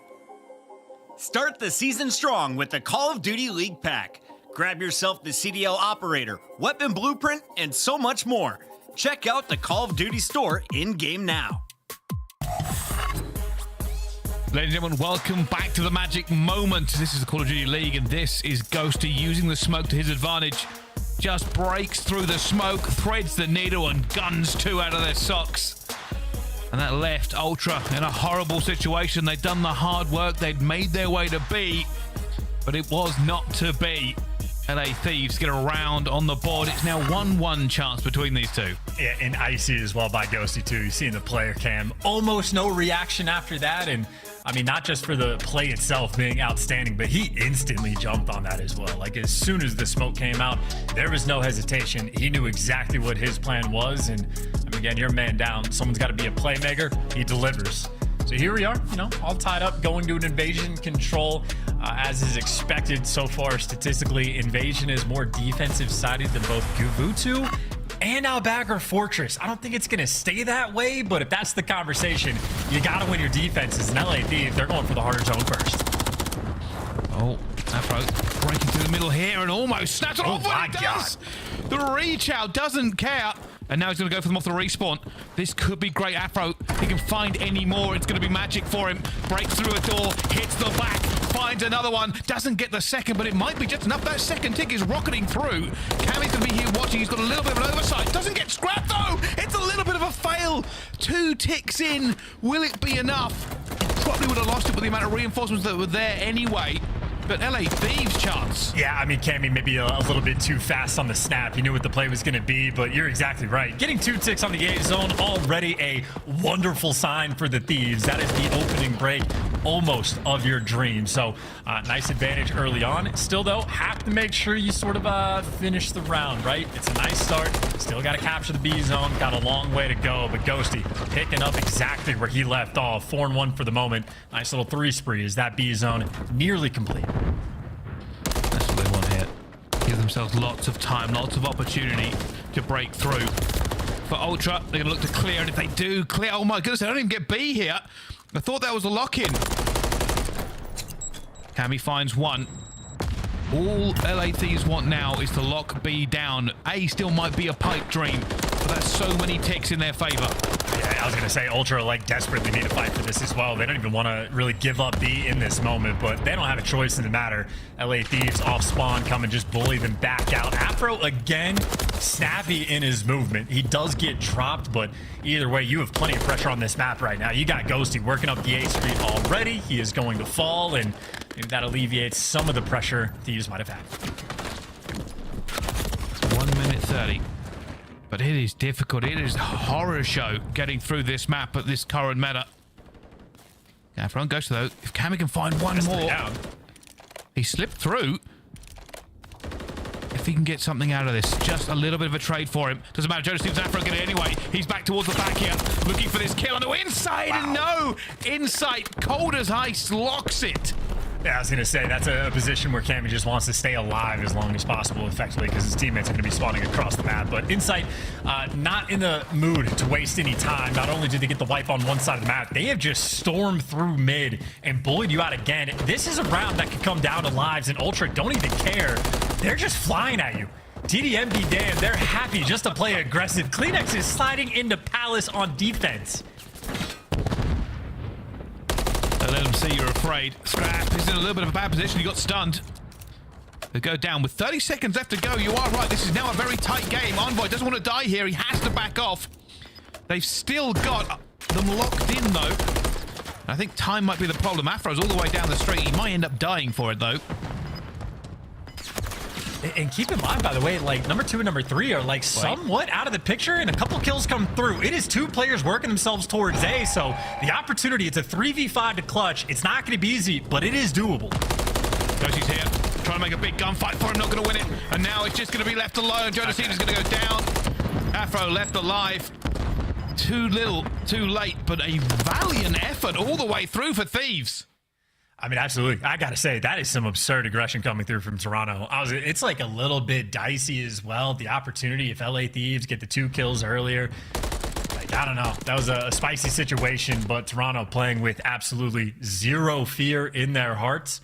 Of course, they are sort of on the back foot now. That was 5 ticks of progression coming through, which, I mean, already one of the better rounds you're going to see on offense on this map. So, Ultra, they got their work cut out for them. Well, let's see. For Ultra, try and be consistent. I think that's a call as well. Do the simple stuff well. Worry about the dream later on. Really just going for efficiency as well, because it would have been a 4 versus 2 around the zone. LA Thieves not exactly pouncing on this aggressively on defense, and a couple kills going Ultra's way as well. CleanX wins a big one in the back line as well. It's not going to guarantee the B zone capture, but it is looking incredibly likely. Only 1 player on the point, though. It is going to take a very long time to actually get. That's what they're looking for. You see LA Thieves stacking this now. They're going to go for it. Scrap on Overwatch. Going to look for Afro, but Afro's already got inside and got out. Scrap just trying to shoot every single direction. They haven't got it yet. Because this is now turned into a bit of a bloodbath. Both teams just taking swings at each other. It's just like dancing in all these little corridors as well. Little shoulder, little jump peek, trying to get some damage down, the tags to roll through, and make sure you don't get traded. Joedecieves in the middle of that dance right now. That Simp doesn't do damage to Insight. That is a verticality to the grenades, I guess. The damage doesn't go low. Insight walks away with his life and that B zone capture. 2 minutes on the clock to work towards A. Surely Insight doesn't win this against Afro. Afro has all the advantage, and he does. It is now clean. LA Thieves have the opportunity to push up here, but they must not let anybody slip through or lose these trades. It still feels like it could go either way. Realistically, Ultra want some of those ticks back. The positioning isn't bad. I mean, Scrap, nice and aggressive up through the middle of the map. Wants to stay alive as long as possible. Unfortunately for him, Envoy falls behind him, so Scrap now just in a dire situation. That was 3 players from LA Thieves that were challenging him in that moment. Maybe long-term good news, Insight again, as long as he is alive here, you don't get that perfect defensive setup you're looking for. And more importantly, that's a clean 3 down. Now you can fly towards the A zone. Everybody scramble. LA Thieves, and they come off the respawn, are going to have to make sure they don't lose another set of trades. Oh my goodness, Ultra are now in.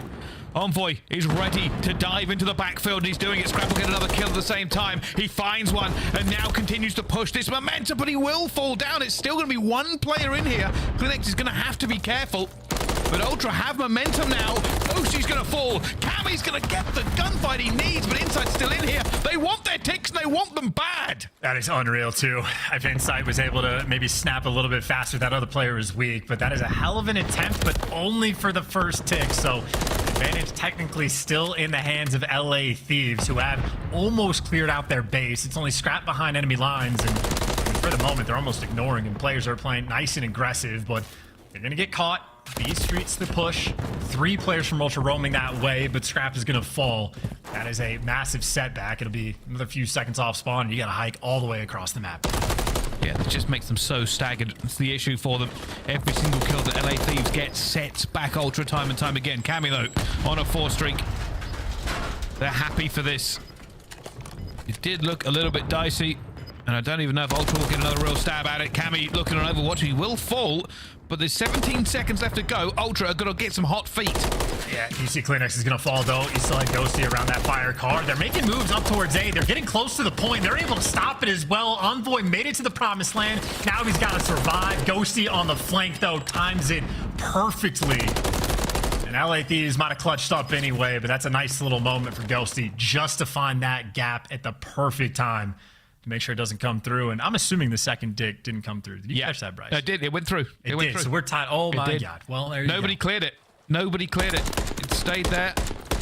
And all they had to do was touch it, and Ultra got in. Wow. So all that hard work that Thieves put themselves in a great position, they need to do it again.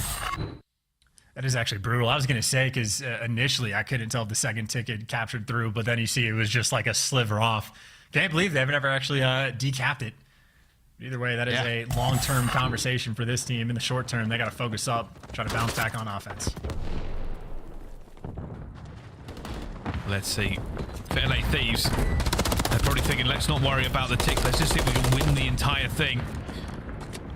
But it is more standard this time. They have committed to B. It is just insane, these gunfights, like down the B Street. Everything is just like behind a pillar in some weird spot. Like the angles that you have to be like conscious of the entire time. Not a fun situation to be these fights down B Street, but Joedecieves not even happy for it. Tries to pounce, gets obliterated by the rival 9. I think that was team shots coming through. And only one tick on B thus far. Ultra, a little bit of control towards the middle of the map as well. This long range down B, they're actually just stuffing them for the moment on defense. They are, and this is what Ultra want. They want to push them all the way back. Just one tick, thank you very much. They love a bit of aggression.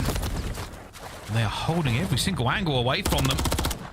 LA Thieves trying to get a bit of mid-map control, but still too many angles. Cammy wins a big gunfight, but falls as well in the trade. And they can't get anything going. Ultra are just trading.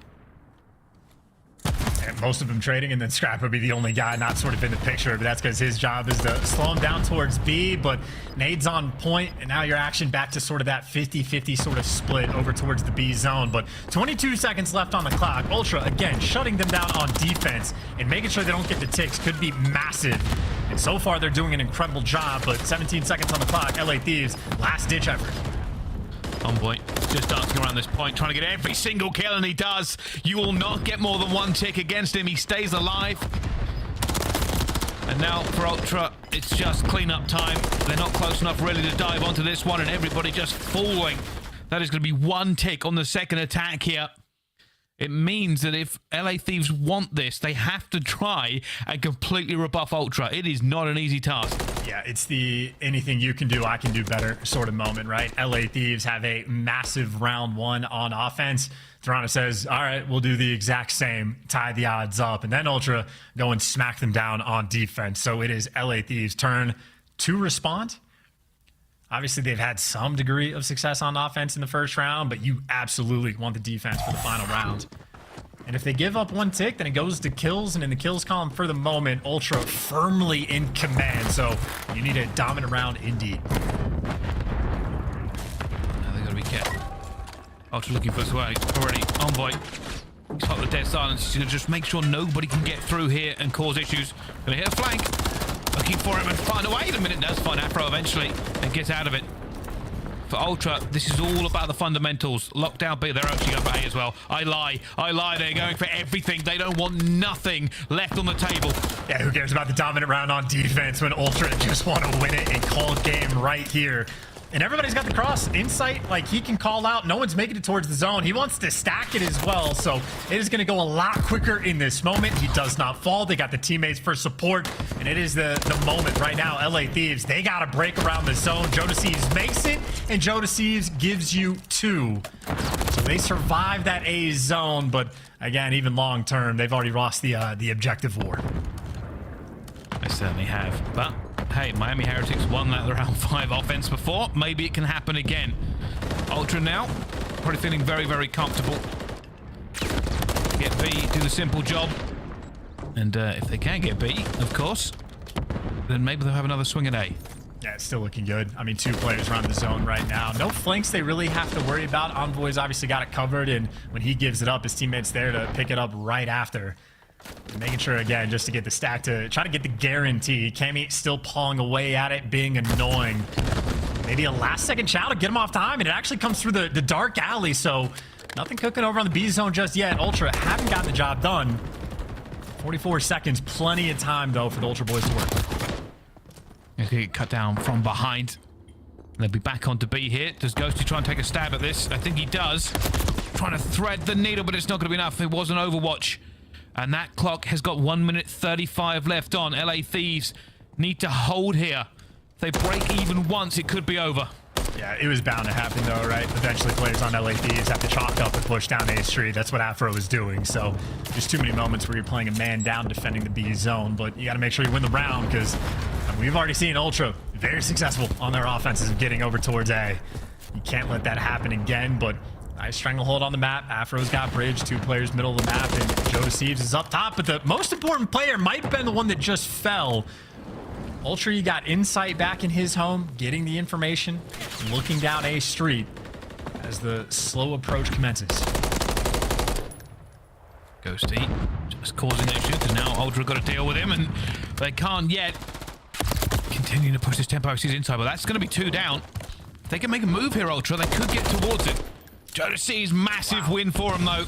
Huge. And Envoy going to try and be a problem together. He has got through, but he is alone, and I think he didn't see him there. LA Thieves just holding for now. Yeah, Joedecieves just getting the comms. That win against Inside, by the way, might have been the win that guarantees you the round on defense, and he follows it up with a few more in tow. 21 kills to his name, and he is beaming as well. Gotta say, the LA Thieves, boy, they are absolutely shooting right now. We have seen some snappy POVs just to sort of tie up the round count at 2-2, but as called out, LA Thieves, unfortunate for them, will have offense for the final round. We've seen one offensive round win today, as you called out, Bryce, the Miami Heretics, but LA need one again. And I'm going to say this right now. We pictured this as a David versus Goliath story. It has not felt like that between these two teams. Do Ultra look a little bit above, especially in the hard point and maybe at points on this control? Yes. But the gap is not wide. And for Thieves, they have an opportunity here, and I wouldn't put it past them. Yeah, maybe that play by Ghosty in the round 11 was the slingshot that they were looking for to give you that little edge against the Titan. But either way, you're going to need a secondary slingshot for the control as well. And it'd be interesting just to see what Ultra even do off the opening break on defense. If they like stack up A because of the concern, or if they just play a default. It's looking like a mostly default setup, but you see the idea. LA Thieves, if they can get it, they're going to go straight after A. All right, Joedecieves has found CleanX, and Ghosty staying alive. That's more important. Afro takes out Envoy. Ghosty wants into this point. He wants the pressure on. They're looking for Afro. They're diving forward as well. They're trying to get the chows going through, but inside and CleanX clean up. They've got a player in, and it's Joedecieves, but he's outnumbered. They went for the risky break. Unfortunately, just not able to get it. Yeah, gave it the old college try. I do like the attempt. Maybe if Scrap doesn't pick up 2 big kills, you'd had a little bit more of an opportunity to make something happen, but it doesn't seem to be that risky necessarily to go for A, as long as you at least get 1 or 2 of the trades, because you just jump right back on this B zone and go back to the default setup, get awareness reading the flank, but CleanX, insane shots right there, and now a little bit of pressure. A couple players are falling from LA. 50 seconds left. That pressure is certainly mounting. It must not be wiped here at all. Afro finds the first one. That player was stunned. Joedecieves will get another one. Afro got to just make sure he keeps his corners clean. It looks like Afro's going to be aggressive and push out here.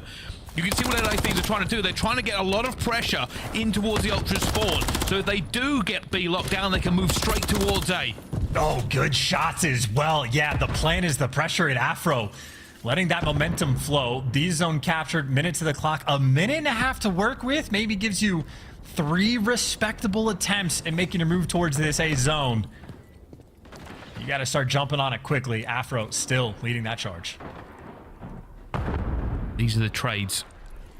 Realistically, Thieves want to keep a player here towards the back at all times. Insight's been found. Afro is going for him. And he loses the gunfight. That's not what they wanted. It's now on Cammy. Cammy's going to find one, loses that gunfight as well. And now Ultra said, all right, into Palace, into their spawn. We're going for it. We're going to end them right here.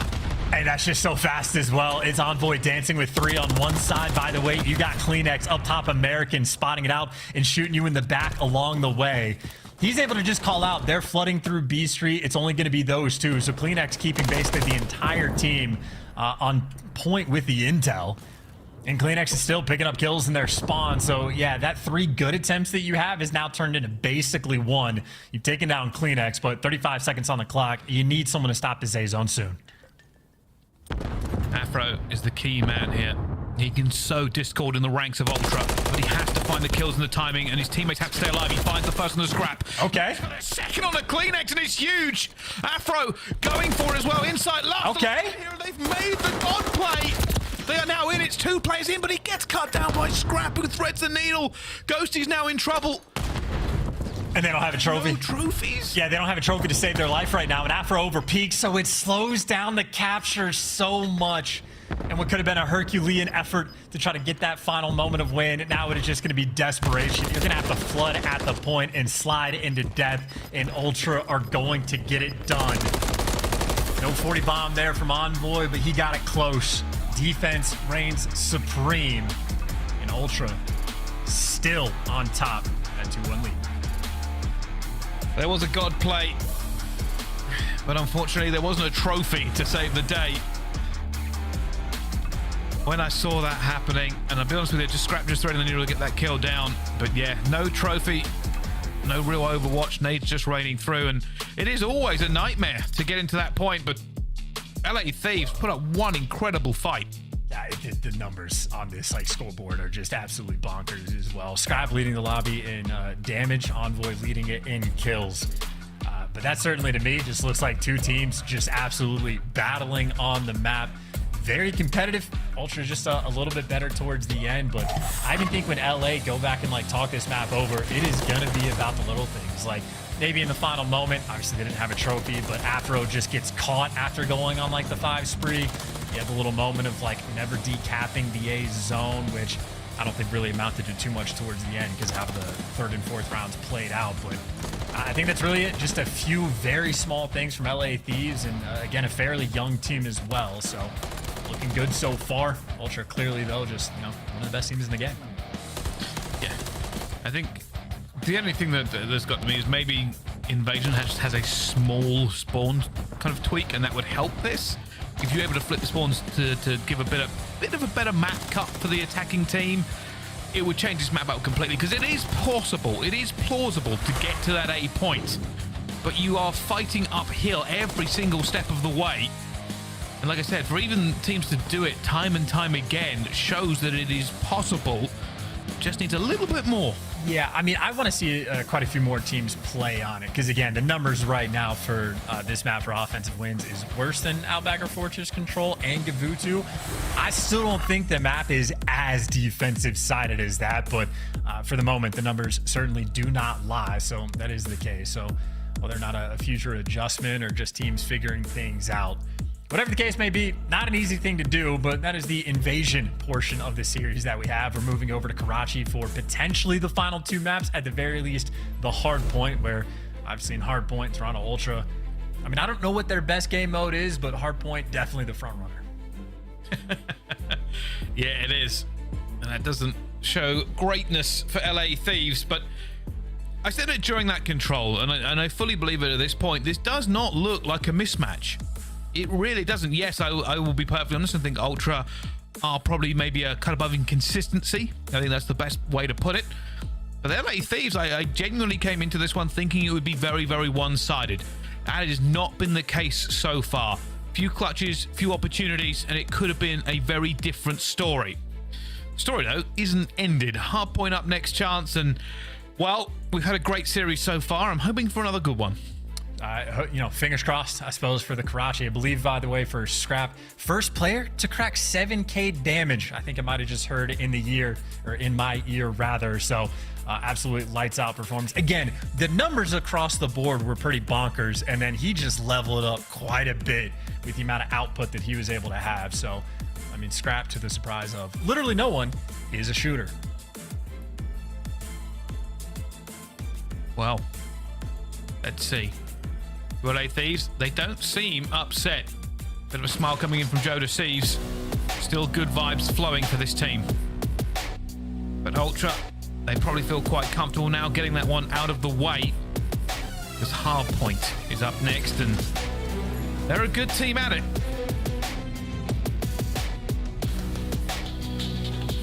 You are not wrong there, Bryson. I think if there's a player for me to watch, by the way, I know Scrap has probably been the MVP this series, potentially for Ultra. I guess Insight, with all the clutches he had, that it made a difference in the S&D, but certainly another contesting. But I'd say CleanX on a map like Karachi, more of a sub back in hand or more rival 9 time he's going to have. Might be a nightmare on the map. See if LA Thieves can contain him. His Envoy will be the first player straight into the hill. Gonna try and sit in here as nades all rain around. No trophies to begin with, but staying alive for a little bit there. Eventually Ghosty will get him out as the teams go to work. And it looks like LA Thieves will say, all right, we'll get a couple here. What were those spawns, by the way? Yeah. That was 6 players all spawning at the exact same time. Either maybe my POV bugged out. I have no idea. Players are still going, so maybe it's normal, but that looked insane. Like wave respawn, right? Yeah. Yeah, I was gonna say end the game. There's no shot. All right. I was sitting there thinking the same thing you were. That was a very delayed respawn for everyone. I was like, I don't think everyone died at the same time.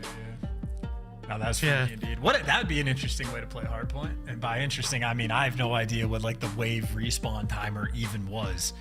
I know when you're going through like 2.5. Would it be spawning it? Look, man, I've never seen the that like option to toggle or what the options even are. I just know when you're going through the settings, there is like 1,000 different settings that you have options for in private matches. So whoever designed those probably had everything right, slightly missed one, and that was just the wave respawn. So it takes a long time. I don't even think the CDL guys have like a CDL rule set, and considering it was wrong right there, that answers the question. Yeah, there's no worse feeling, trust me. Playing things like GBs, you're like, I've got a rule wrong. That happens so often. Especially when it's like an equipment, like explosive delay rule that's off by like 2.5 seconds. You're like, okay, is this the thing that's impacting our GB right now? But at this level, that absolutely would. So, got to get it right. Yeah, well, it looks like this will just be a quick reset as they go back into it. Obviously, none of the teams are at fault for it of the opening break, but yeah, it was a weird thing to watch for a second because I thought, am I lagging, or did they kind of all died at the exact same time to respawn? But yeah, that was clearly a setting that needed to be adjusted. But hey, that means the breaks will have to be slightly different from these two teams. And, you know, in one of these breaks, it's always fun to watch the player cams and see what's going through the player's mind. Looking at Joedecieves' cam, probably not a lot. Head seems empty. He's just waiting for that countdown to commence, you know? Just not engaging with the students at all. Oh yeah, those guys are talking about something. I'll worry about that. I'll just run where I went last time. It'll be cool.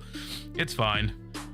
But you are right that it looks like Ghosty's talking and Cammy's paying attention, but maybe a difference in the break. It seems like Ghosty is talking about either a change in strategy or what we need to do differently on this break. Potentially what they did. Yeah, as they wait for the reset going through. It's a weird situation because, like I said, breaks can be a bit different when they go off on this. Obviously, it only really affects that first hill, but there will be an adjustment. Yeah, I mean, of course, you talk it over real quick, but more or less, I'd assume Ghosty's just talking about sort of the same thing. And I think for the opening break from Ultra, there's like 2 players up through mid, Envoy straight to the hill. One of the ARs, either Inside or Scrap, going top third, and CleanX dipping through the left side. So, like, you can make the adjustments, and LA Thieves did come out on top, but it'll more or less be the same type of thing. And of course, on the flip side, Scrap is over here breaking records in the damage column, so he's just happy to be shooting his gun. That man is always happy to be shooting his gun. That's not true. Confidence. No, that's not true. See, you're British, so you go to bed too soon. If you ever stay up late to watch some of like the pro lobby BPL 8s and you watch Scrap, he does care. He does get angry. Not always a happy person. He will absolutely rage, but I think playing with this full team, maybe that's the happiest he ever is. Look, first time I met Scrap, happy guy. I think it was way back in Minnesota. And even then, even before he made the product, I think even before anything, he was just telling me that he was confident he was better than all the pros. And this is the first conversation I've had with him. Sure. Basically just comes straight out and says, like, they're all terrible. And I'm like, okay. And then it turns out he was right. he was not lying about his capabilities, but yeah, I think I haven't watched his late night streams, obviously, because it's already 20 past midnight here in the UK, and that will be getting on a bit, but his on-camera personality has been a joy to watch since he's become a professional player in the league. Yeah, maybe a student of the School of Killa Sloss with the confidence that he's going to bring to the table of, like, honestly, all the pros just suck. Like, I don't know what's going on. And so far, he has more or less lived up to nearly all the expectations. Obviously, second at champs, people like to make fun of him for it because they got 5-0'd, but he also did get second at champs as a rookie, so great things all around. And speaking of that champs run, there are a lot of players in challenge right now that I would love to see in the league. Certainly Hicksy and the boys that he is teaming with are at the top of that list. Yeah, maybe we'll see a team that needs help at some point, especially after Boston. There might be a bit of movement happening for the league, and I'll look forward to that as well. But this map is restarting. Everything has been locked back in. Let's find out how the break goes this time, Chance. Very different. Maybe a triple hit up through mid. Look at how novel these guys get. Actually, CleanX is going to be taking a deep route right side of the map. So small adjustment for a few players. Envoy, this is his job. This is where he will be. Yeah, he's not moving forward though. Nate comes in, he takes a bit of damage, but still staying alive. Still getting those kills going down here. It's better for Ultra on this break. Yeah, CleanX, you see, was able to pick up the kill sort of after the fact, and now he's taking out players in power positions, former teammates. CleanX gets the best of them there, and talk about a difficult spot to beat a player out. Maybe a great spot to pick up a couple kills, or maybe the fallen nade, but I'll count that as 2 for CleanX. That nade forces Ghosty's life as well. This is such a great start here from Ultra. They're now looking for this one. If they get a quick break, it could be very lopsided. You can see they're trying to get in position forward as well. Scrabble get that first on the Cammy. Inside trying to look over, and Afro gets his head ripped off. And they are in. Joedecieves going to have to make a play too. Like, you got to slow him down and keep these players at bay, and he's going to be able to deliver as well. So Joedecieves was in effectively a 1 versus 3 around the hill, but he picks up 2, gets Cammy back in time, and LA Thieves stave off the pressure for a little bit to stay alive. But of course, there's plays being made all over the map. Envoy dead silence pop and snapping. But for the moment, Cammy still alive inside the time, slowly chipping away that lead.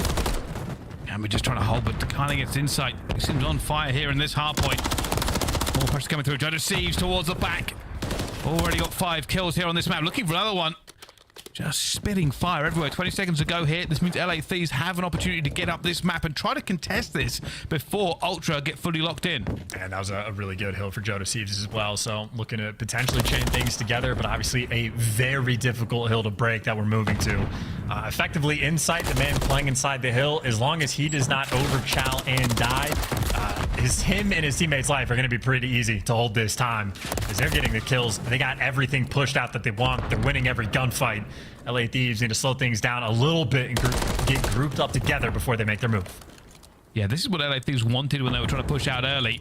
Trying to make it chaos, trying to get a few kills down so Ultra aren't set in their ways.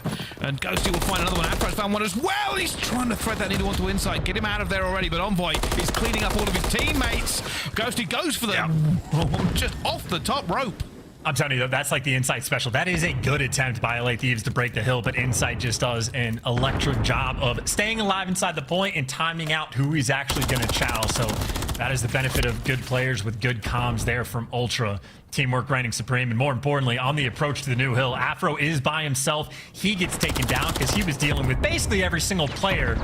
Ultra flip the spawns, Envoy heads up, knows where everybody's coming from, breaking open doors to do the damage, but that is scrap time 1 and rotation potentially won by Ultra as well. Huge stack from Thieves that they're putting bodies into this point, and they come through with a vengeance. That was a huge stack for them. Just put everybody through that they could inside, just firing bullets through here, hoping to get an easy kill while he waits for his teammates to reinforce. The door is closed, the door is open, the nades are through, and Ultra doing the same thing that Thieves did to them. And they're just pulling out, yep, straight through. Great job of staying alive. The damage, again, the damage and coordination on point of the right guys chowing at the right time.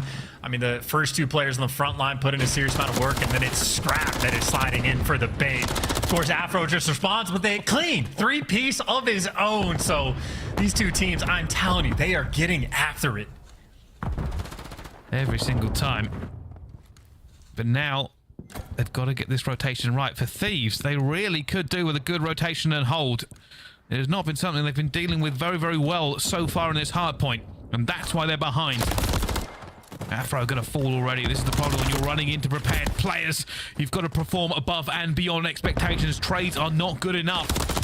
And Ultra now sitting pretty with map control. Yeah, that's a little play too that goes a long way. That was like a patience game between Envoy and Afro. Afro waits for the hill to pop before he makes his move, but Envoy even more patient by the bus, reading it the entire time. So little things go a long way. That is transitioned to this early time right now for Toronto, continuously pumping that score up, and you're having to work for every single kill. Joedecieves is going to deliver. That's going to be a 4 versus 2 now around the zone. And Joedecieves again, occasionally that pop-off potential is there. Nice little 2-piece from him. Afro gets the Rival 9 2-piece of his own. The SMGs for LA Thieves right now, the shining light for the squad as Joedecieves continues his rampage. Yeah, this is being decided in the trenches. And only LA Thieves are giving their SMGs some shovels. Gonna see if they can dig their way back into it, because we go back to P1. Ghosty tries to get a little bit going here as well. They're in this first point, but it is a difficult one to hold. Trophies are needed because everybody overlooks it. Yeah, and good luck staying alive on this hill. Ultra swarming, and if we talk about their comms, we talk about the breaks, we know how good it is, and let's treat ourselves to a Toronto Ultra listening. Good. I can't on mid. I can't mid, top 3. Mid dead. That's Ghosty. That's Ghosty. Top 3 tiles. Yeah, one top 3. I have it left. Top third of me dead. I don't think the same. Come on me. He's still tiles, Jamie. Yeah, could climb in. I have all left. Still tiles, Cam. Could be mid cut. Yeah. Watch him mid cut. Yeah, I hear you. Cam's gonna be top of you guys. Yeah, I know. Mid, one shot, mid cut. Mid cut, one shot. AC, one tile. Mid cut, AC, one tile. All 3 old. I'll push. He's hitting red. 2 of them hitting red. Okay, it could go L though. I have L and I nothing about. Oh, they're straight fucking hell. Low mail, low mail. Shit on, man. Yo, graffiti to front bus. Done him. Stunned. Yeah, I spawned here again. I'm seeing bus. He's nated. In the phone there. Lane close. Afro. I don't see him. Bus. Nice. Look for one. Grab time. I'm gonna push out. Out still. Valve weak. I go help. Absolute lane down. Dumpster. The big fucking L. He can go front bus. I've got it. One's graffiti. Yeah, one's L, I think. What's up, Reddit? I'm laying down. I'm laying down.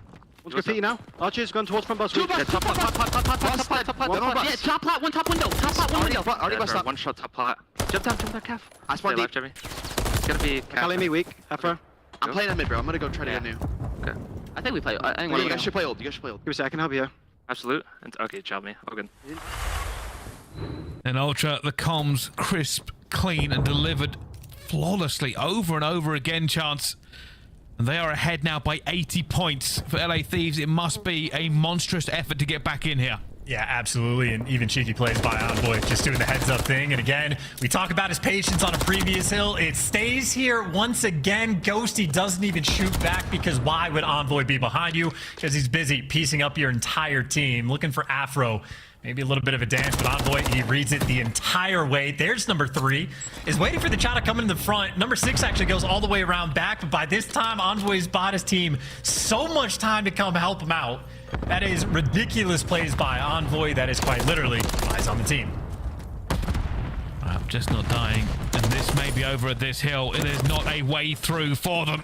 Ghosty finds one, Joedecieves trying to get through, but Envoy just sitting here and still gunning.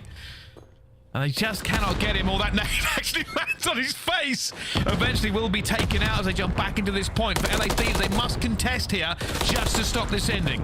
I mean, look, they're just getting outplayed through and through. You got guys like Scrap, 27 kills to his name. And just looking at the kills column, it's the ARs on the flip side. Ghosty, 8 and 17. Cammy, 11 and 19. Like, the SMGs on LA and the kills column are doing what they can, but they're just getting outplayed through and through. Nothing but a tick.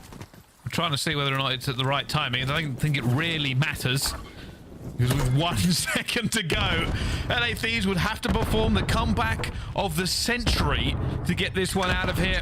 One break, one mistake, one bad trade, and it is over, and it is done. And no gunfights have come through, because that's because Ultra are being patient to set up like a kill box and swarm you at every angle. They get the job done clean and easy. In hard points. Scrap doing literally whatever he wants. Yeah, just broke the record for most damage and then walked into the hard point. Said, all right, I think we've had enough of this. You look like a good team that can take us. We'll show you just how good we really are and the difference between the big boys and the rest of the league. 3-1 to Ultra over the LA Thieves. And it's just, I mean, they have everything. 5,200 damage is absurd, because this game did not go the distance. It was not a long-lasting one. So he was just putting in an insane amount of work in the slaying category. 29 kills, led the lobby by a decent margin as well. And again, it is the ARs on one side doing great in the kills column, the ARs on the other that suffered. And even not just that, it's like the plays by Envoy that we're seeing on some of these rotations. It was a big one towards the end on that like back cafe hill, but he had a few different moments where it's literally just a patience game that he is playing against LA Thieves, and Envoy consistently coming out on top. So you see the slaying makes the game easy. Plays like Envoy, or the ones that he is making, makes the game even easier. So very easy time through and through right there for Toronto. Literally from the opening break. Yeah. I was going to say, if you're an LA Thieves fan, silver lining. Apart from that last map, I very much believe they looked competitive. The problem is that Toronto Ultra just have a different gear to switch into. And that gear is firmly under control of Scrap most of the time. But hey, we've talked a lot about this game for the last hour. Let's find out what our Des thinks of what happened.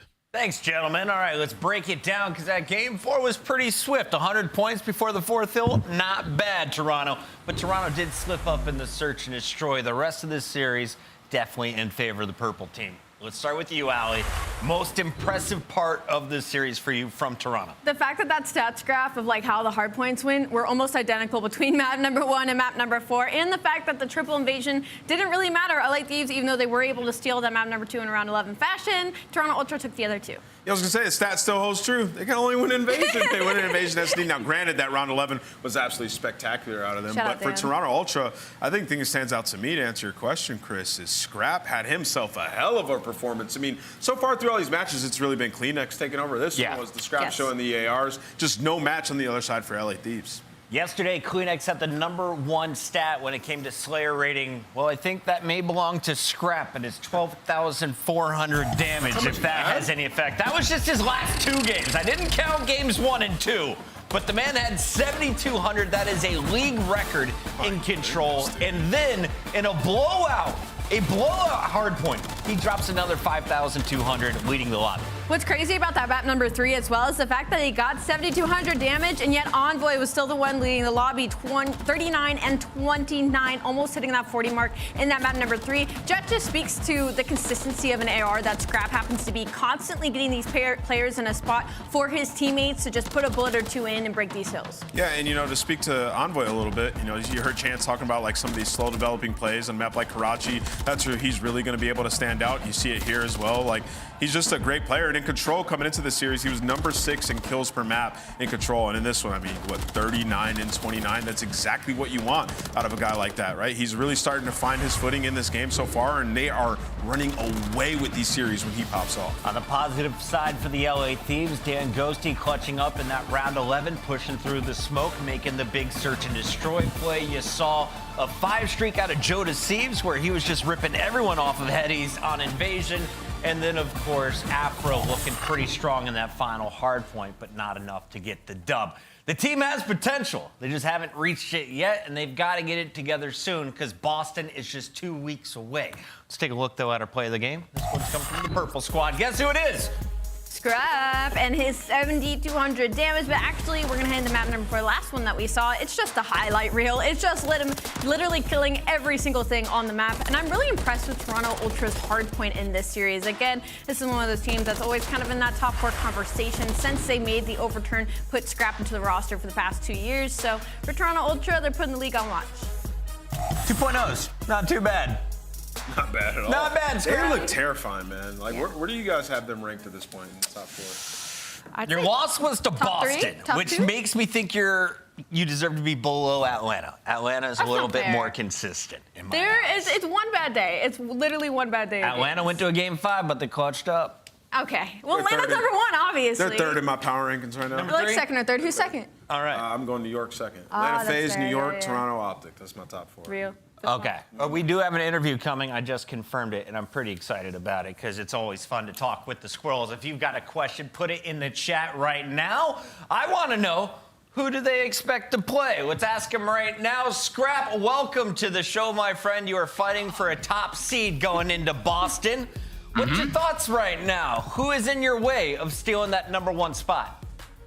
Yeah, there's a bunch of good teams. Well, actually, say a few.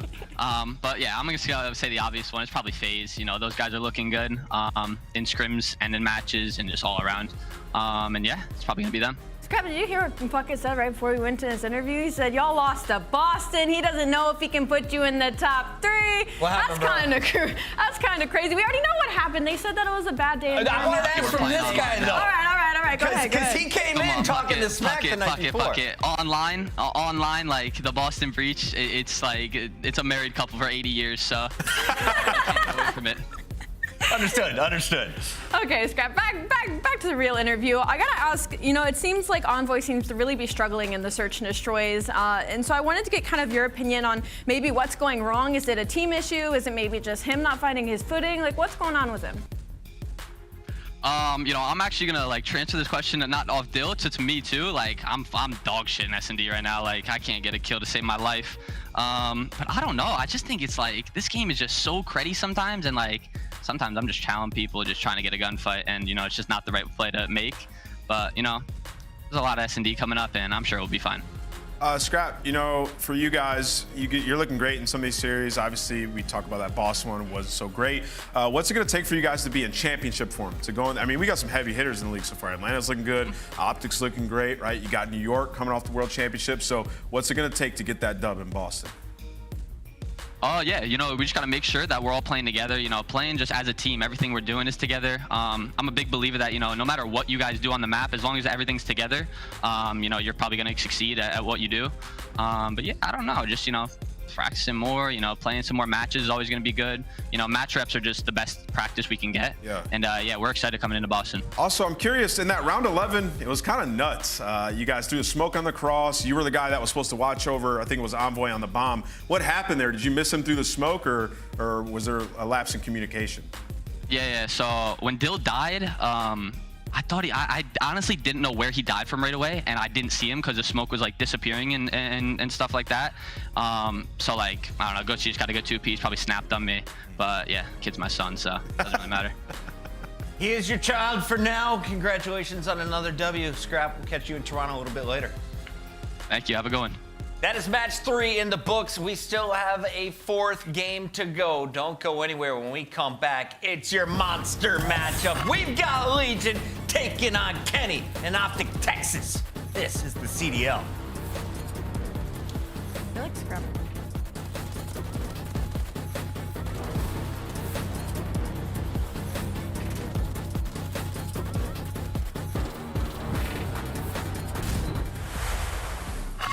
For Journey, 6 in a row for Journey. Hydra obviously being one of those players might have a little dance with Sandy here in a moment, and as the pre-fire as well gets it done and gets out with his life, possibly the best player in the world. Uncontested time for both teams. The game clock still ticking. Oh my God, we're talking about the sub prowess of CleanX, but it's the AR he's putting to work here. Yeah, to keep this 100% at 100. And looking good so far. 2v1 now. Dashy last up. Full health though. Chance to make a play. Next guy drops. Dashy 1v1 versus Illey. Former teammate. Ah! Just gunned to sleep. Down to 3 for either side. This is going to be it. Last ditch attempt. Flying on the point. Joedecieves gets his. But 3 seconds to go. You've got to get on the zone, lad. Fresh mag. Send it. Wins it. Oh my God. It's a 2v1. Diamond Con. Can you do it? The boys are on the capture. It's now a 1v1. What a round of control. Diamond Con, if you win this. God damn, what a round. Too. I mean, what, 5 in a row for Rip, 3 points now for Heretics. They're done. 4 in a row for Journey, 5 in a row for Journey, 6 in a row for Journey. See what he can find. There it is. So up to 7 in a row. Journey has not 34. The takedown 1. The response there immediately on the other side. But Journey, who's been the MVP of the map, hits again. 3 in a row for Journey. Ball game series to Heretics. 40 bomb for Journey on sub-base. Closes out this series.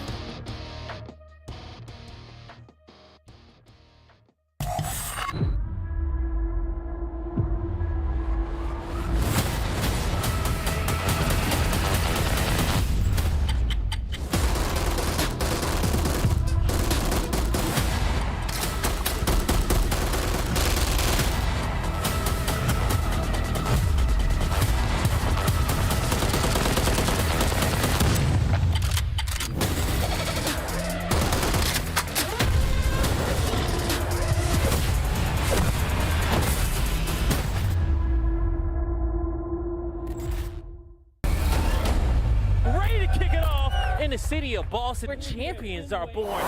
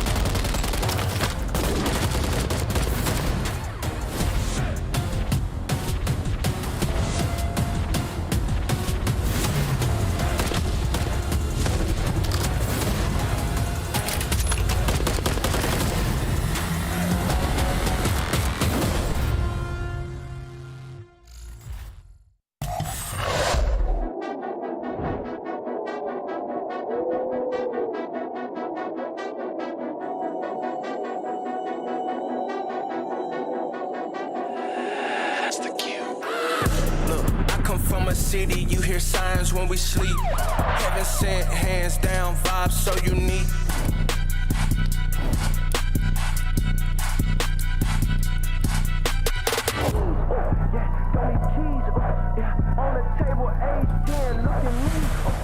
Welcome in, everybody. You made it to the end of Super Saturday. It's time for OpTic versus Vegas, and it's about a minute away, so let's get right into it. Maps and modes here, Alley Cat and Nameless. Yeah. I gotta get your thoughts here.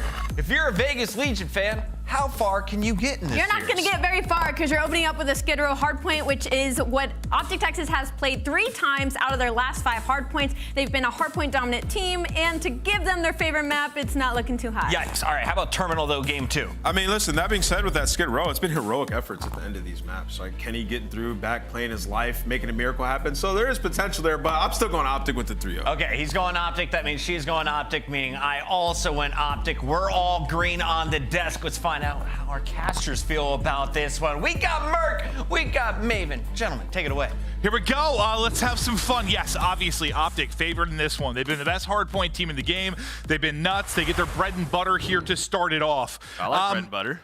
Yeah, so do I, Joe. You have a lot of bread and butter over the holiday, pal? Absolutely, yes. Yeah, glorious. But to the match, thinking about this, so what are your eyes on? You don't expect Vegas to probably come in here and shock. Is there anything you're really looking for, maybe from OpTic or from Vegas, out of this series? I mean, a solid hardpoint, right, for OpTic to keep it up to the level that they're playing at. I think for Vegas, they've been competitive a lot of these hardpoints. If there's one player to look at, especially in Respawn, it's Purge, right, the rookie. Jumping into another tough matchup. And for Vegas, I think the problem is after this, I want to say, I read they play like FaZe in Toronto. Doesn't get much easier, yeah. Yeah, in the next 2 matches, so it's like, kind of you need 1. Yeah. Maybe 2. It's gonna be tough to get 1. 2 might be impossible. Let's see. Listen, the long break is gonna help some teams. First time we're seeing these guys getting into it. It's gonna be Skid Row to start us off, and Pred, I mean, he has been a monster.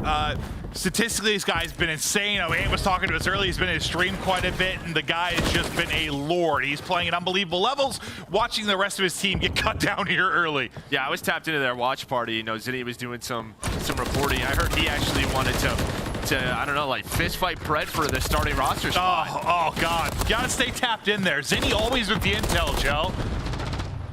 That guy's a clown.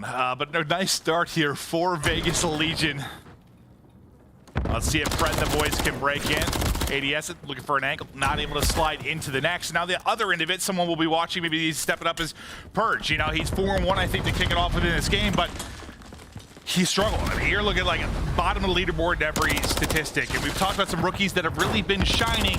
He hasn't really been one so far. No, and the other trio has been very strong, right? Especially, you know, just in some of their matches, they've been very competitive in respawns, like we said, outside of control where they're on 4, but looking at the hard points, like they are in this. And right now, P2 control, you get the early time at P1, Standy with a multi-kill. So a comfortable start here for Vegas Legion. See what Purge can do off this 4-on-1 start. Mostly he's just soaking up the time.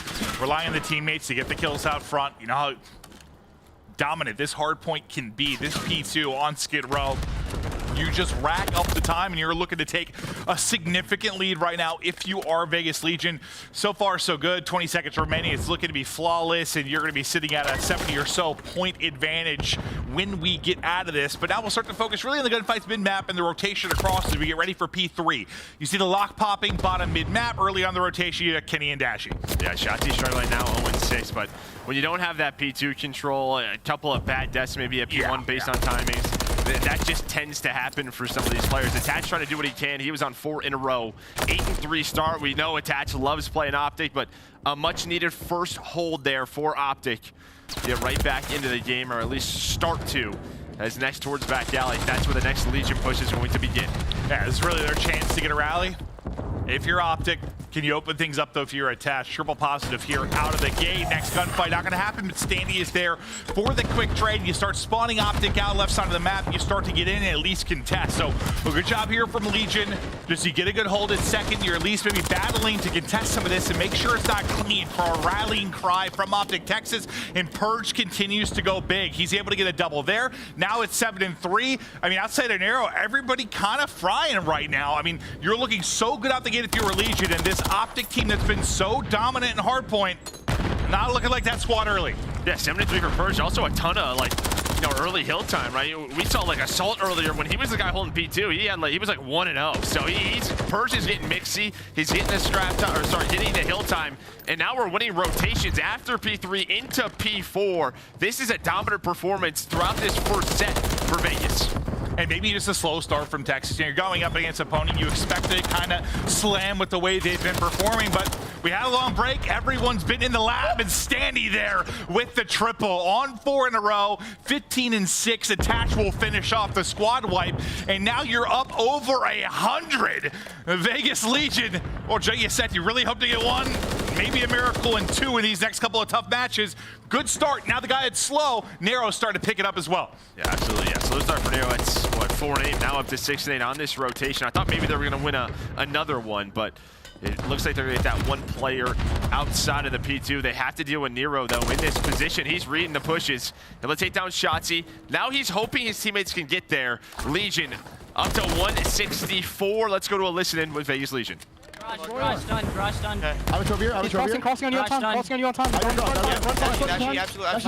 You can get on top if you need to. I spawned out P3. Take it.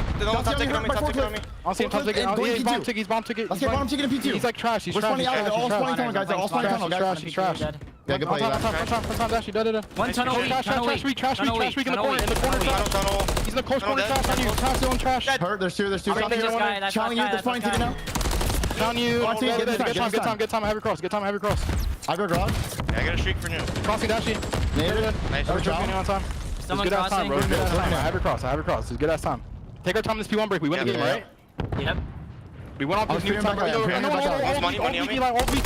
Ticket. Can you hurt ticket? He's coming back to you, ticket. Yeah. Nice shit. I spawned to upstairs. I'm gonna go break here. We're gonna break here. Yeah, Pred is in money. Slow down. Yeah. Pred was in money. Let's go L2. Yeah, Hall. He's in money. Fred, hit Top flat. Nice. Yo, no, he's scammed. I got one. He's scammed. Shotzzy one shot fire. In the single door, dead. Yep. I'm on my single door. Up trophy on time. We're missing one. Last guy, Kenny, hold it. Kenny's flying at me. Pop. Dead. Nice. I got. Sheesh! OpTic, look at more like Floptic out the gate. They're down almost 200 points. They've got 34 on the board in Vegas Legion. Got him in a chokehold. Yeah, I mean, I love the listening. You heard Standy, let's slow down, but Purge right away, he wins a gunfight. He's like, hey, Pred kind of threw this. This is our time to make this push. He then finds a second kill. Now 214, and plus your winning rotation over to P2. So you already see Nero in this position. All the way in the back is Purge at trade. So I'm just going to need a P2 break. Not easy to do. And obviously a comeback here, it starts to get kind of absurd to happen, right? Like when you only need 36 if you're Legion, but even if you can't pull off the win, if you're Texas, what positives can you take away from this point forward? Just get something going, get the guns hot. Yeah, I mean, try to stay hot, but that's going to be tough to do because P2 is just so hard to break. Yeah, you're trying to extend this game, but the comms are pretty much, let's just try to forget about this one, focus on map 2. That's all you can really do, but a great showing here from Legion.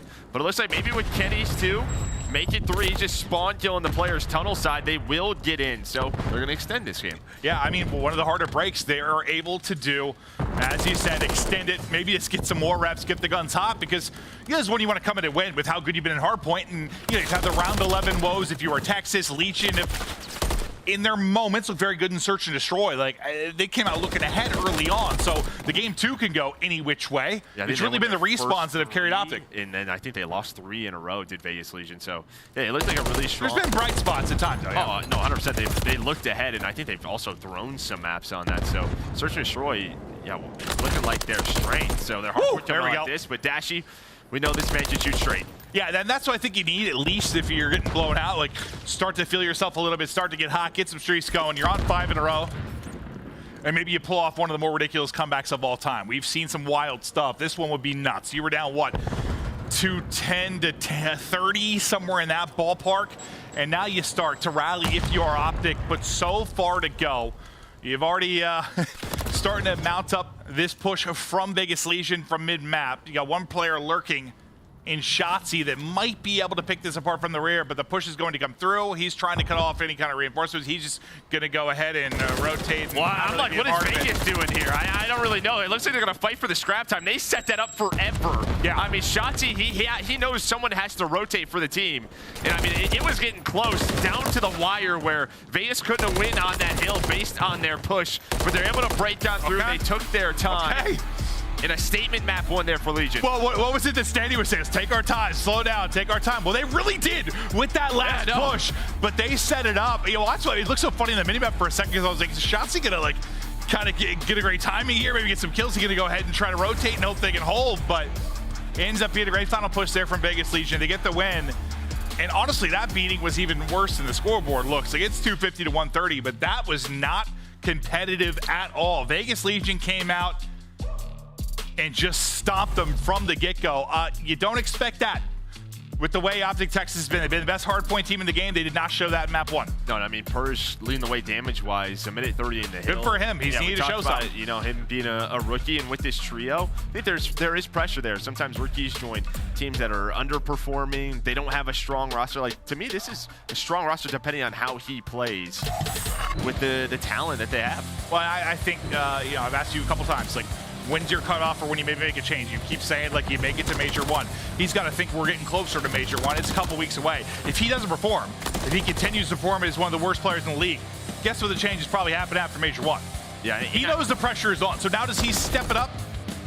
We'll see. I mean, so far, he did in this series. Yeah, and I think, like, these guys know how good he is in scrims. It could just be one of the things where that's true. Down to matches. And we've heard players talk about how matches, they slow down. Some of the situations and scenarios are much different than practice and just how they are taken. So maybe just take some time to adjust, get ready for that match flow, but still a long series to go. And they have a long way to the first Major. Yeah, they do. Now, for OpTic Texas, you know, you did start to come alive a little bit towards the end of that. You had a nice break into a P2, which extended this one, maybe allowed the guns to get a bit hot. But the fact is, you came out very, very flat.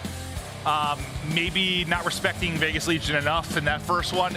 Well, there's a wake-up call now. Now you got to turn it into another gear. Yeah, I mean, I think just looking throughout that game, it was like attach and purge early on. You'll see this. Hey, look at that. That's just.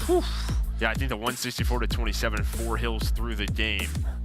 It's a little bit larger there in hill number 5. But even like when you look at P5, for example, that's when Nero was on a 6 to 7 spree. Just we're in the listing, and I'm like, how is this guy still alive? There was no trades back there. He gets the cruise, which helps them out down the road. But it's just the first map. Yeah, it's one map, but considering maybe some of the tough search and destroy losses you've had, well, for both teams, I know, but for OpTic, that's been the big woe. You've been so good in the respawns. Search hasn't really been there yet. But I know, just round 11s. But as you look to the game 2, does this flip on its head a little bit? Like, I think going into this, you probably have 3-0 OpTic, right?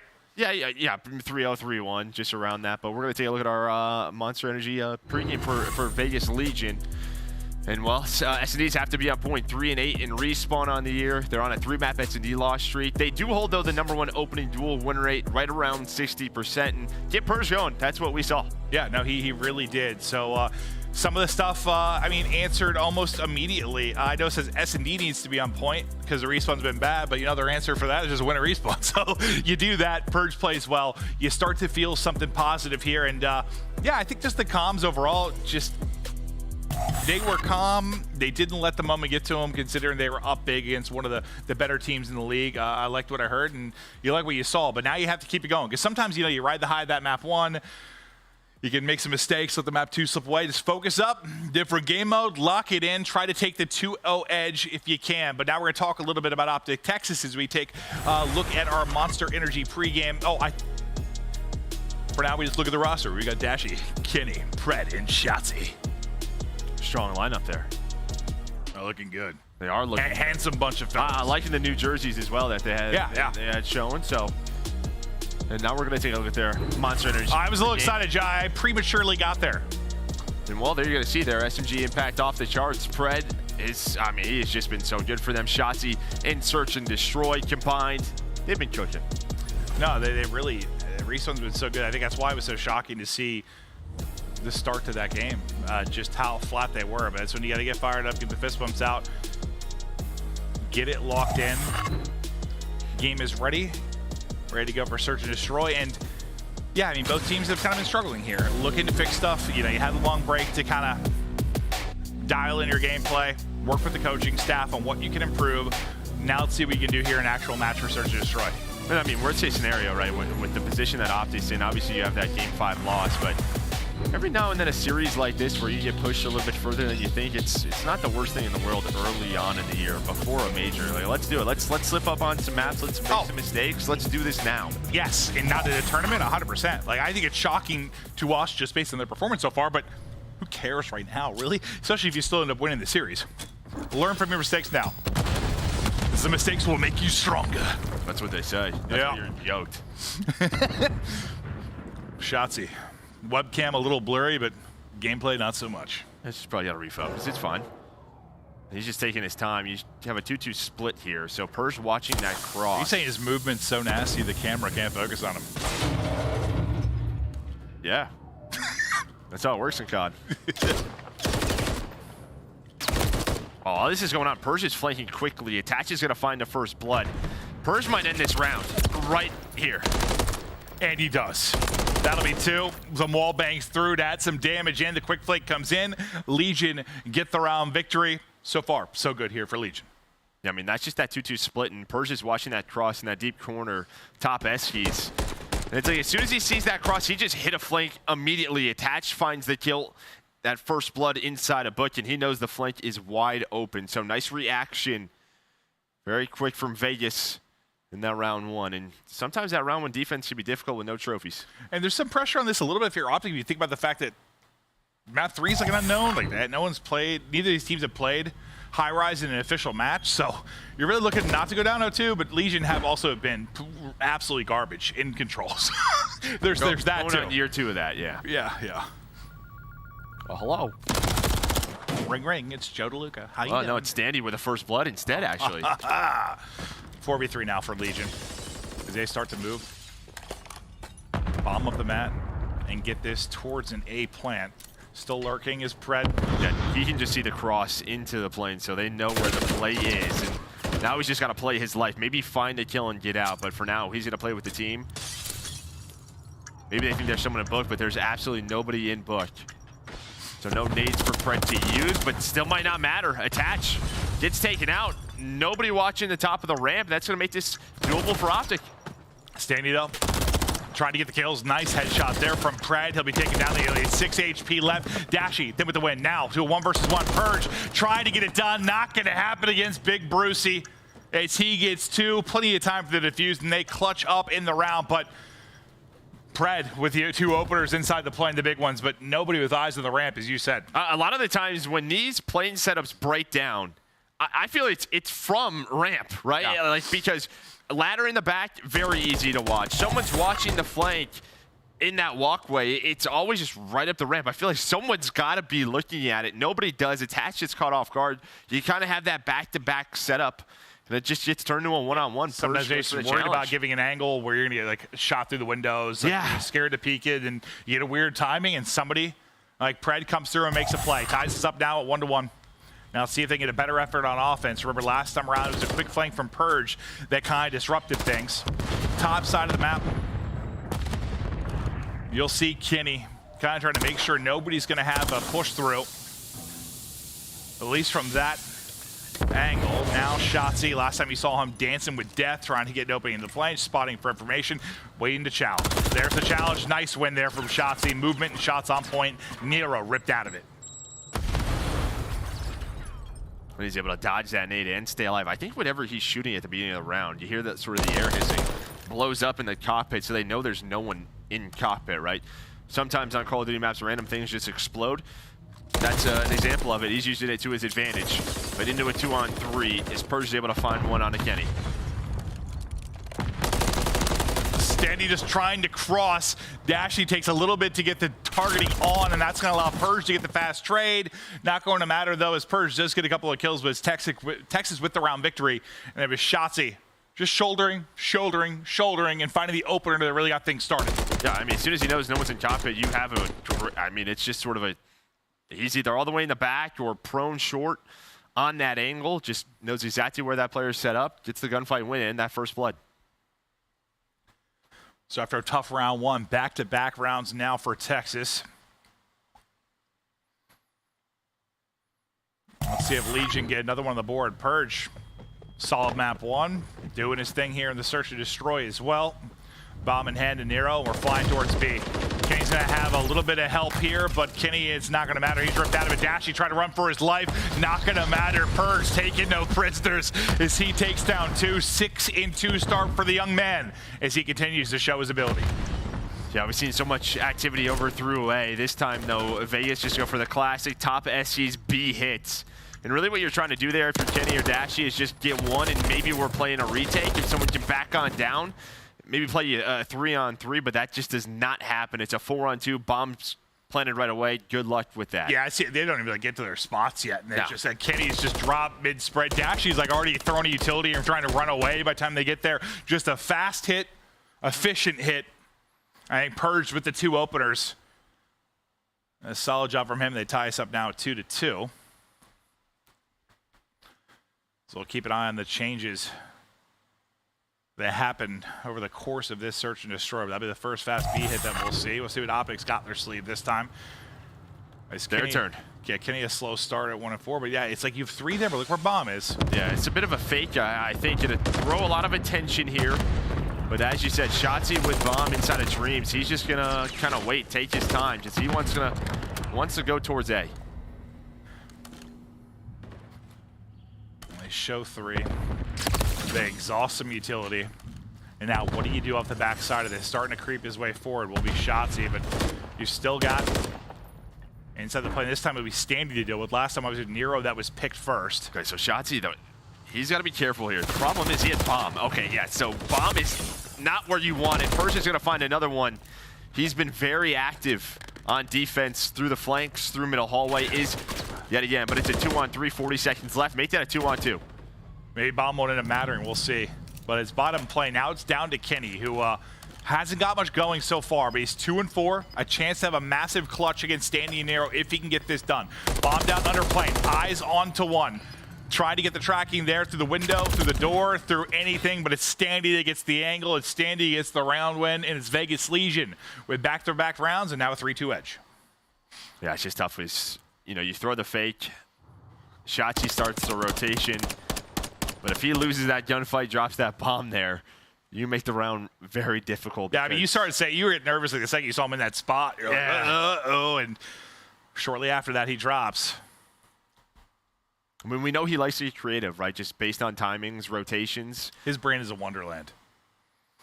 It absolutely is. You're not right. He thinks about the game differently. He's very creative in search and destroy, but that time just gets caught. Last time the fast B hit for Legion. This time, a little more typical, but Pred just takes off Nero's wig. So that is a disgusting first play. I don't know if he had team shot there or what, but if you feel like that can't happen in that position. It rarely ever does, right? Like that early on that you just find a pick. But Pred does it. One of the more accurate players in the league. Ooh, knock, knock. Who's there? Backing down for now because Shotzzy's holding. Run!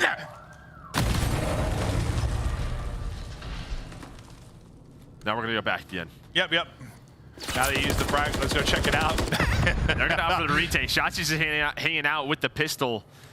They're just going to play the 4-on-3. It's such a goofy mechanic. It looks so funny when people use it. Fred just sneaking up the ramp where you so often find picks, as you were talking about earlier, is attached by himself now. Able to take on Shotzzy now in between the entire team. They eat him for lunch, and they'll be able to hop on it, ties up a 3-3. Yeah, I mean, with everybody inside the plane, right, you have to worry about the back ladder. You're worried about the flank.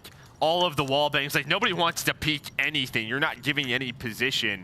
As soon as it happens, you're going to get shot by 3 or 4 MCWs, and then the round is pretty much done. But nice retake, heads-up plays from OpTic. Well, it starts with that first blood, which we didn't really get to see from the Pred's POV, but just... Yeah, imagine a team shot maybe with Shotzzy. Yeah, I would think so. Just show for that double peek, and they catch one. Or just one of those, where the rivals... ray gun. Well, yeah, MCW that round. Oh, so. yeah, true. I'm so used to thinking him with a rival in hand, yeah.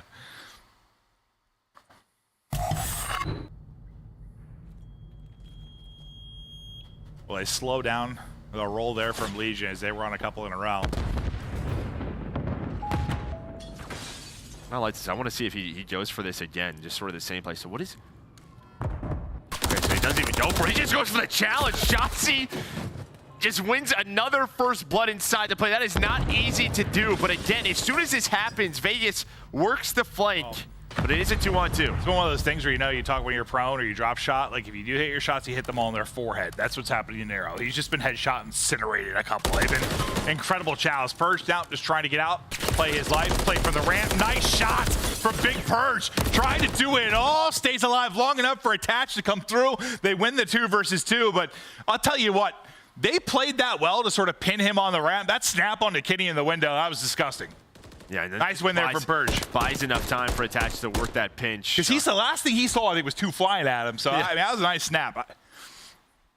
And I thought it was a disaster round as soon as Shotzzy slides in. Yeah.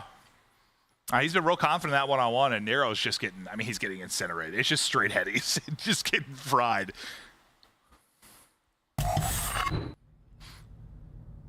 Purge still leading the way. Him and Pred, 8 and 5 on either end of it.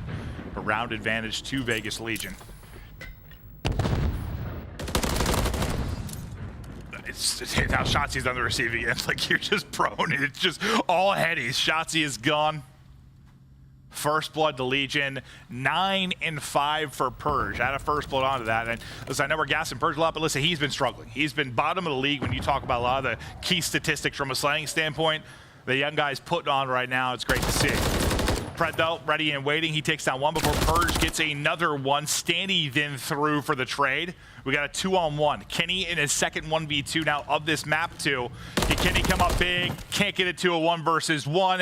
5th round up for Legion. I mean, he snapped on that. Yeah. I mean, nice patience again from Standy after winning the gunfight inside of the plane, because he's trying to cross and plant, but doesn't want to, you know, I'm 2 bullets.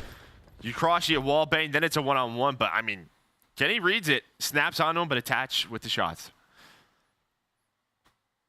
And this is, I mean, everything you want if you're Legion. You know how bad control has been. You haven't won one. Best thing you can do is win the first 2.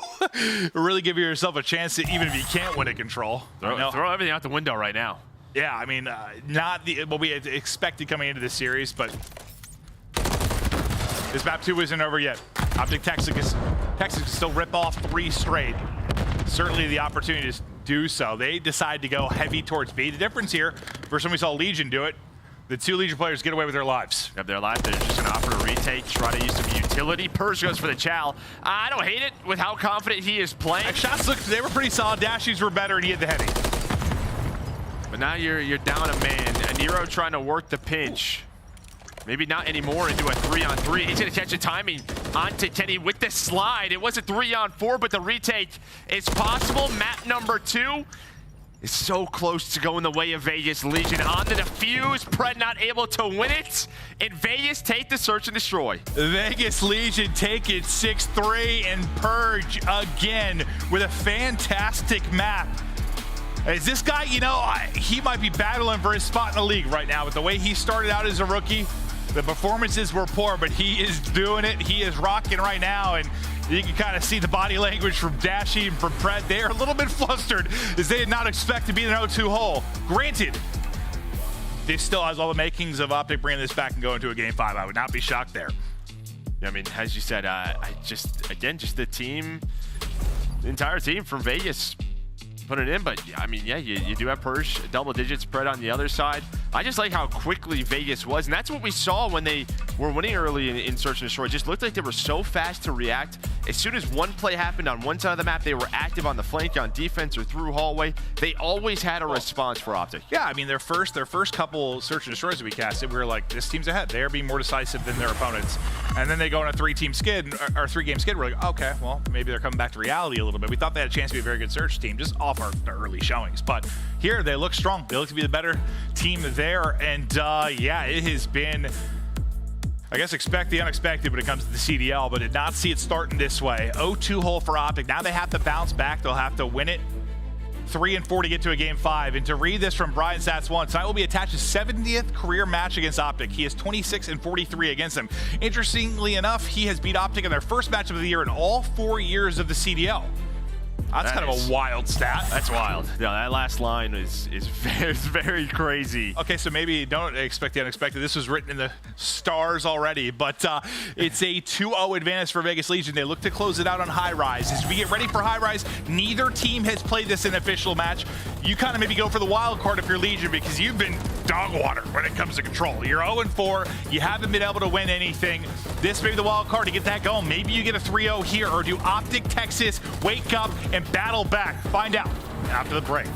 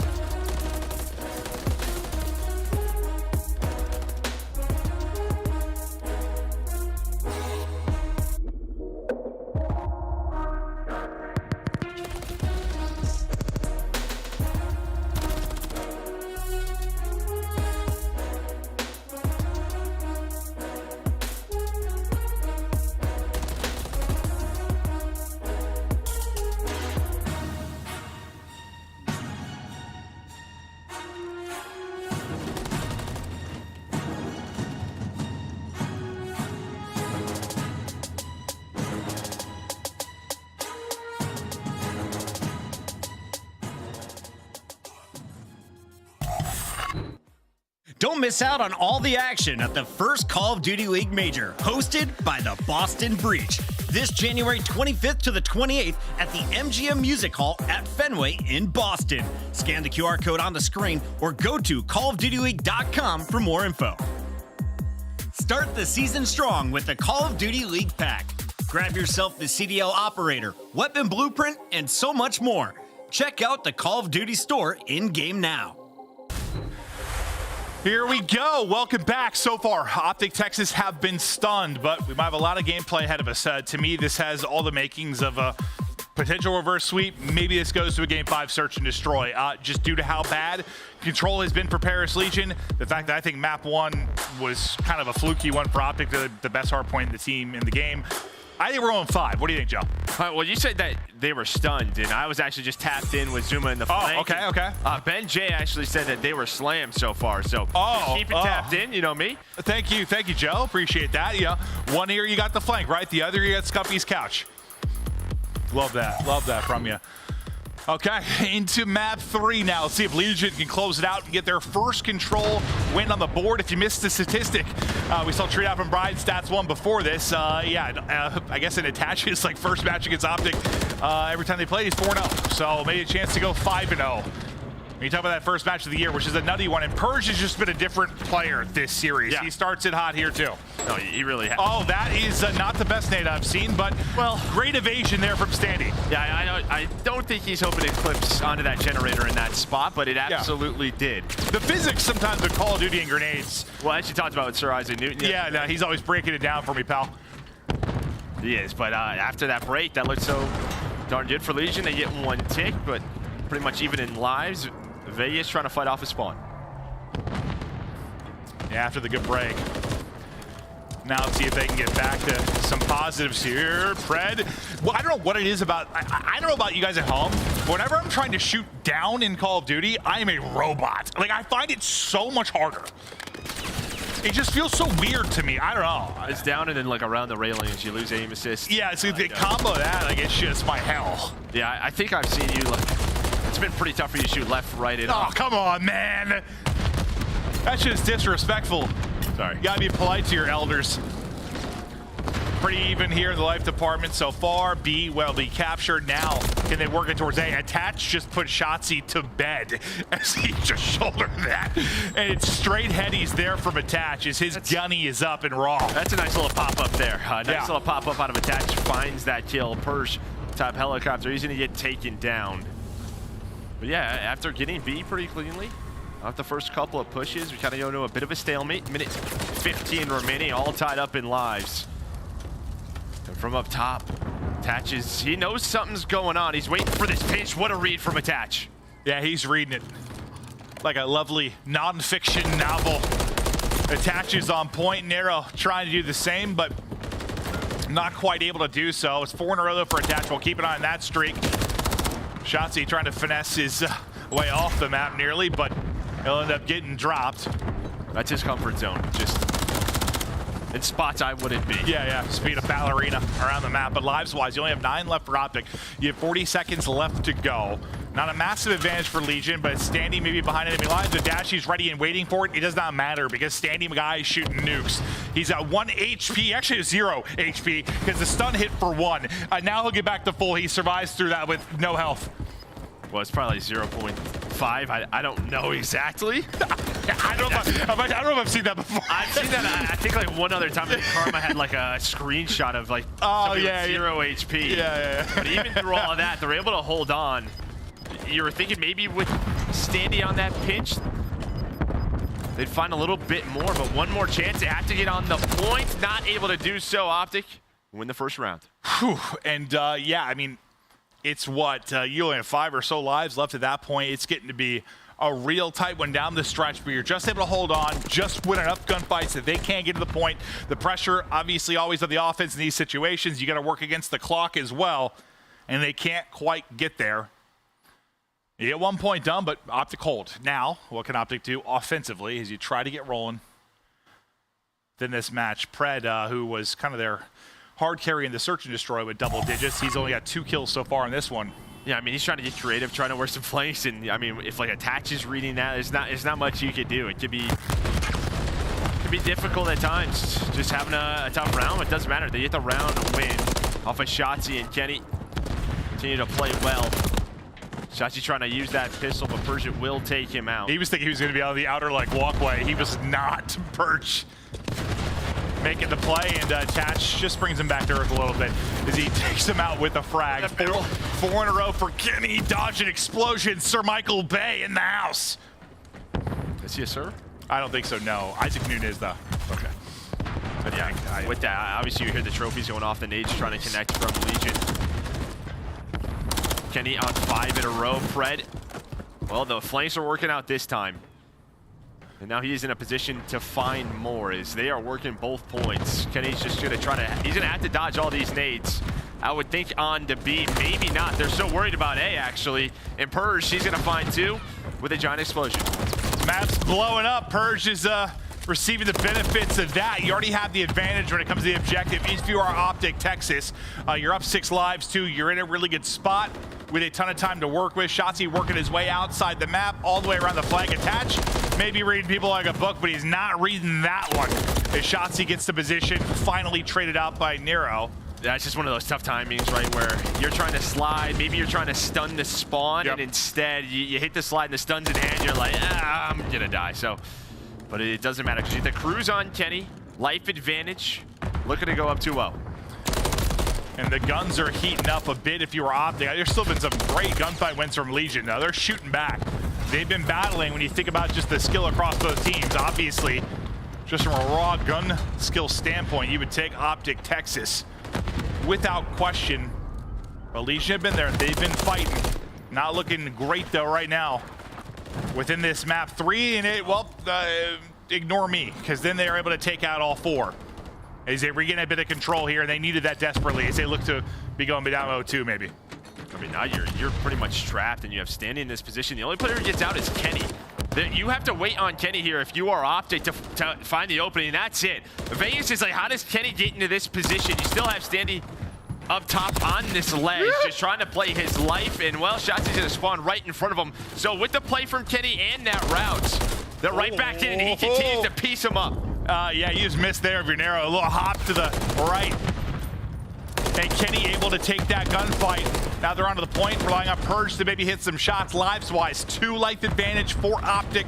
30 seconds to go. Fights all over the place. Standy trying to step it up. He was struggling, but now gets his 8th within it. Purge doesn't finish the first gunfight. Tries to snap to the second. Leads to 2 there for Shotzzy. Now you have no lives remaining. Only 3 up if you're Legion. Make it 1. All down to Purge. He is chopped down, cut down, sliced into pieces. Texas win their second round and take control of this map 3. Yeah, and that was a 6-on-3, and I don't hate the play here. You're going to see all of Vegas sprinting, and they know we don't have the lives for this, right? We have to stagger the push. We know there's 1 player left on the point. We have to deal with him first. So they try to go, but obviously on high rise, MCWs, you're just getting cut down as you cross. Yeah, I was trying to think of words too. Just mowed down, cut, slap, chopped, all of it. Yeah, they were getting annihilated as they tried to get there, and they couldn't.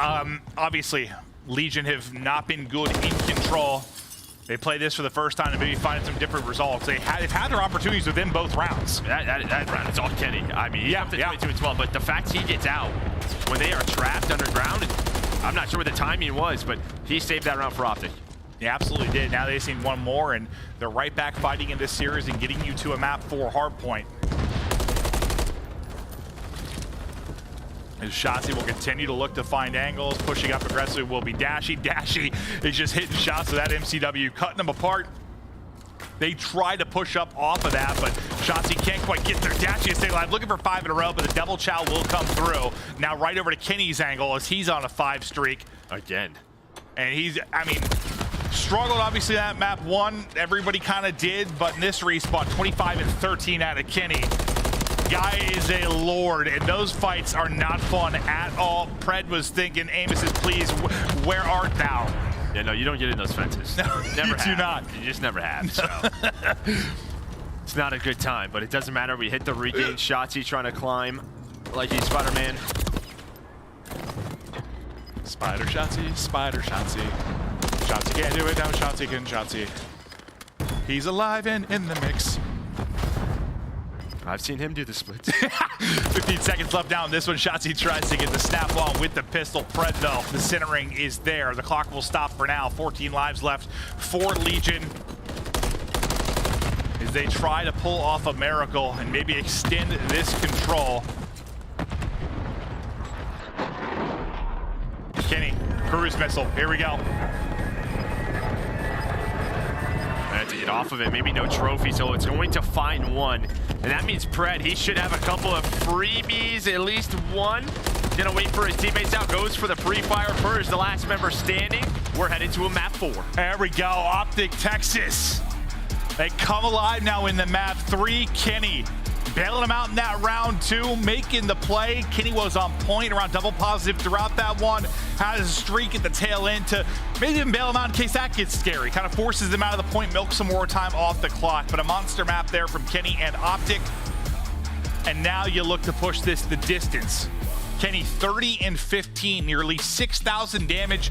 Kenny's stats compared to everyone else in the lobby is a joke. That guy had a map. Like 24 non-traded kills. Look at his, he had the most assists, the most non-traded kills, the highest streak, the most damage. He doubled basically his entire team. He has 30 and 15. There's a reminder, Kenny is very good at the game. Yeah, he's a Slate CEO. You know how you don't like that MK2 reflector? Neither does Kenny. He calls himself the Slate CEO. Yeah, I don't like it. I don't. Yeah, I love that. That's it. More people have been putting on the Slate more and more. He's putting up numbers like that. Just look at the damage per round, like, too, just compared to everybody else. Like, that was just a map, bro. Like, he popped off. And then even Pred, big regain out of him, right? He struggled that round 1, but I think we saw kind of, he was trying to find time using that Rival 9, same with standing. That could just be difficult, right? You're roaming underground and you're just put into a tough spot. He's like, I'm gonna just pull out another MCW. Yeah, and then maybe he starts to get it going a bit, like you said. But it was the Kenny clinic throughout. It's crazy too. He starts like 4 and 6, and then he must just go. He starts to go nuts. Yeah, no, 100%. Like, he was sitting around even through the early going. You have a Shotzzy with the hot start. I mean, it's at round 2, right? I mean, he started to get going there a little bit, but it's this round 2. And however he gets out, gave him this point. Yep. And that was everything, because I mean, I think that's when you got the 4 down if you were Legion. You were in a good spot. You had them locked in.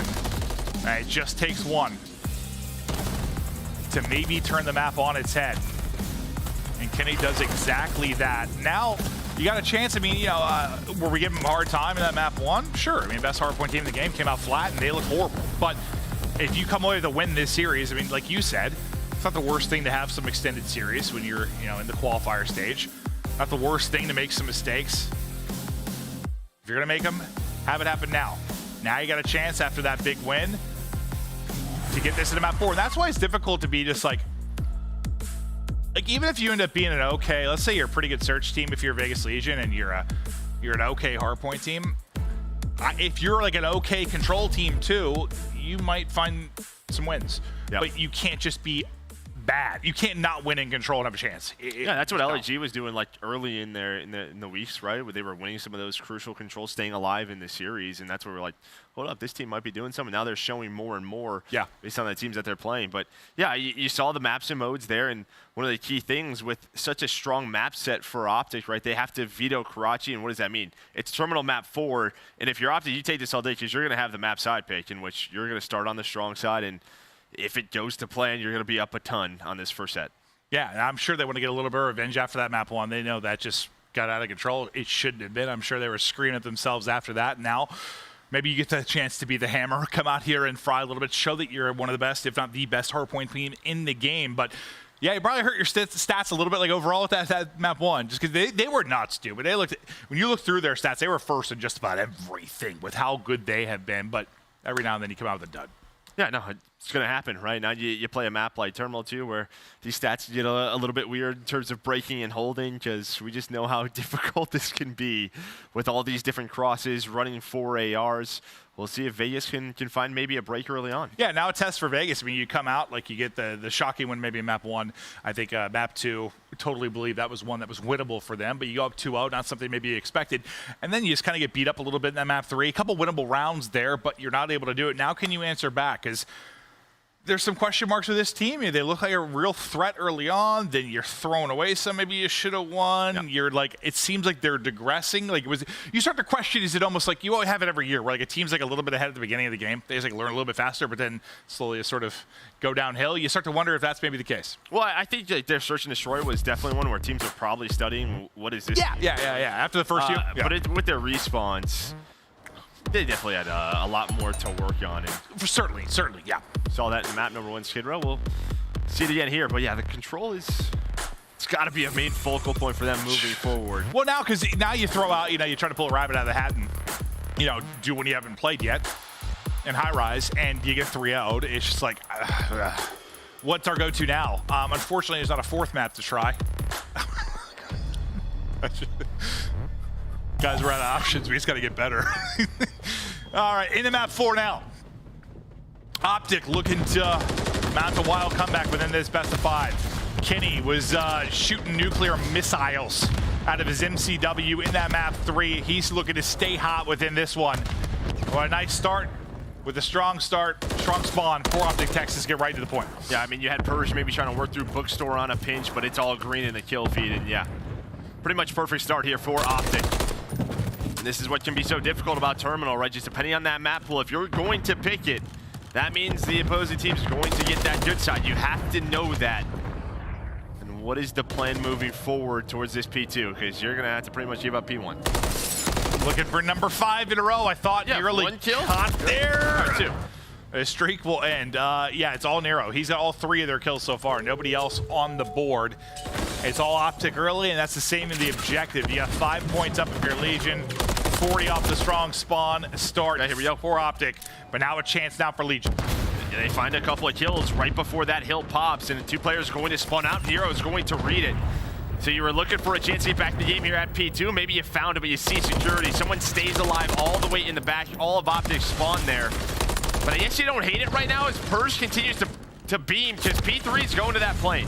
Yeah, it's like the one time where like the security spawns are kind of like, all right, I mean, it's not the end of the world.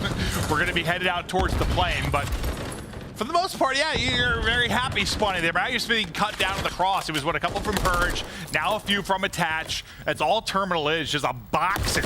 Lines of sight for MCWs to hit the beams. We have 15 seconds left here. Legion made that rally, now gone back in front. Now do you have a chance to maybe chain this into 3? Because OpTic have finally pushed through. You have that close spawn there in security. They funnel it, they finally get it into the tail seconds of it, and now it's kind of a foot race over to 3rd. Yeah, and then Fred with the angles from Bookstore is going to allow his teammates to get in there. He's able to find 2 kills. Shotzzy still on his spree. He's up to 7 and 4. OpTic in control of this plane. Yeah, it doesn't really matter what part of the game it is. Security can somehow, it'll work for you eventually. Fred is in behind everybody. He's able to take 1 down and feed that information to his teammate in Shotzzy, but he will end up falling. So you get back in quickly, up a triple from Nero. And we look for another lead change within this one, but halfway through this hard point, Joe, what are you seeing on the minimap here for the setup for next? I mean, obviously, you already have Shotzzy inside a burger hanging out. Smelling what they're cooking back there. Kenny gonna rotate on over. Trying to get a burger after the gas today. I kind of can. Maybe 2. Oh. You like your doubles and triples, but Shotzzy on that early rotation, it's gonna pay off. He's at 3 in a row. But I would say the one thing, throughout this game, I was really just worried the way Vegas was shooting throughout that first hill, right? Only Nero was finding kills, but a nice response. Nero's up to 11. They have a 30-point lead off of P2 and P3. And attached with some headies. Maybe you want to set them up as soon as I say that. It's Pred and Kenny. Fight right back. It looked good for a moment. And then it was all OpTic in the feed. So they'll get Antsieski's side spawn for Legion as they try to find any kind of break. An opener from Attach. Will that be enough to maybe get you forward? But the problem is getting across. You've got multiple MCWs holding you. And Shotzzy and Dashy have the angle. It's Shotzzy finding all the kills. But it's like you win the first couple of gunfights, but it's like, can you actually hit that gap? It doesn't seem big, but it's like monumental. Those 10 feet to cross the burger. Just trying to think of just so odd how, the crosses, especially in this game, I don't know if we've had anything like it in the past Call of Duty, right? Trophies and they just working some of these hills. It's definitely much different, but these teams have adapted, know how they want to play it. We have a very close game, but Vegas tries to go for this again without that security spawn, fighting for the front. Yeah, if you're going to be a Call of Duty professional, you better be ready to adapt, because who knows how early and often things can change. Standy just staying alive with 19 HP in the point, but it's Shotzzy through that's able to get the kill. He's leading the way right now for this squad. It was Kenny hot in map 3. It's Shotzzy here. 16-8. Still about a tie game, but it's OpTic with control of book. That's soaking up the time now. Any big takeaways here from kind of your first half of play? Not too crazy. I mean, yeah, just both teams trying to securing those points. Again, what Vegas is able to do, at least they're still in the game. But now, just the way OpTic's starting to shoot and Kenny's getting going again, he's on another 5 spree. You have this security spawn. You're going to try to hold it for the next couple of hills. It is the same story. Yeah, I mean, the respawns is just going to be tough to slay with this OpTic Texas team, but so far, Legion been able to do it over the course of the series. It's just like, can you keep doing it over the course of the entire series? And when does maybe that skill gap, that edge towards Texas, start to show itself a little bit more? But you're still in this game down 40 if you are Legion. Purge still shooting straight. Trophy out for coverage. In the point they go as they try to make the rallying cry, but it's still security side spawns for Texas, and the 4-man hit starting to come forward as Purge doing his best to blend in with plants. Yeah, probably just trying to go for that contest spot. Force maybe someone to overpeak, just kind of hanging out right there. They will take this all day as we try to rotate on over. Maybe a couple of players towards P2, and maybe behind that multi-kill from Standy and try to get forward. They do, but Dashy says no. Then on the bottom side of your minimap, you already have a skirmish going down. All of Vegas going to try to get here quickly. Yeah, they're trying to battle forward. They'll leave the final 20 or so seconds to Dashy inside, and then you'll fight this on the other end of it if you are Legion. Last time they had a great chunk of time here, but what, it's like the last 5 to 10 seconds, you broke through from security side spawns if you were Texas, and that led into the plane hold. What kind of job can you do now if you're Legion? And I actually kind of like this. They're not overextending to try to hit the security spawn. They just have like a cross setup where you're controlling this front desk, you're shooting from terminal, from that jet bridge, you're not letting them get to dreams. OpTic trying to send this to a game 5. Let's go to a listen in with OpTic Texas. I'm laying down. Front term, another turn. I'll push. I'm good. I'm right now. That's good. Alright, that's good third. It's really This good. is game. This is literally the game. Yeah, I have a of time. Someone hold. Pick a book. Yeah, one's in plane. One front. I'm holding the hole for a Make sure you're the front here. I'll hold front here. I can bump you, Ken. You can go. Hall. What's the turn now? Oh, what's the hole? I can hit it. Oh, yeah, I'm holding time. He's in the hole somewhere. Oh, yeah. Nice One shot. guy's cockpit. Two cockpit. You can go. Looking for perch somewhere. Maybe term? Could be fed off some maybe? Term not telling me. I spawn burger, boys. Yeah, I'm holding front. Watch out. Just go front. He low plane to me. I just fell. What P1? Deep up P1. Deep up P1. Do that. I fell low plane, bro. I have a pinch there. Yeah, you go on the slide, Ken, if you want. Let's look for this guy. P1 first. P1. Wait a second, I'm hitting the side. P1, Standy, 1 HP. Mid left. I'm again. Last guy behind the wall. Behind the wall. Is he still mid left? Yeah, mid left. Behind you. One behind you. Let's go on low red. Alright, it's only one guy down. Kill. I got one. Find it. You get a kill, Brennan. Back. One shot. Yo, one's in bottom red. Yo, two slide. Two slide. We spawn out deep. One more We got slide. to play new kind of Big left. You're gonna pressure this. Only. Near us has to be one of me. Absolutely. I'm holding the book pinch for a sec. One's adult. There's two adult. One's pushing turn fast. To the right. Hey, I started him in front of you. Right now, you ready? Danny, one shot P1. Danny's P1. Yeah, In dreams. Green push, alright. Where's it? I got you. Give me book. I have your book.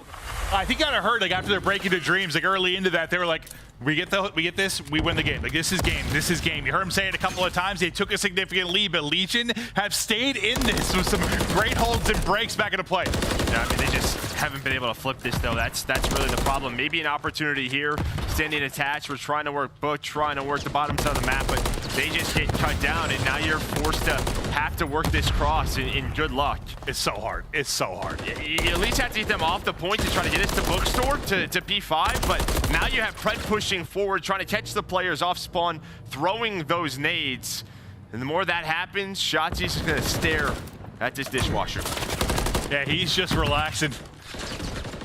As the rest of his teammates finding the kills second by second. This is looking like a game 5. Felt that way. Even after Legion went up 2-0, it's looking that way, but you get some big kills. We get enough here to extend this. You only need 8 seconds if you're OpTic Texas, but you've cleared them out. I think you may have done the work you needed to. A couple more ticks, and you've done exactly that. You have done enough to see more here if you are Legion. Just enough, but still trailing by 50 points. You put so much effort into that, though. It's bookside control for OpTic Texas. 5 in a row, make it 6 in a row, though, for attach. But you just need 5 seconds right now. If you're OpTic, they're set up inside. Vegas trying to work the pitch. Can they get in and stop this? They just do it in the nick of time, and we'll see a bit more here, Joe. Yeah, not much. Not much at all. Not much longer OpTic game 5. And I mean, it's just the story of Terminal Hardpoint. I mean, it's just security side control. Yep. That's they never lost it. They had it pretty much the entire game. And it ends up being a closer than being a battle. That's sort of Terminal. Like, they're usually... Well, I mean, they know P3, you know, the end of the listening. The reason why they said this is pretty much the game with the break, because maybe they throw a life or two, a push or two at P3 inside a plane, but they're just going to rotate Shotzzy early in the burger. And yeah, they put some effort into it, certainly. But, I mean, the big thing is just making sure we don't lose control. And that's why you kind of heard, I think it was Kenny even when he kind of dropped low. Like, he was thinking about just picking up the player that was P1 side, just thinking about that more than going towards planes. Like, just making sure they don't lose those side spawns, making sure they got the best chance to close that out. They do just that. So best hardpoint team in the game, rebounds after a tough map 1 loss. But here you can see how it broke down, and it was really, really back and forth early on. You can see a bunch of lead changes to start things off, but around that 100 point scoreline, I think what I asked you, what do you think about that first kind of half of gameplay? From then on, it was OpTic. Yeah, I mean, if you look at sort of 4-5 on that flow chart, that is when OpTic won security back, and it just stayed that way. Yeah, no, you're totally right. But here's a look at how our series has gone so far. We're tied up 2-2. A great start from Legion, but now you start to bring it back and think about the reverse sweep here for OpTic. It's invasion, search, and destroy.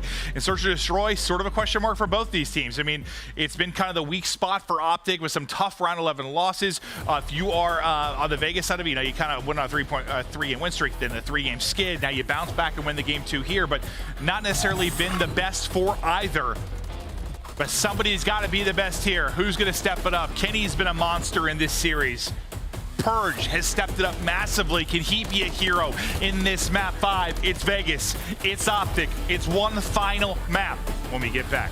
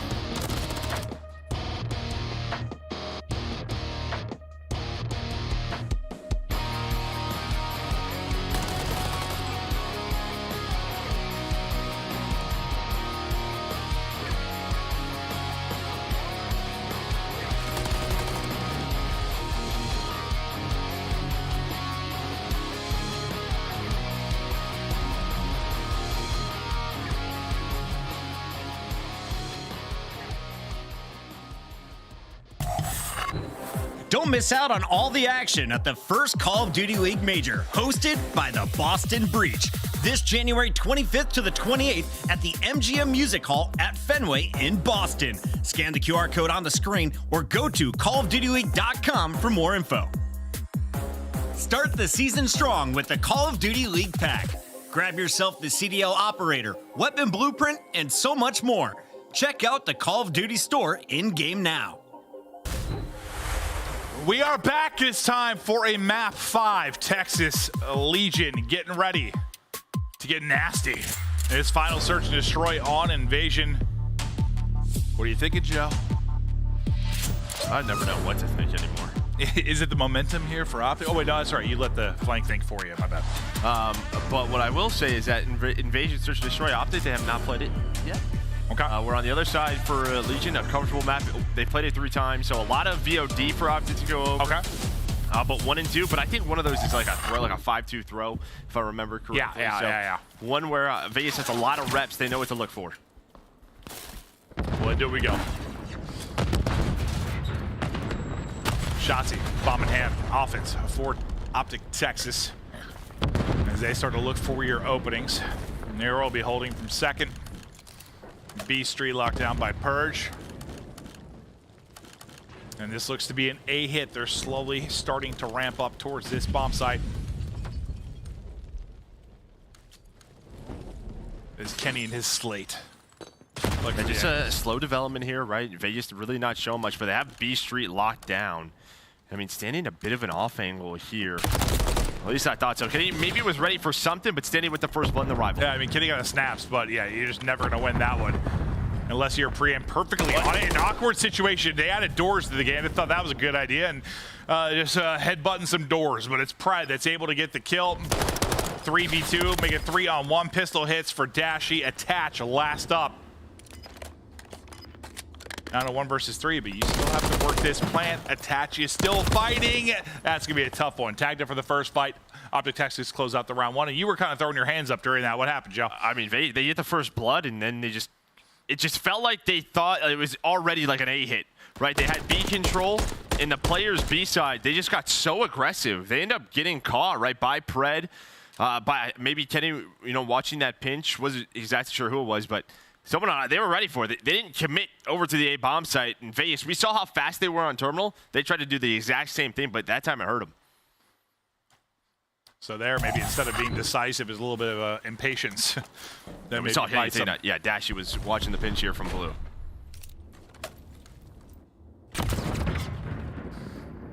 Nero getting tagged on the cross, but still fine, just playing for info.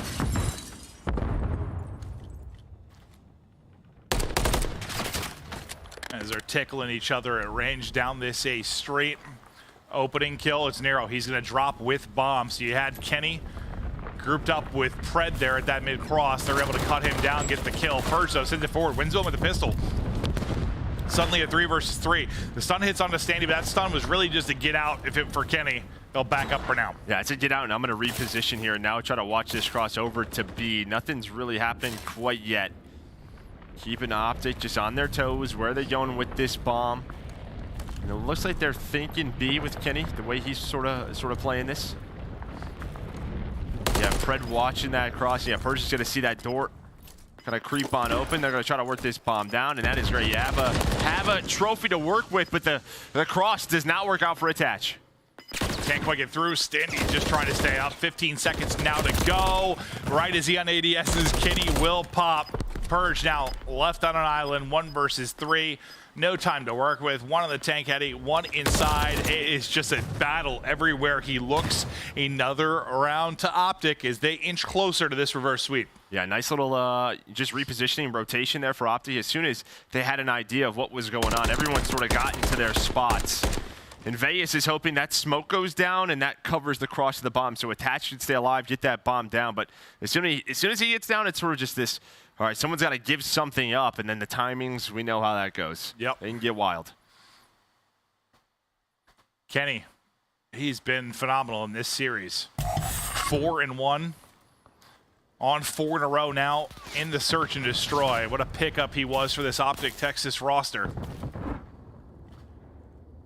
Another creepy crawling. Oh, it's a team bonding exercise. Yeah, those are always good. Yeah.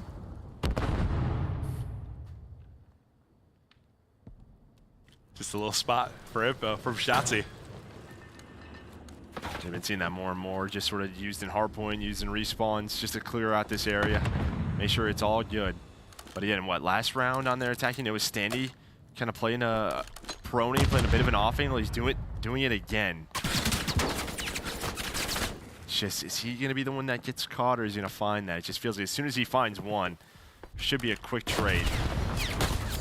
Kenny does get pushed up near that dumpster, and hello, that's going to be bombed down. Yep, he's tucked away again. He sends it so weak, continues to go, and just a shot to the booty as he takes him out as he tries to round the edge. It's a spot there from Standy you thought would maybe be the playmaker. He was exactly that, Joe. I mean, he's just playing sort of different angles, playing a little hide and seek. We saw it in round 1. He was right outside the dumpster alley in that corner, switches it up this round. And they know he's got the bomb site on lock. It's just sort of, don't let them get an angle on me. Make sure you're looking over there. Show some presence so they're not worried about me. That's exactly what they did. Yeah, you saw teammates just like sort of shooting shots over top of him. Like, you're just keeping him honest. They lose track of Standy. Standy makes the play. Big round win there from Legion.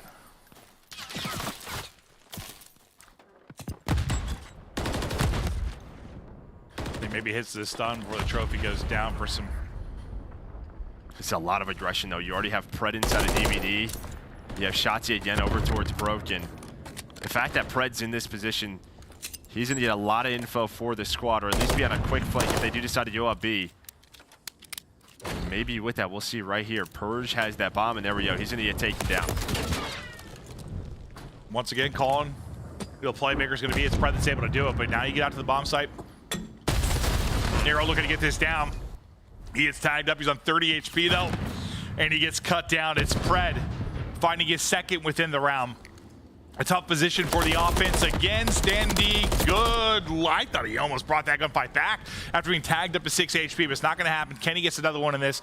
Now attaching at 1 versus 4. Quality beams onto Kenny. Nice little snap onto the second, but too much to do. And 3 rounds up now for OpTic Texas, but Pred the key player there, Joe. I mean, they get aggressive up the street, right? You saw the trophy go down. We saw it through X-rays. Shotzzy gets across. They have no idea Pred is, you know, inside of DVD. I mean, he gets 3 in the round, right? Yeah, he's just kind of hanging out. As soon as he gets that spot, and we've seen that go wrong, right? On that cross where a stun or a nade hits, and they, you know, the attacking team will catch that player broken, and then they just go, and, you know, you lose the round. But that time, it's a risk, but it pays off.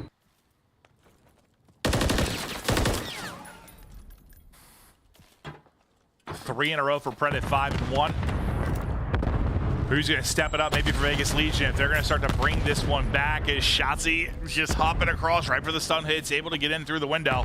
And I love Stan. I mean, see, he's got another spot. He's like, don't worry, guys, I got 8, and this time it's from a different spot. See that number 6. He's not in the middle this time. He's up that water street, but it looks like he's going to be a B hit his bomb. Starting to work their way up, as that's a trade from Kenny and Nero. Yeah, we'll see how Standy opts to get involved. He's been a key player in these defenses. Well, he gets involved by Pred taking his head off. 3v2 now for OpTic Texas. Chance to take a big 4-1 edge.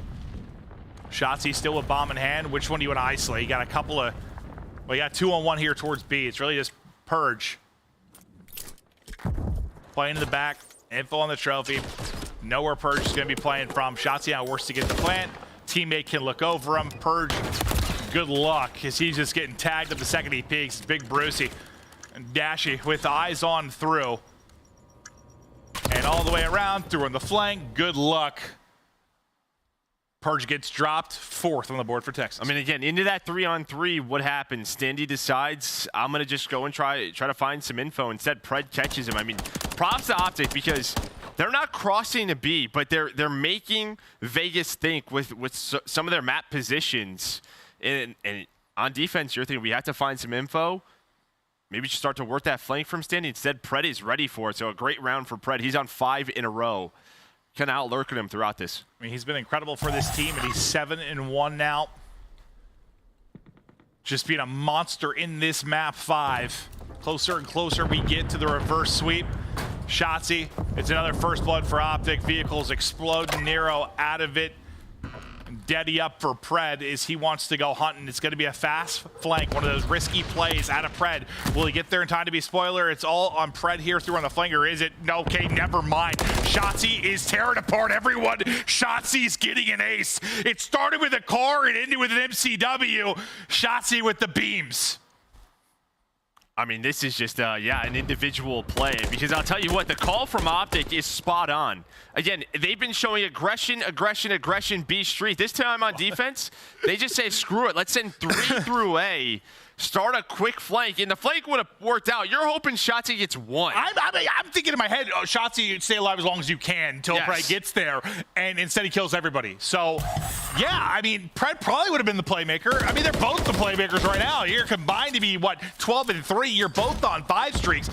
Vegas Legion getting choke slammed here in this map 5. Just dominance out of OpTic, and the poise to come back after the 0-2 hole. Now a round away from closing this out. You've let Shotzzy get deep into his bag. Good luck bringing this back, but Attach, you know, he's got the ice. One of the clutchest players we've got in the league. Maybe he brings him back, but he's out of the round now. 2 versus 2, Shotzzy, Dashy versus Nero and Purge. And again, you know, one player maybe lurking towards that A street with Standy. He gets caught, but as you said, 2-on-2. But bombs gonna be planted. I mean, Nero and Purge are so kind of out of this play, both on their own islands. You're kind of at 1v1s on both sides right now. Yeah, but Dashy's gonna get the info, and look at this. He saw him crossing back, so Shotzzy just is, all this is wait for me, right? Wait for me, don't overchow. I'm quickly on this flank, but instead he's gonna get found out and already on the defuse. Will he get there in time? He sure does. Finds one, snaps on it in second. The long flank works out. He said, trust me, big baby, I'm gonna get there. He gets there and clutches up for the 1 versus 2. And Texas, after coming out, I don't know, flat's what's flatter than flat? I'm not sure. Super flat.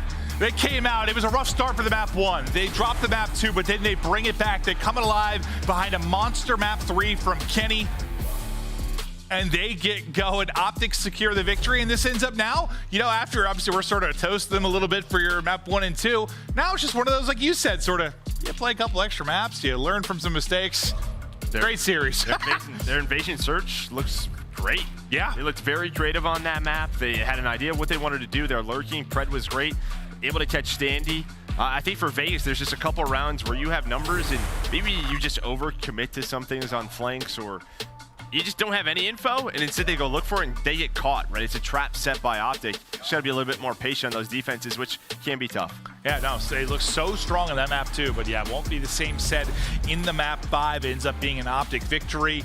And yeah, I mean, some good takeaways from OpTic, I think, in the sense of, I think you kind of nailed it. I think the one big thing is just that kind of map 5. Like, yeah, well, you get to see them on high res for the first time, which they get a 3-0, so you get some information there that maybe they control map pool maybe a little bit deeper, even though it's not the toughest of tests with the Legion in that regard. But the map 5, just you want to see them just dominate some search and destroys where you've just been going round 11, just come out and sort of put somebody on their butt.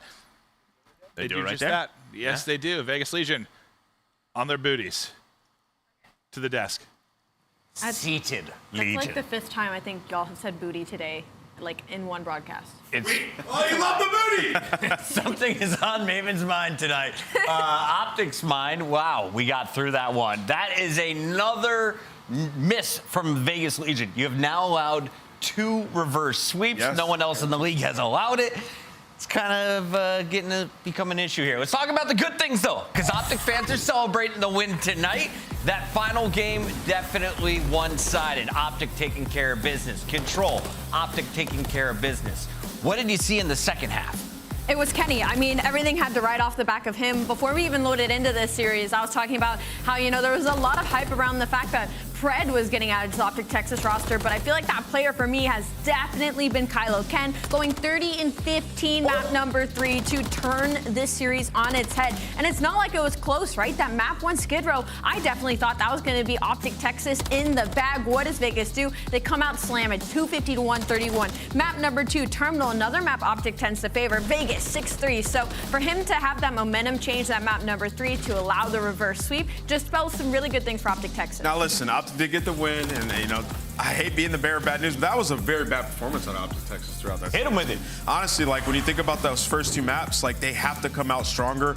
Talking about that Skid Row, I mentioned it beforehand. Like we all picked OpTic to win, and we were like, what map could we see some success from in Vegas? We were like, Skid Row, because it was Kenny's Heroics that were getting them the wins on that map. Well, what happens there? Well, some great rotations out of the Vegas Legion. They do spawn good side. They're able to string together P1, 2, and 3 and get a 100-point lead. Now, ultimately, OpTic are able to come back. Great players on that team able to turn up and rise to the occasion. But for OpTic, I've seen some separation with them and the other top teams so far, and I'm talking Atlanta and New York. They haven't shaken just yet. All right, so OpTic not necessarily with the rest of that top tier 1 right now. They're probably on top of tier 2 in my eyes at this point. Definitely. Vegas Legion, though, you are now sporting just 1 win after your 5 matches. Are we concerned about the squad coming into Boston? You have to think they're probably not going to be in that winner's bracket. It's one of those weird things where Vegas Legion last year, they were a team that was really good at search, and they became dangerous when they could win a hard point or control every once in a while. For this Vegas Legion, it's kind of the same story, except they're not guaranteeing the search and destroys. Again, a 6-1 map 5 invasion loss isn't really in the cards for Vegas Legion, who are looking to be an S&D team. So maybe on watch a little bit, Chris. All right, we'll keep looking out for Vegas. Remember, they are back in action to open the day against Atlanta FaZe. Not going to be easy. Ain't getting easier. For now, though, we close out the show with our final Monster Winner Spotlight. Please welcome to the show, Mr. 30 and 15. Kenny, how we feeling tonight, buddy? Yo. I mean, feeling all right. A sloppy series out of us.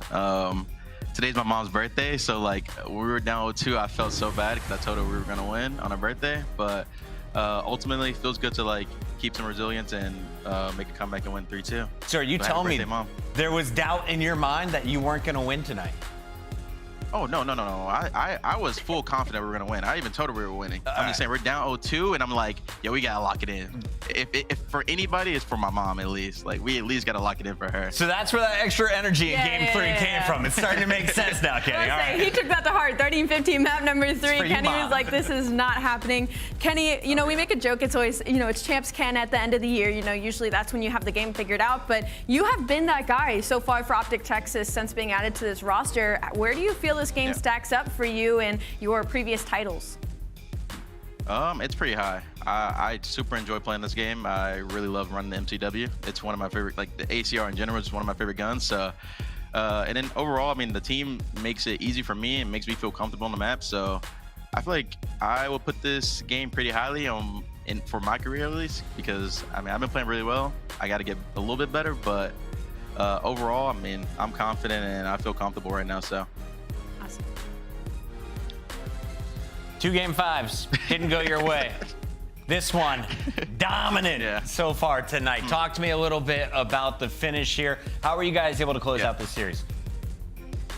I mean, the 2 Game 5s we lost, we feel like we beat ourselves for most of the rounds at least. We have a lot of man advantages a lot of times because we have good sub players who get first bloods.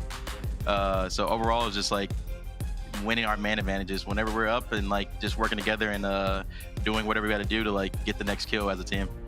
All right, thank you so much for joining us tonight. That is Kenny and OpTic celebrating the final dub on our Super Saturday. A good show across the board. Some big surprises, except for this guy. Did you go 4 for 4 today? No, yeah, I did actually. Yeah, you did. I did. It's a great prediction you caught day. up. I caught up, right? And now tomorrow is really going to be who takes the league. All right, so let's... I figured out what you guys were doing. You were telling what my do you picks. mean? Telling my picks, but now I'm giving it to production in secrecy, so I will be taking that lead. There you go. All right, let's take a look at all of the correct picks from Nameless today. Starting with the Surge. No one saw it coming but Ant, as we all went with the 3-0 Heretics. But the Heretics, we said this was their proving match. What did you learn on the day here, Allie, coming out of this one? I just Huke the Nuke still doing, you know, Huke things. Every once in a while, we get some insane performances out of Huke. He had a fantastic day, but also Surge kind of taking advantage of that rotational stat that Ant touched on earlier in that map number 1. They were on that roto every single time they were there. They were set up. So clearly, they've been doing some VOD review and looking to hopefully still be in that top team conversation. Does Journey stream? This guy knows all of the spots on Invasion. I love watching his action, but the Heretics do fall short. If you gave the MVP to one player from the Surge, is it Huke, Abuzah? Who you choosing here? I'm gonna go with Huke. Yeah, I think I love what I saw to him, and especially to set the tone. This was a team that was 1-4 in map ones, right? It was leading to a lot of losses. We know the hardpoint stat was like 0-5 in hardpoint coming into that series. Well, he went crazy on that sub base. Didn't matter if he had a sub or AR in his hand. So for me, I'm going Huke. As we take a look at our match number 2, it was Surge taking the first dub of the day. The second one belonged to LAG, and this may be the best we have seen from the Guerrillas after their Game 5 loss. They went on a bit of a losing streak. Now they get another big W. It looks like they may also have separated themselves from the other 1-3 teams that started the day. I completely agree with you. LAG is certainly, I think, going to be an underdog team from here on out. You know, even though they've been 3-0'd a couple times, like their most recent one to Atlanta FaZe, it has been always close. You know, we talk about it's not telling the whole story. It was only a 20-point hard point versus Atlanta FaZe and a round 5 control. So LAG's been trying to keep pace with some of these top teams, and maybe now we're kind of seeing them put it all together to close out some of these series. Guerrillas 3-1. Fame earned our MVP honors. Let's talk about Toronto, though, because they were the big squad to watch on our day.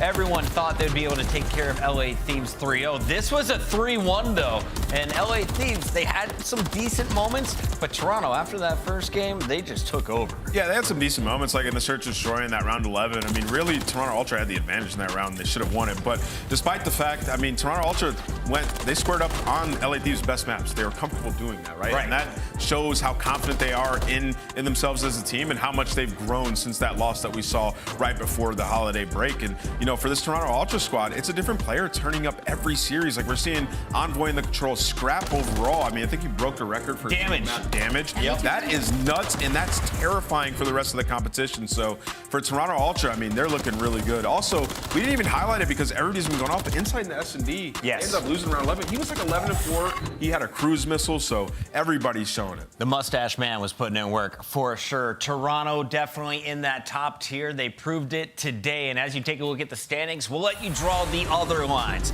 Who joins FaZe, Subliners in Toronto? Do you have OpTic still in there? On the scoreboard, they're right there in the mix. Heretics, Surge sitting with 3 wins. Everyone else on that right side of the screen vying for the final 2 spots. Remember, only the top 8 get into the winner's bracket. Yeah, I mean, that bubble, it hasn't moved much. We thought it was going to move a little bit today, but there's still about 5 teams tied at that 1-3, and hopefully we see some changes tomorrow. And we have more matches coming tomorrow. The 3-day weekend concludes with our Sunday, a 4-match Sunday that finishes with Miami versus Boston. Before that, you see the Subliners take on the Thieves. Røkkr faces off against Carolina, and we open it up with Atlanta FaZe taking on Vegas Legion, who lost again in another reverse sweep. 2 reverse sweeps. Just rinse today from your brain. You saw the frustration from Standy at the end. I hope that they're able to get like a milkshake, maybe like watch the end of the Chiefs game, get some positive mojo. They got to go to bed. And it's rough in Vegas. All right. On that positive note, we say goodnight, everybody. We'll see you bright and early tomorrow, 2:45 Eastern. It's almost noon there on the West Coast, right here on youtube.com/COD League. Shout out to my rivals. We both know now the world finally can see. Shout out to my rivals. You never believed it made me stronger. Shout out to my rivals. The wait is over, no longer. Got the dream, got the drive, got the discipline. Got the heart, got the smart, got the business plan. Competition, y'all listen, you a real fan. Going for the ring again, yes, I'm the man. Getting hot, y'all sweating like a worker plan. Going hard like I'm even running quicksand. I'm power up, call it Super Saiyan. About to reload, beast mode, all I'm saying. Yeah, I can hear you talking big trash. But I'm above it, getting big cash. But I don't know, bro, you look mad. I guess that's life to a rival when you look at idols.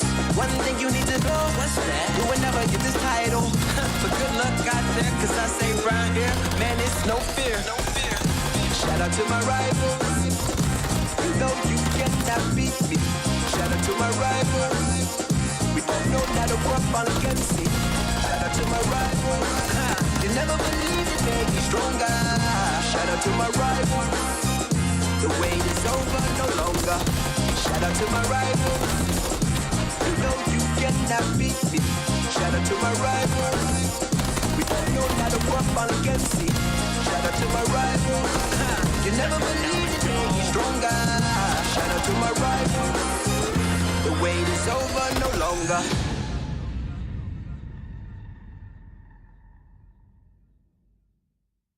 They can hear the right street. I don't have right street, guys. They smoked across.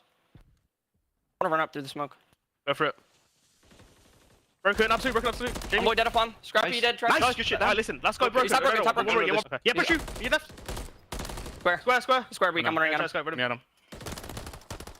Nice, man! Nice! Come on! What is it, dude? He just laid down on the street. On the street? Oh they just laid on the pallet. Oh, the pallet. Fucking smoke just hoed us. Oh my god.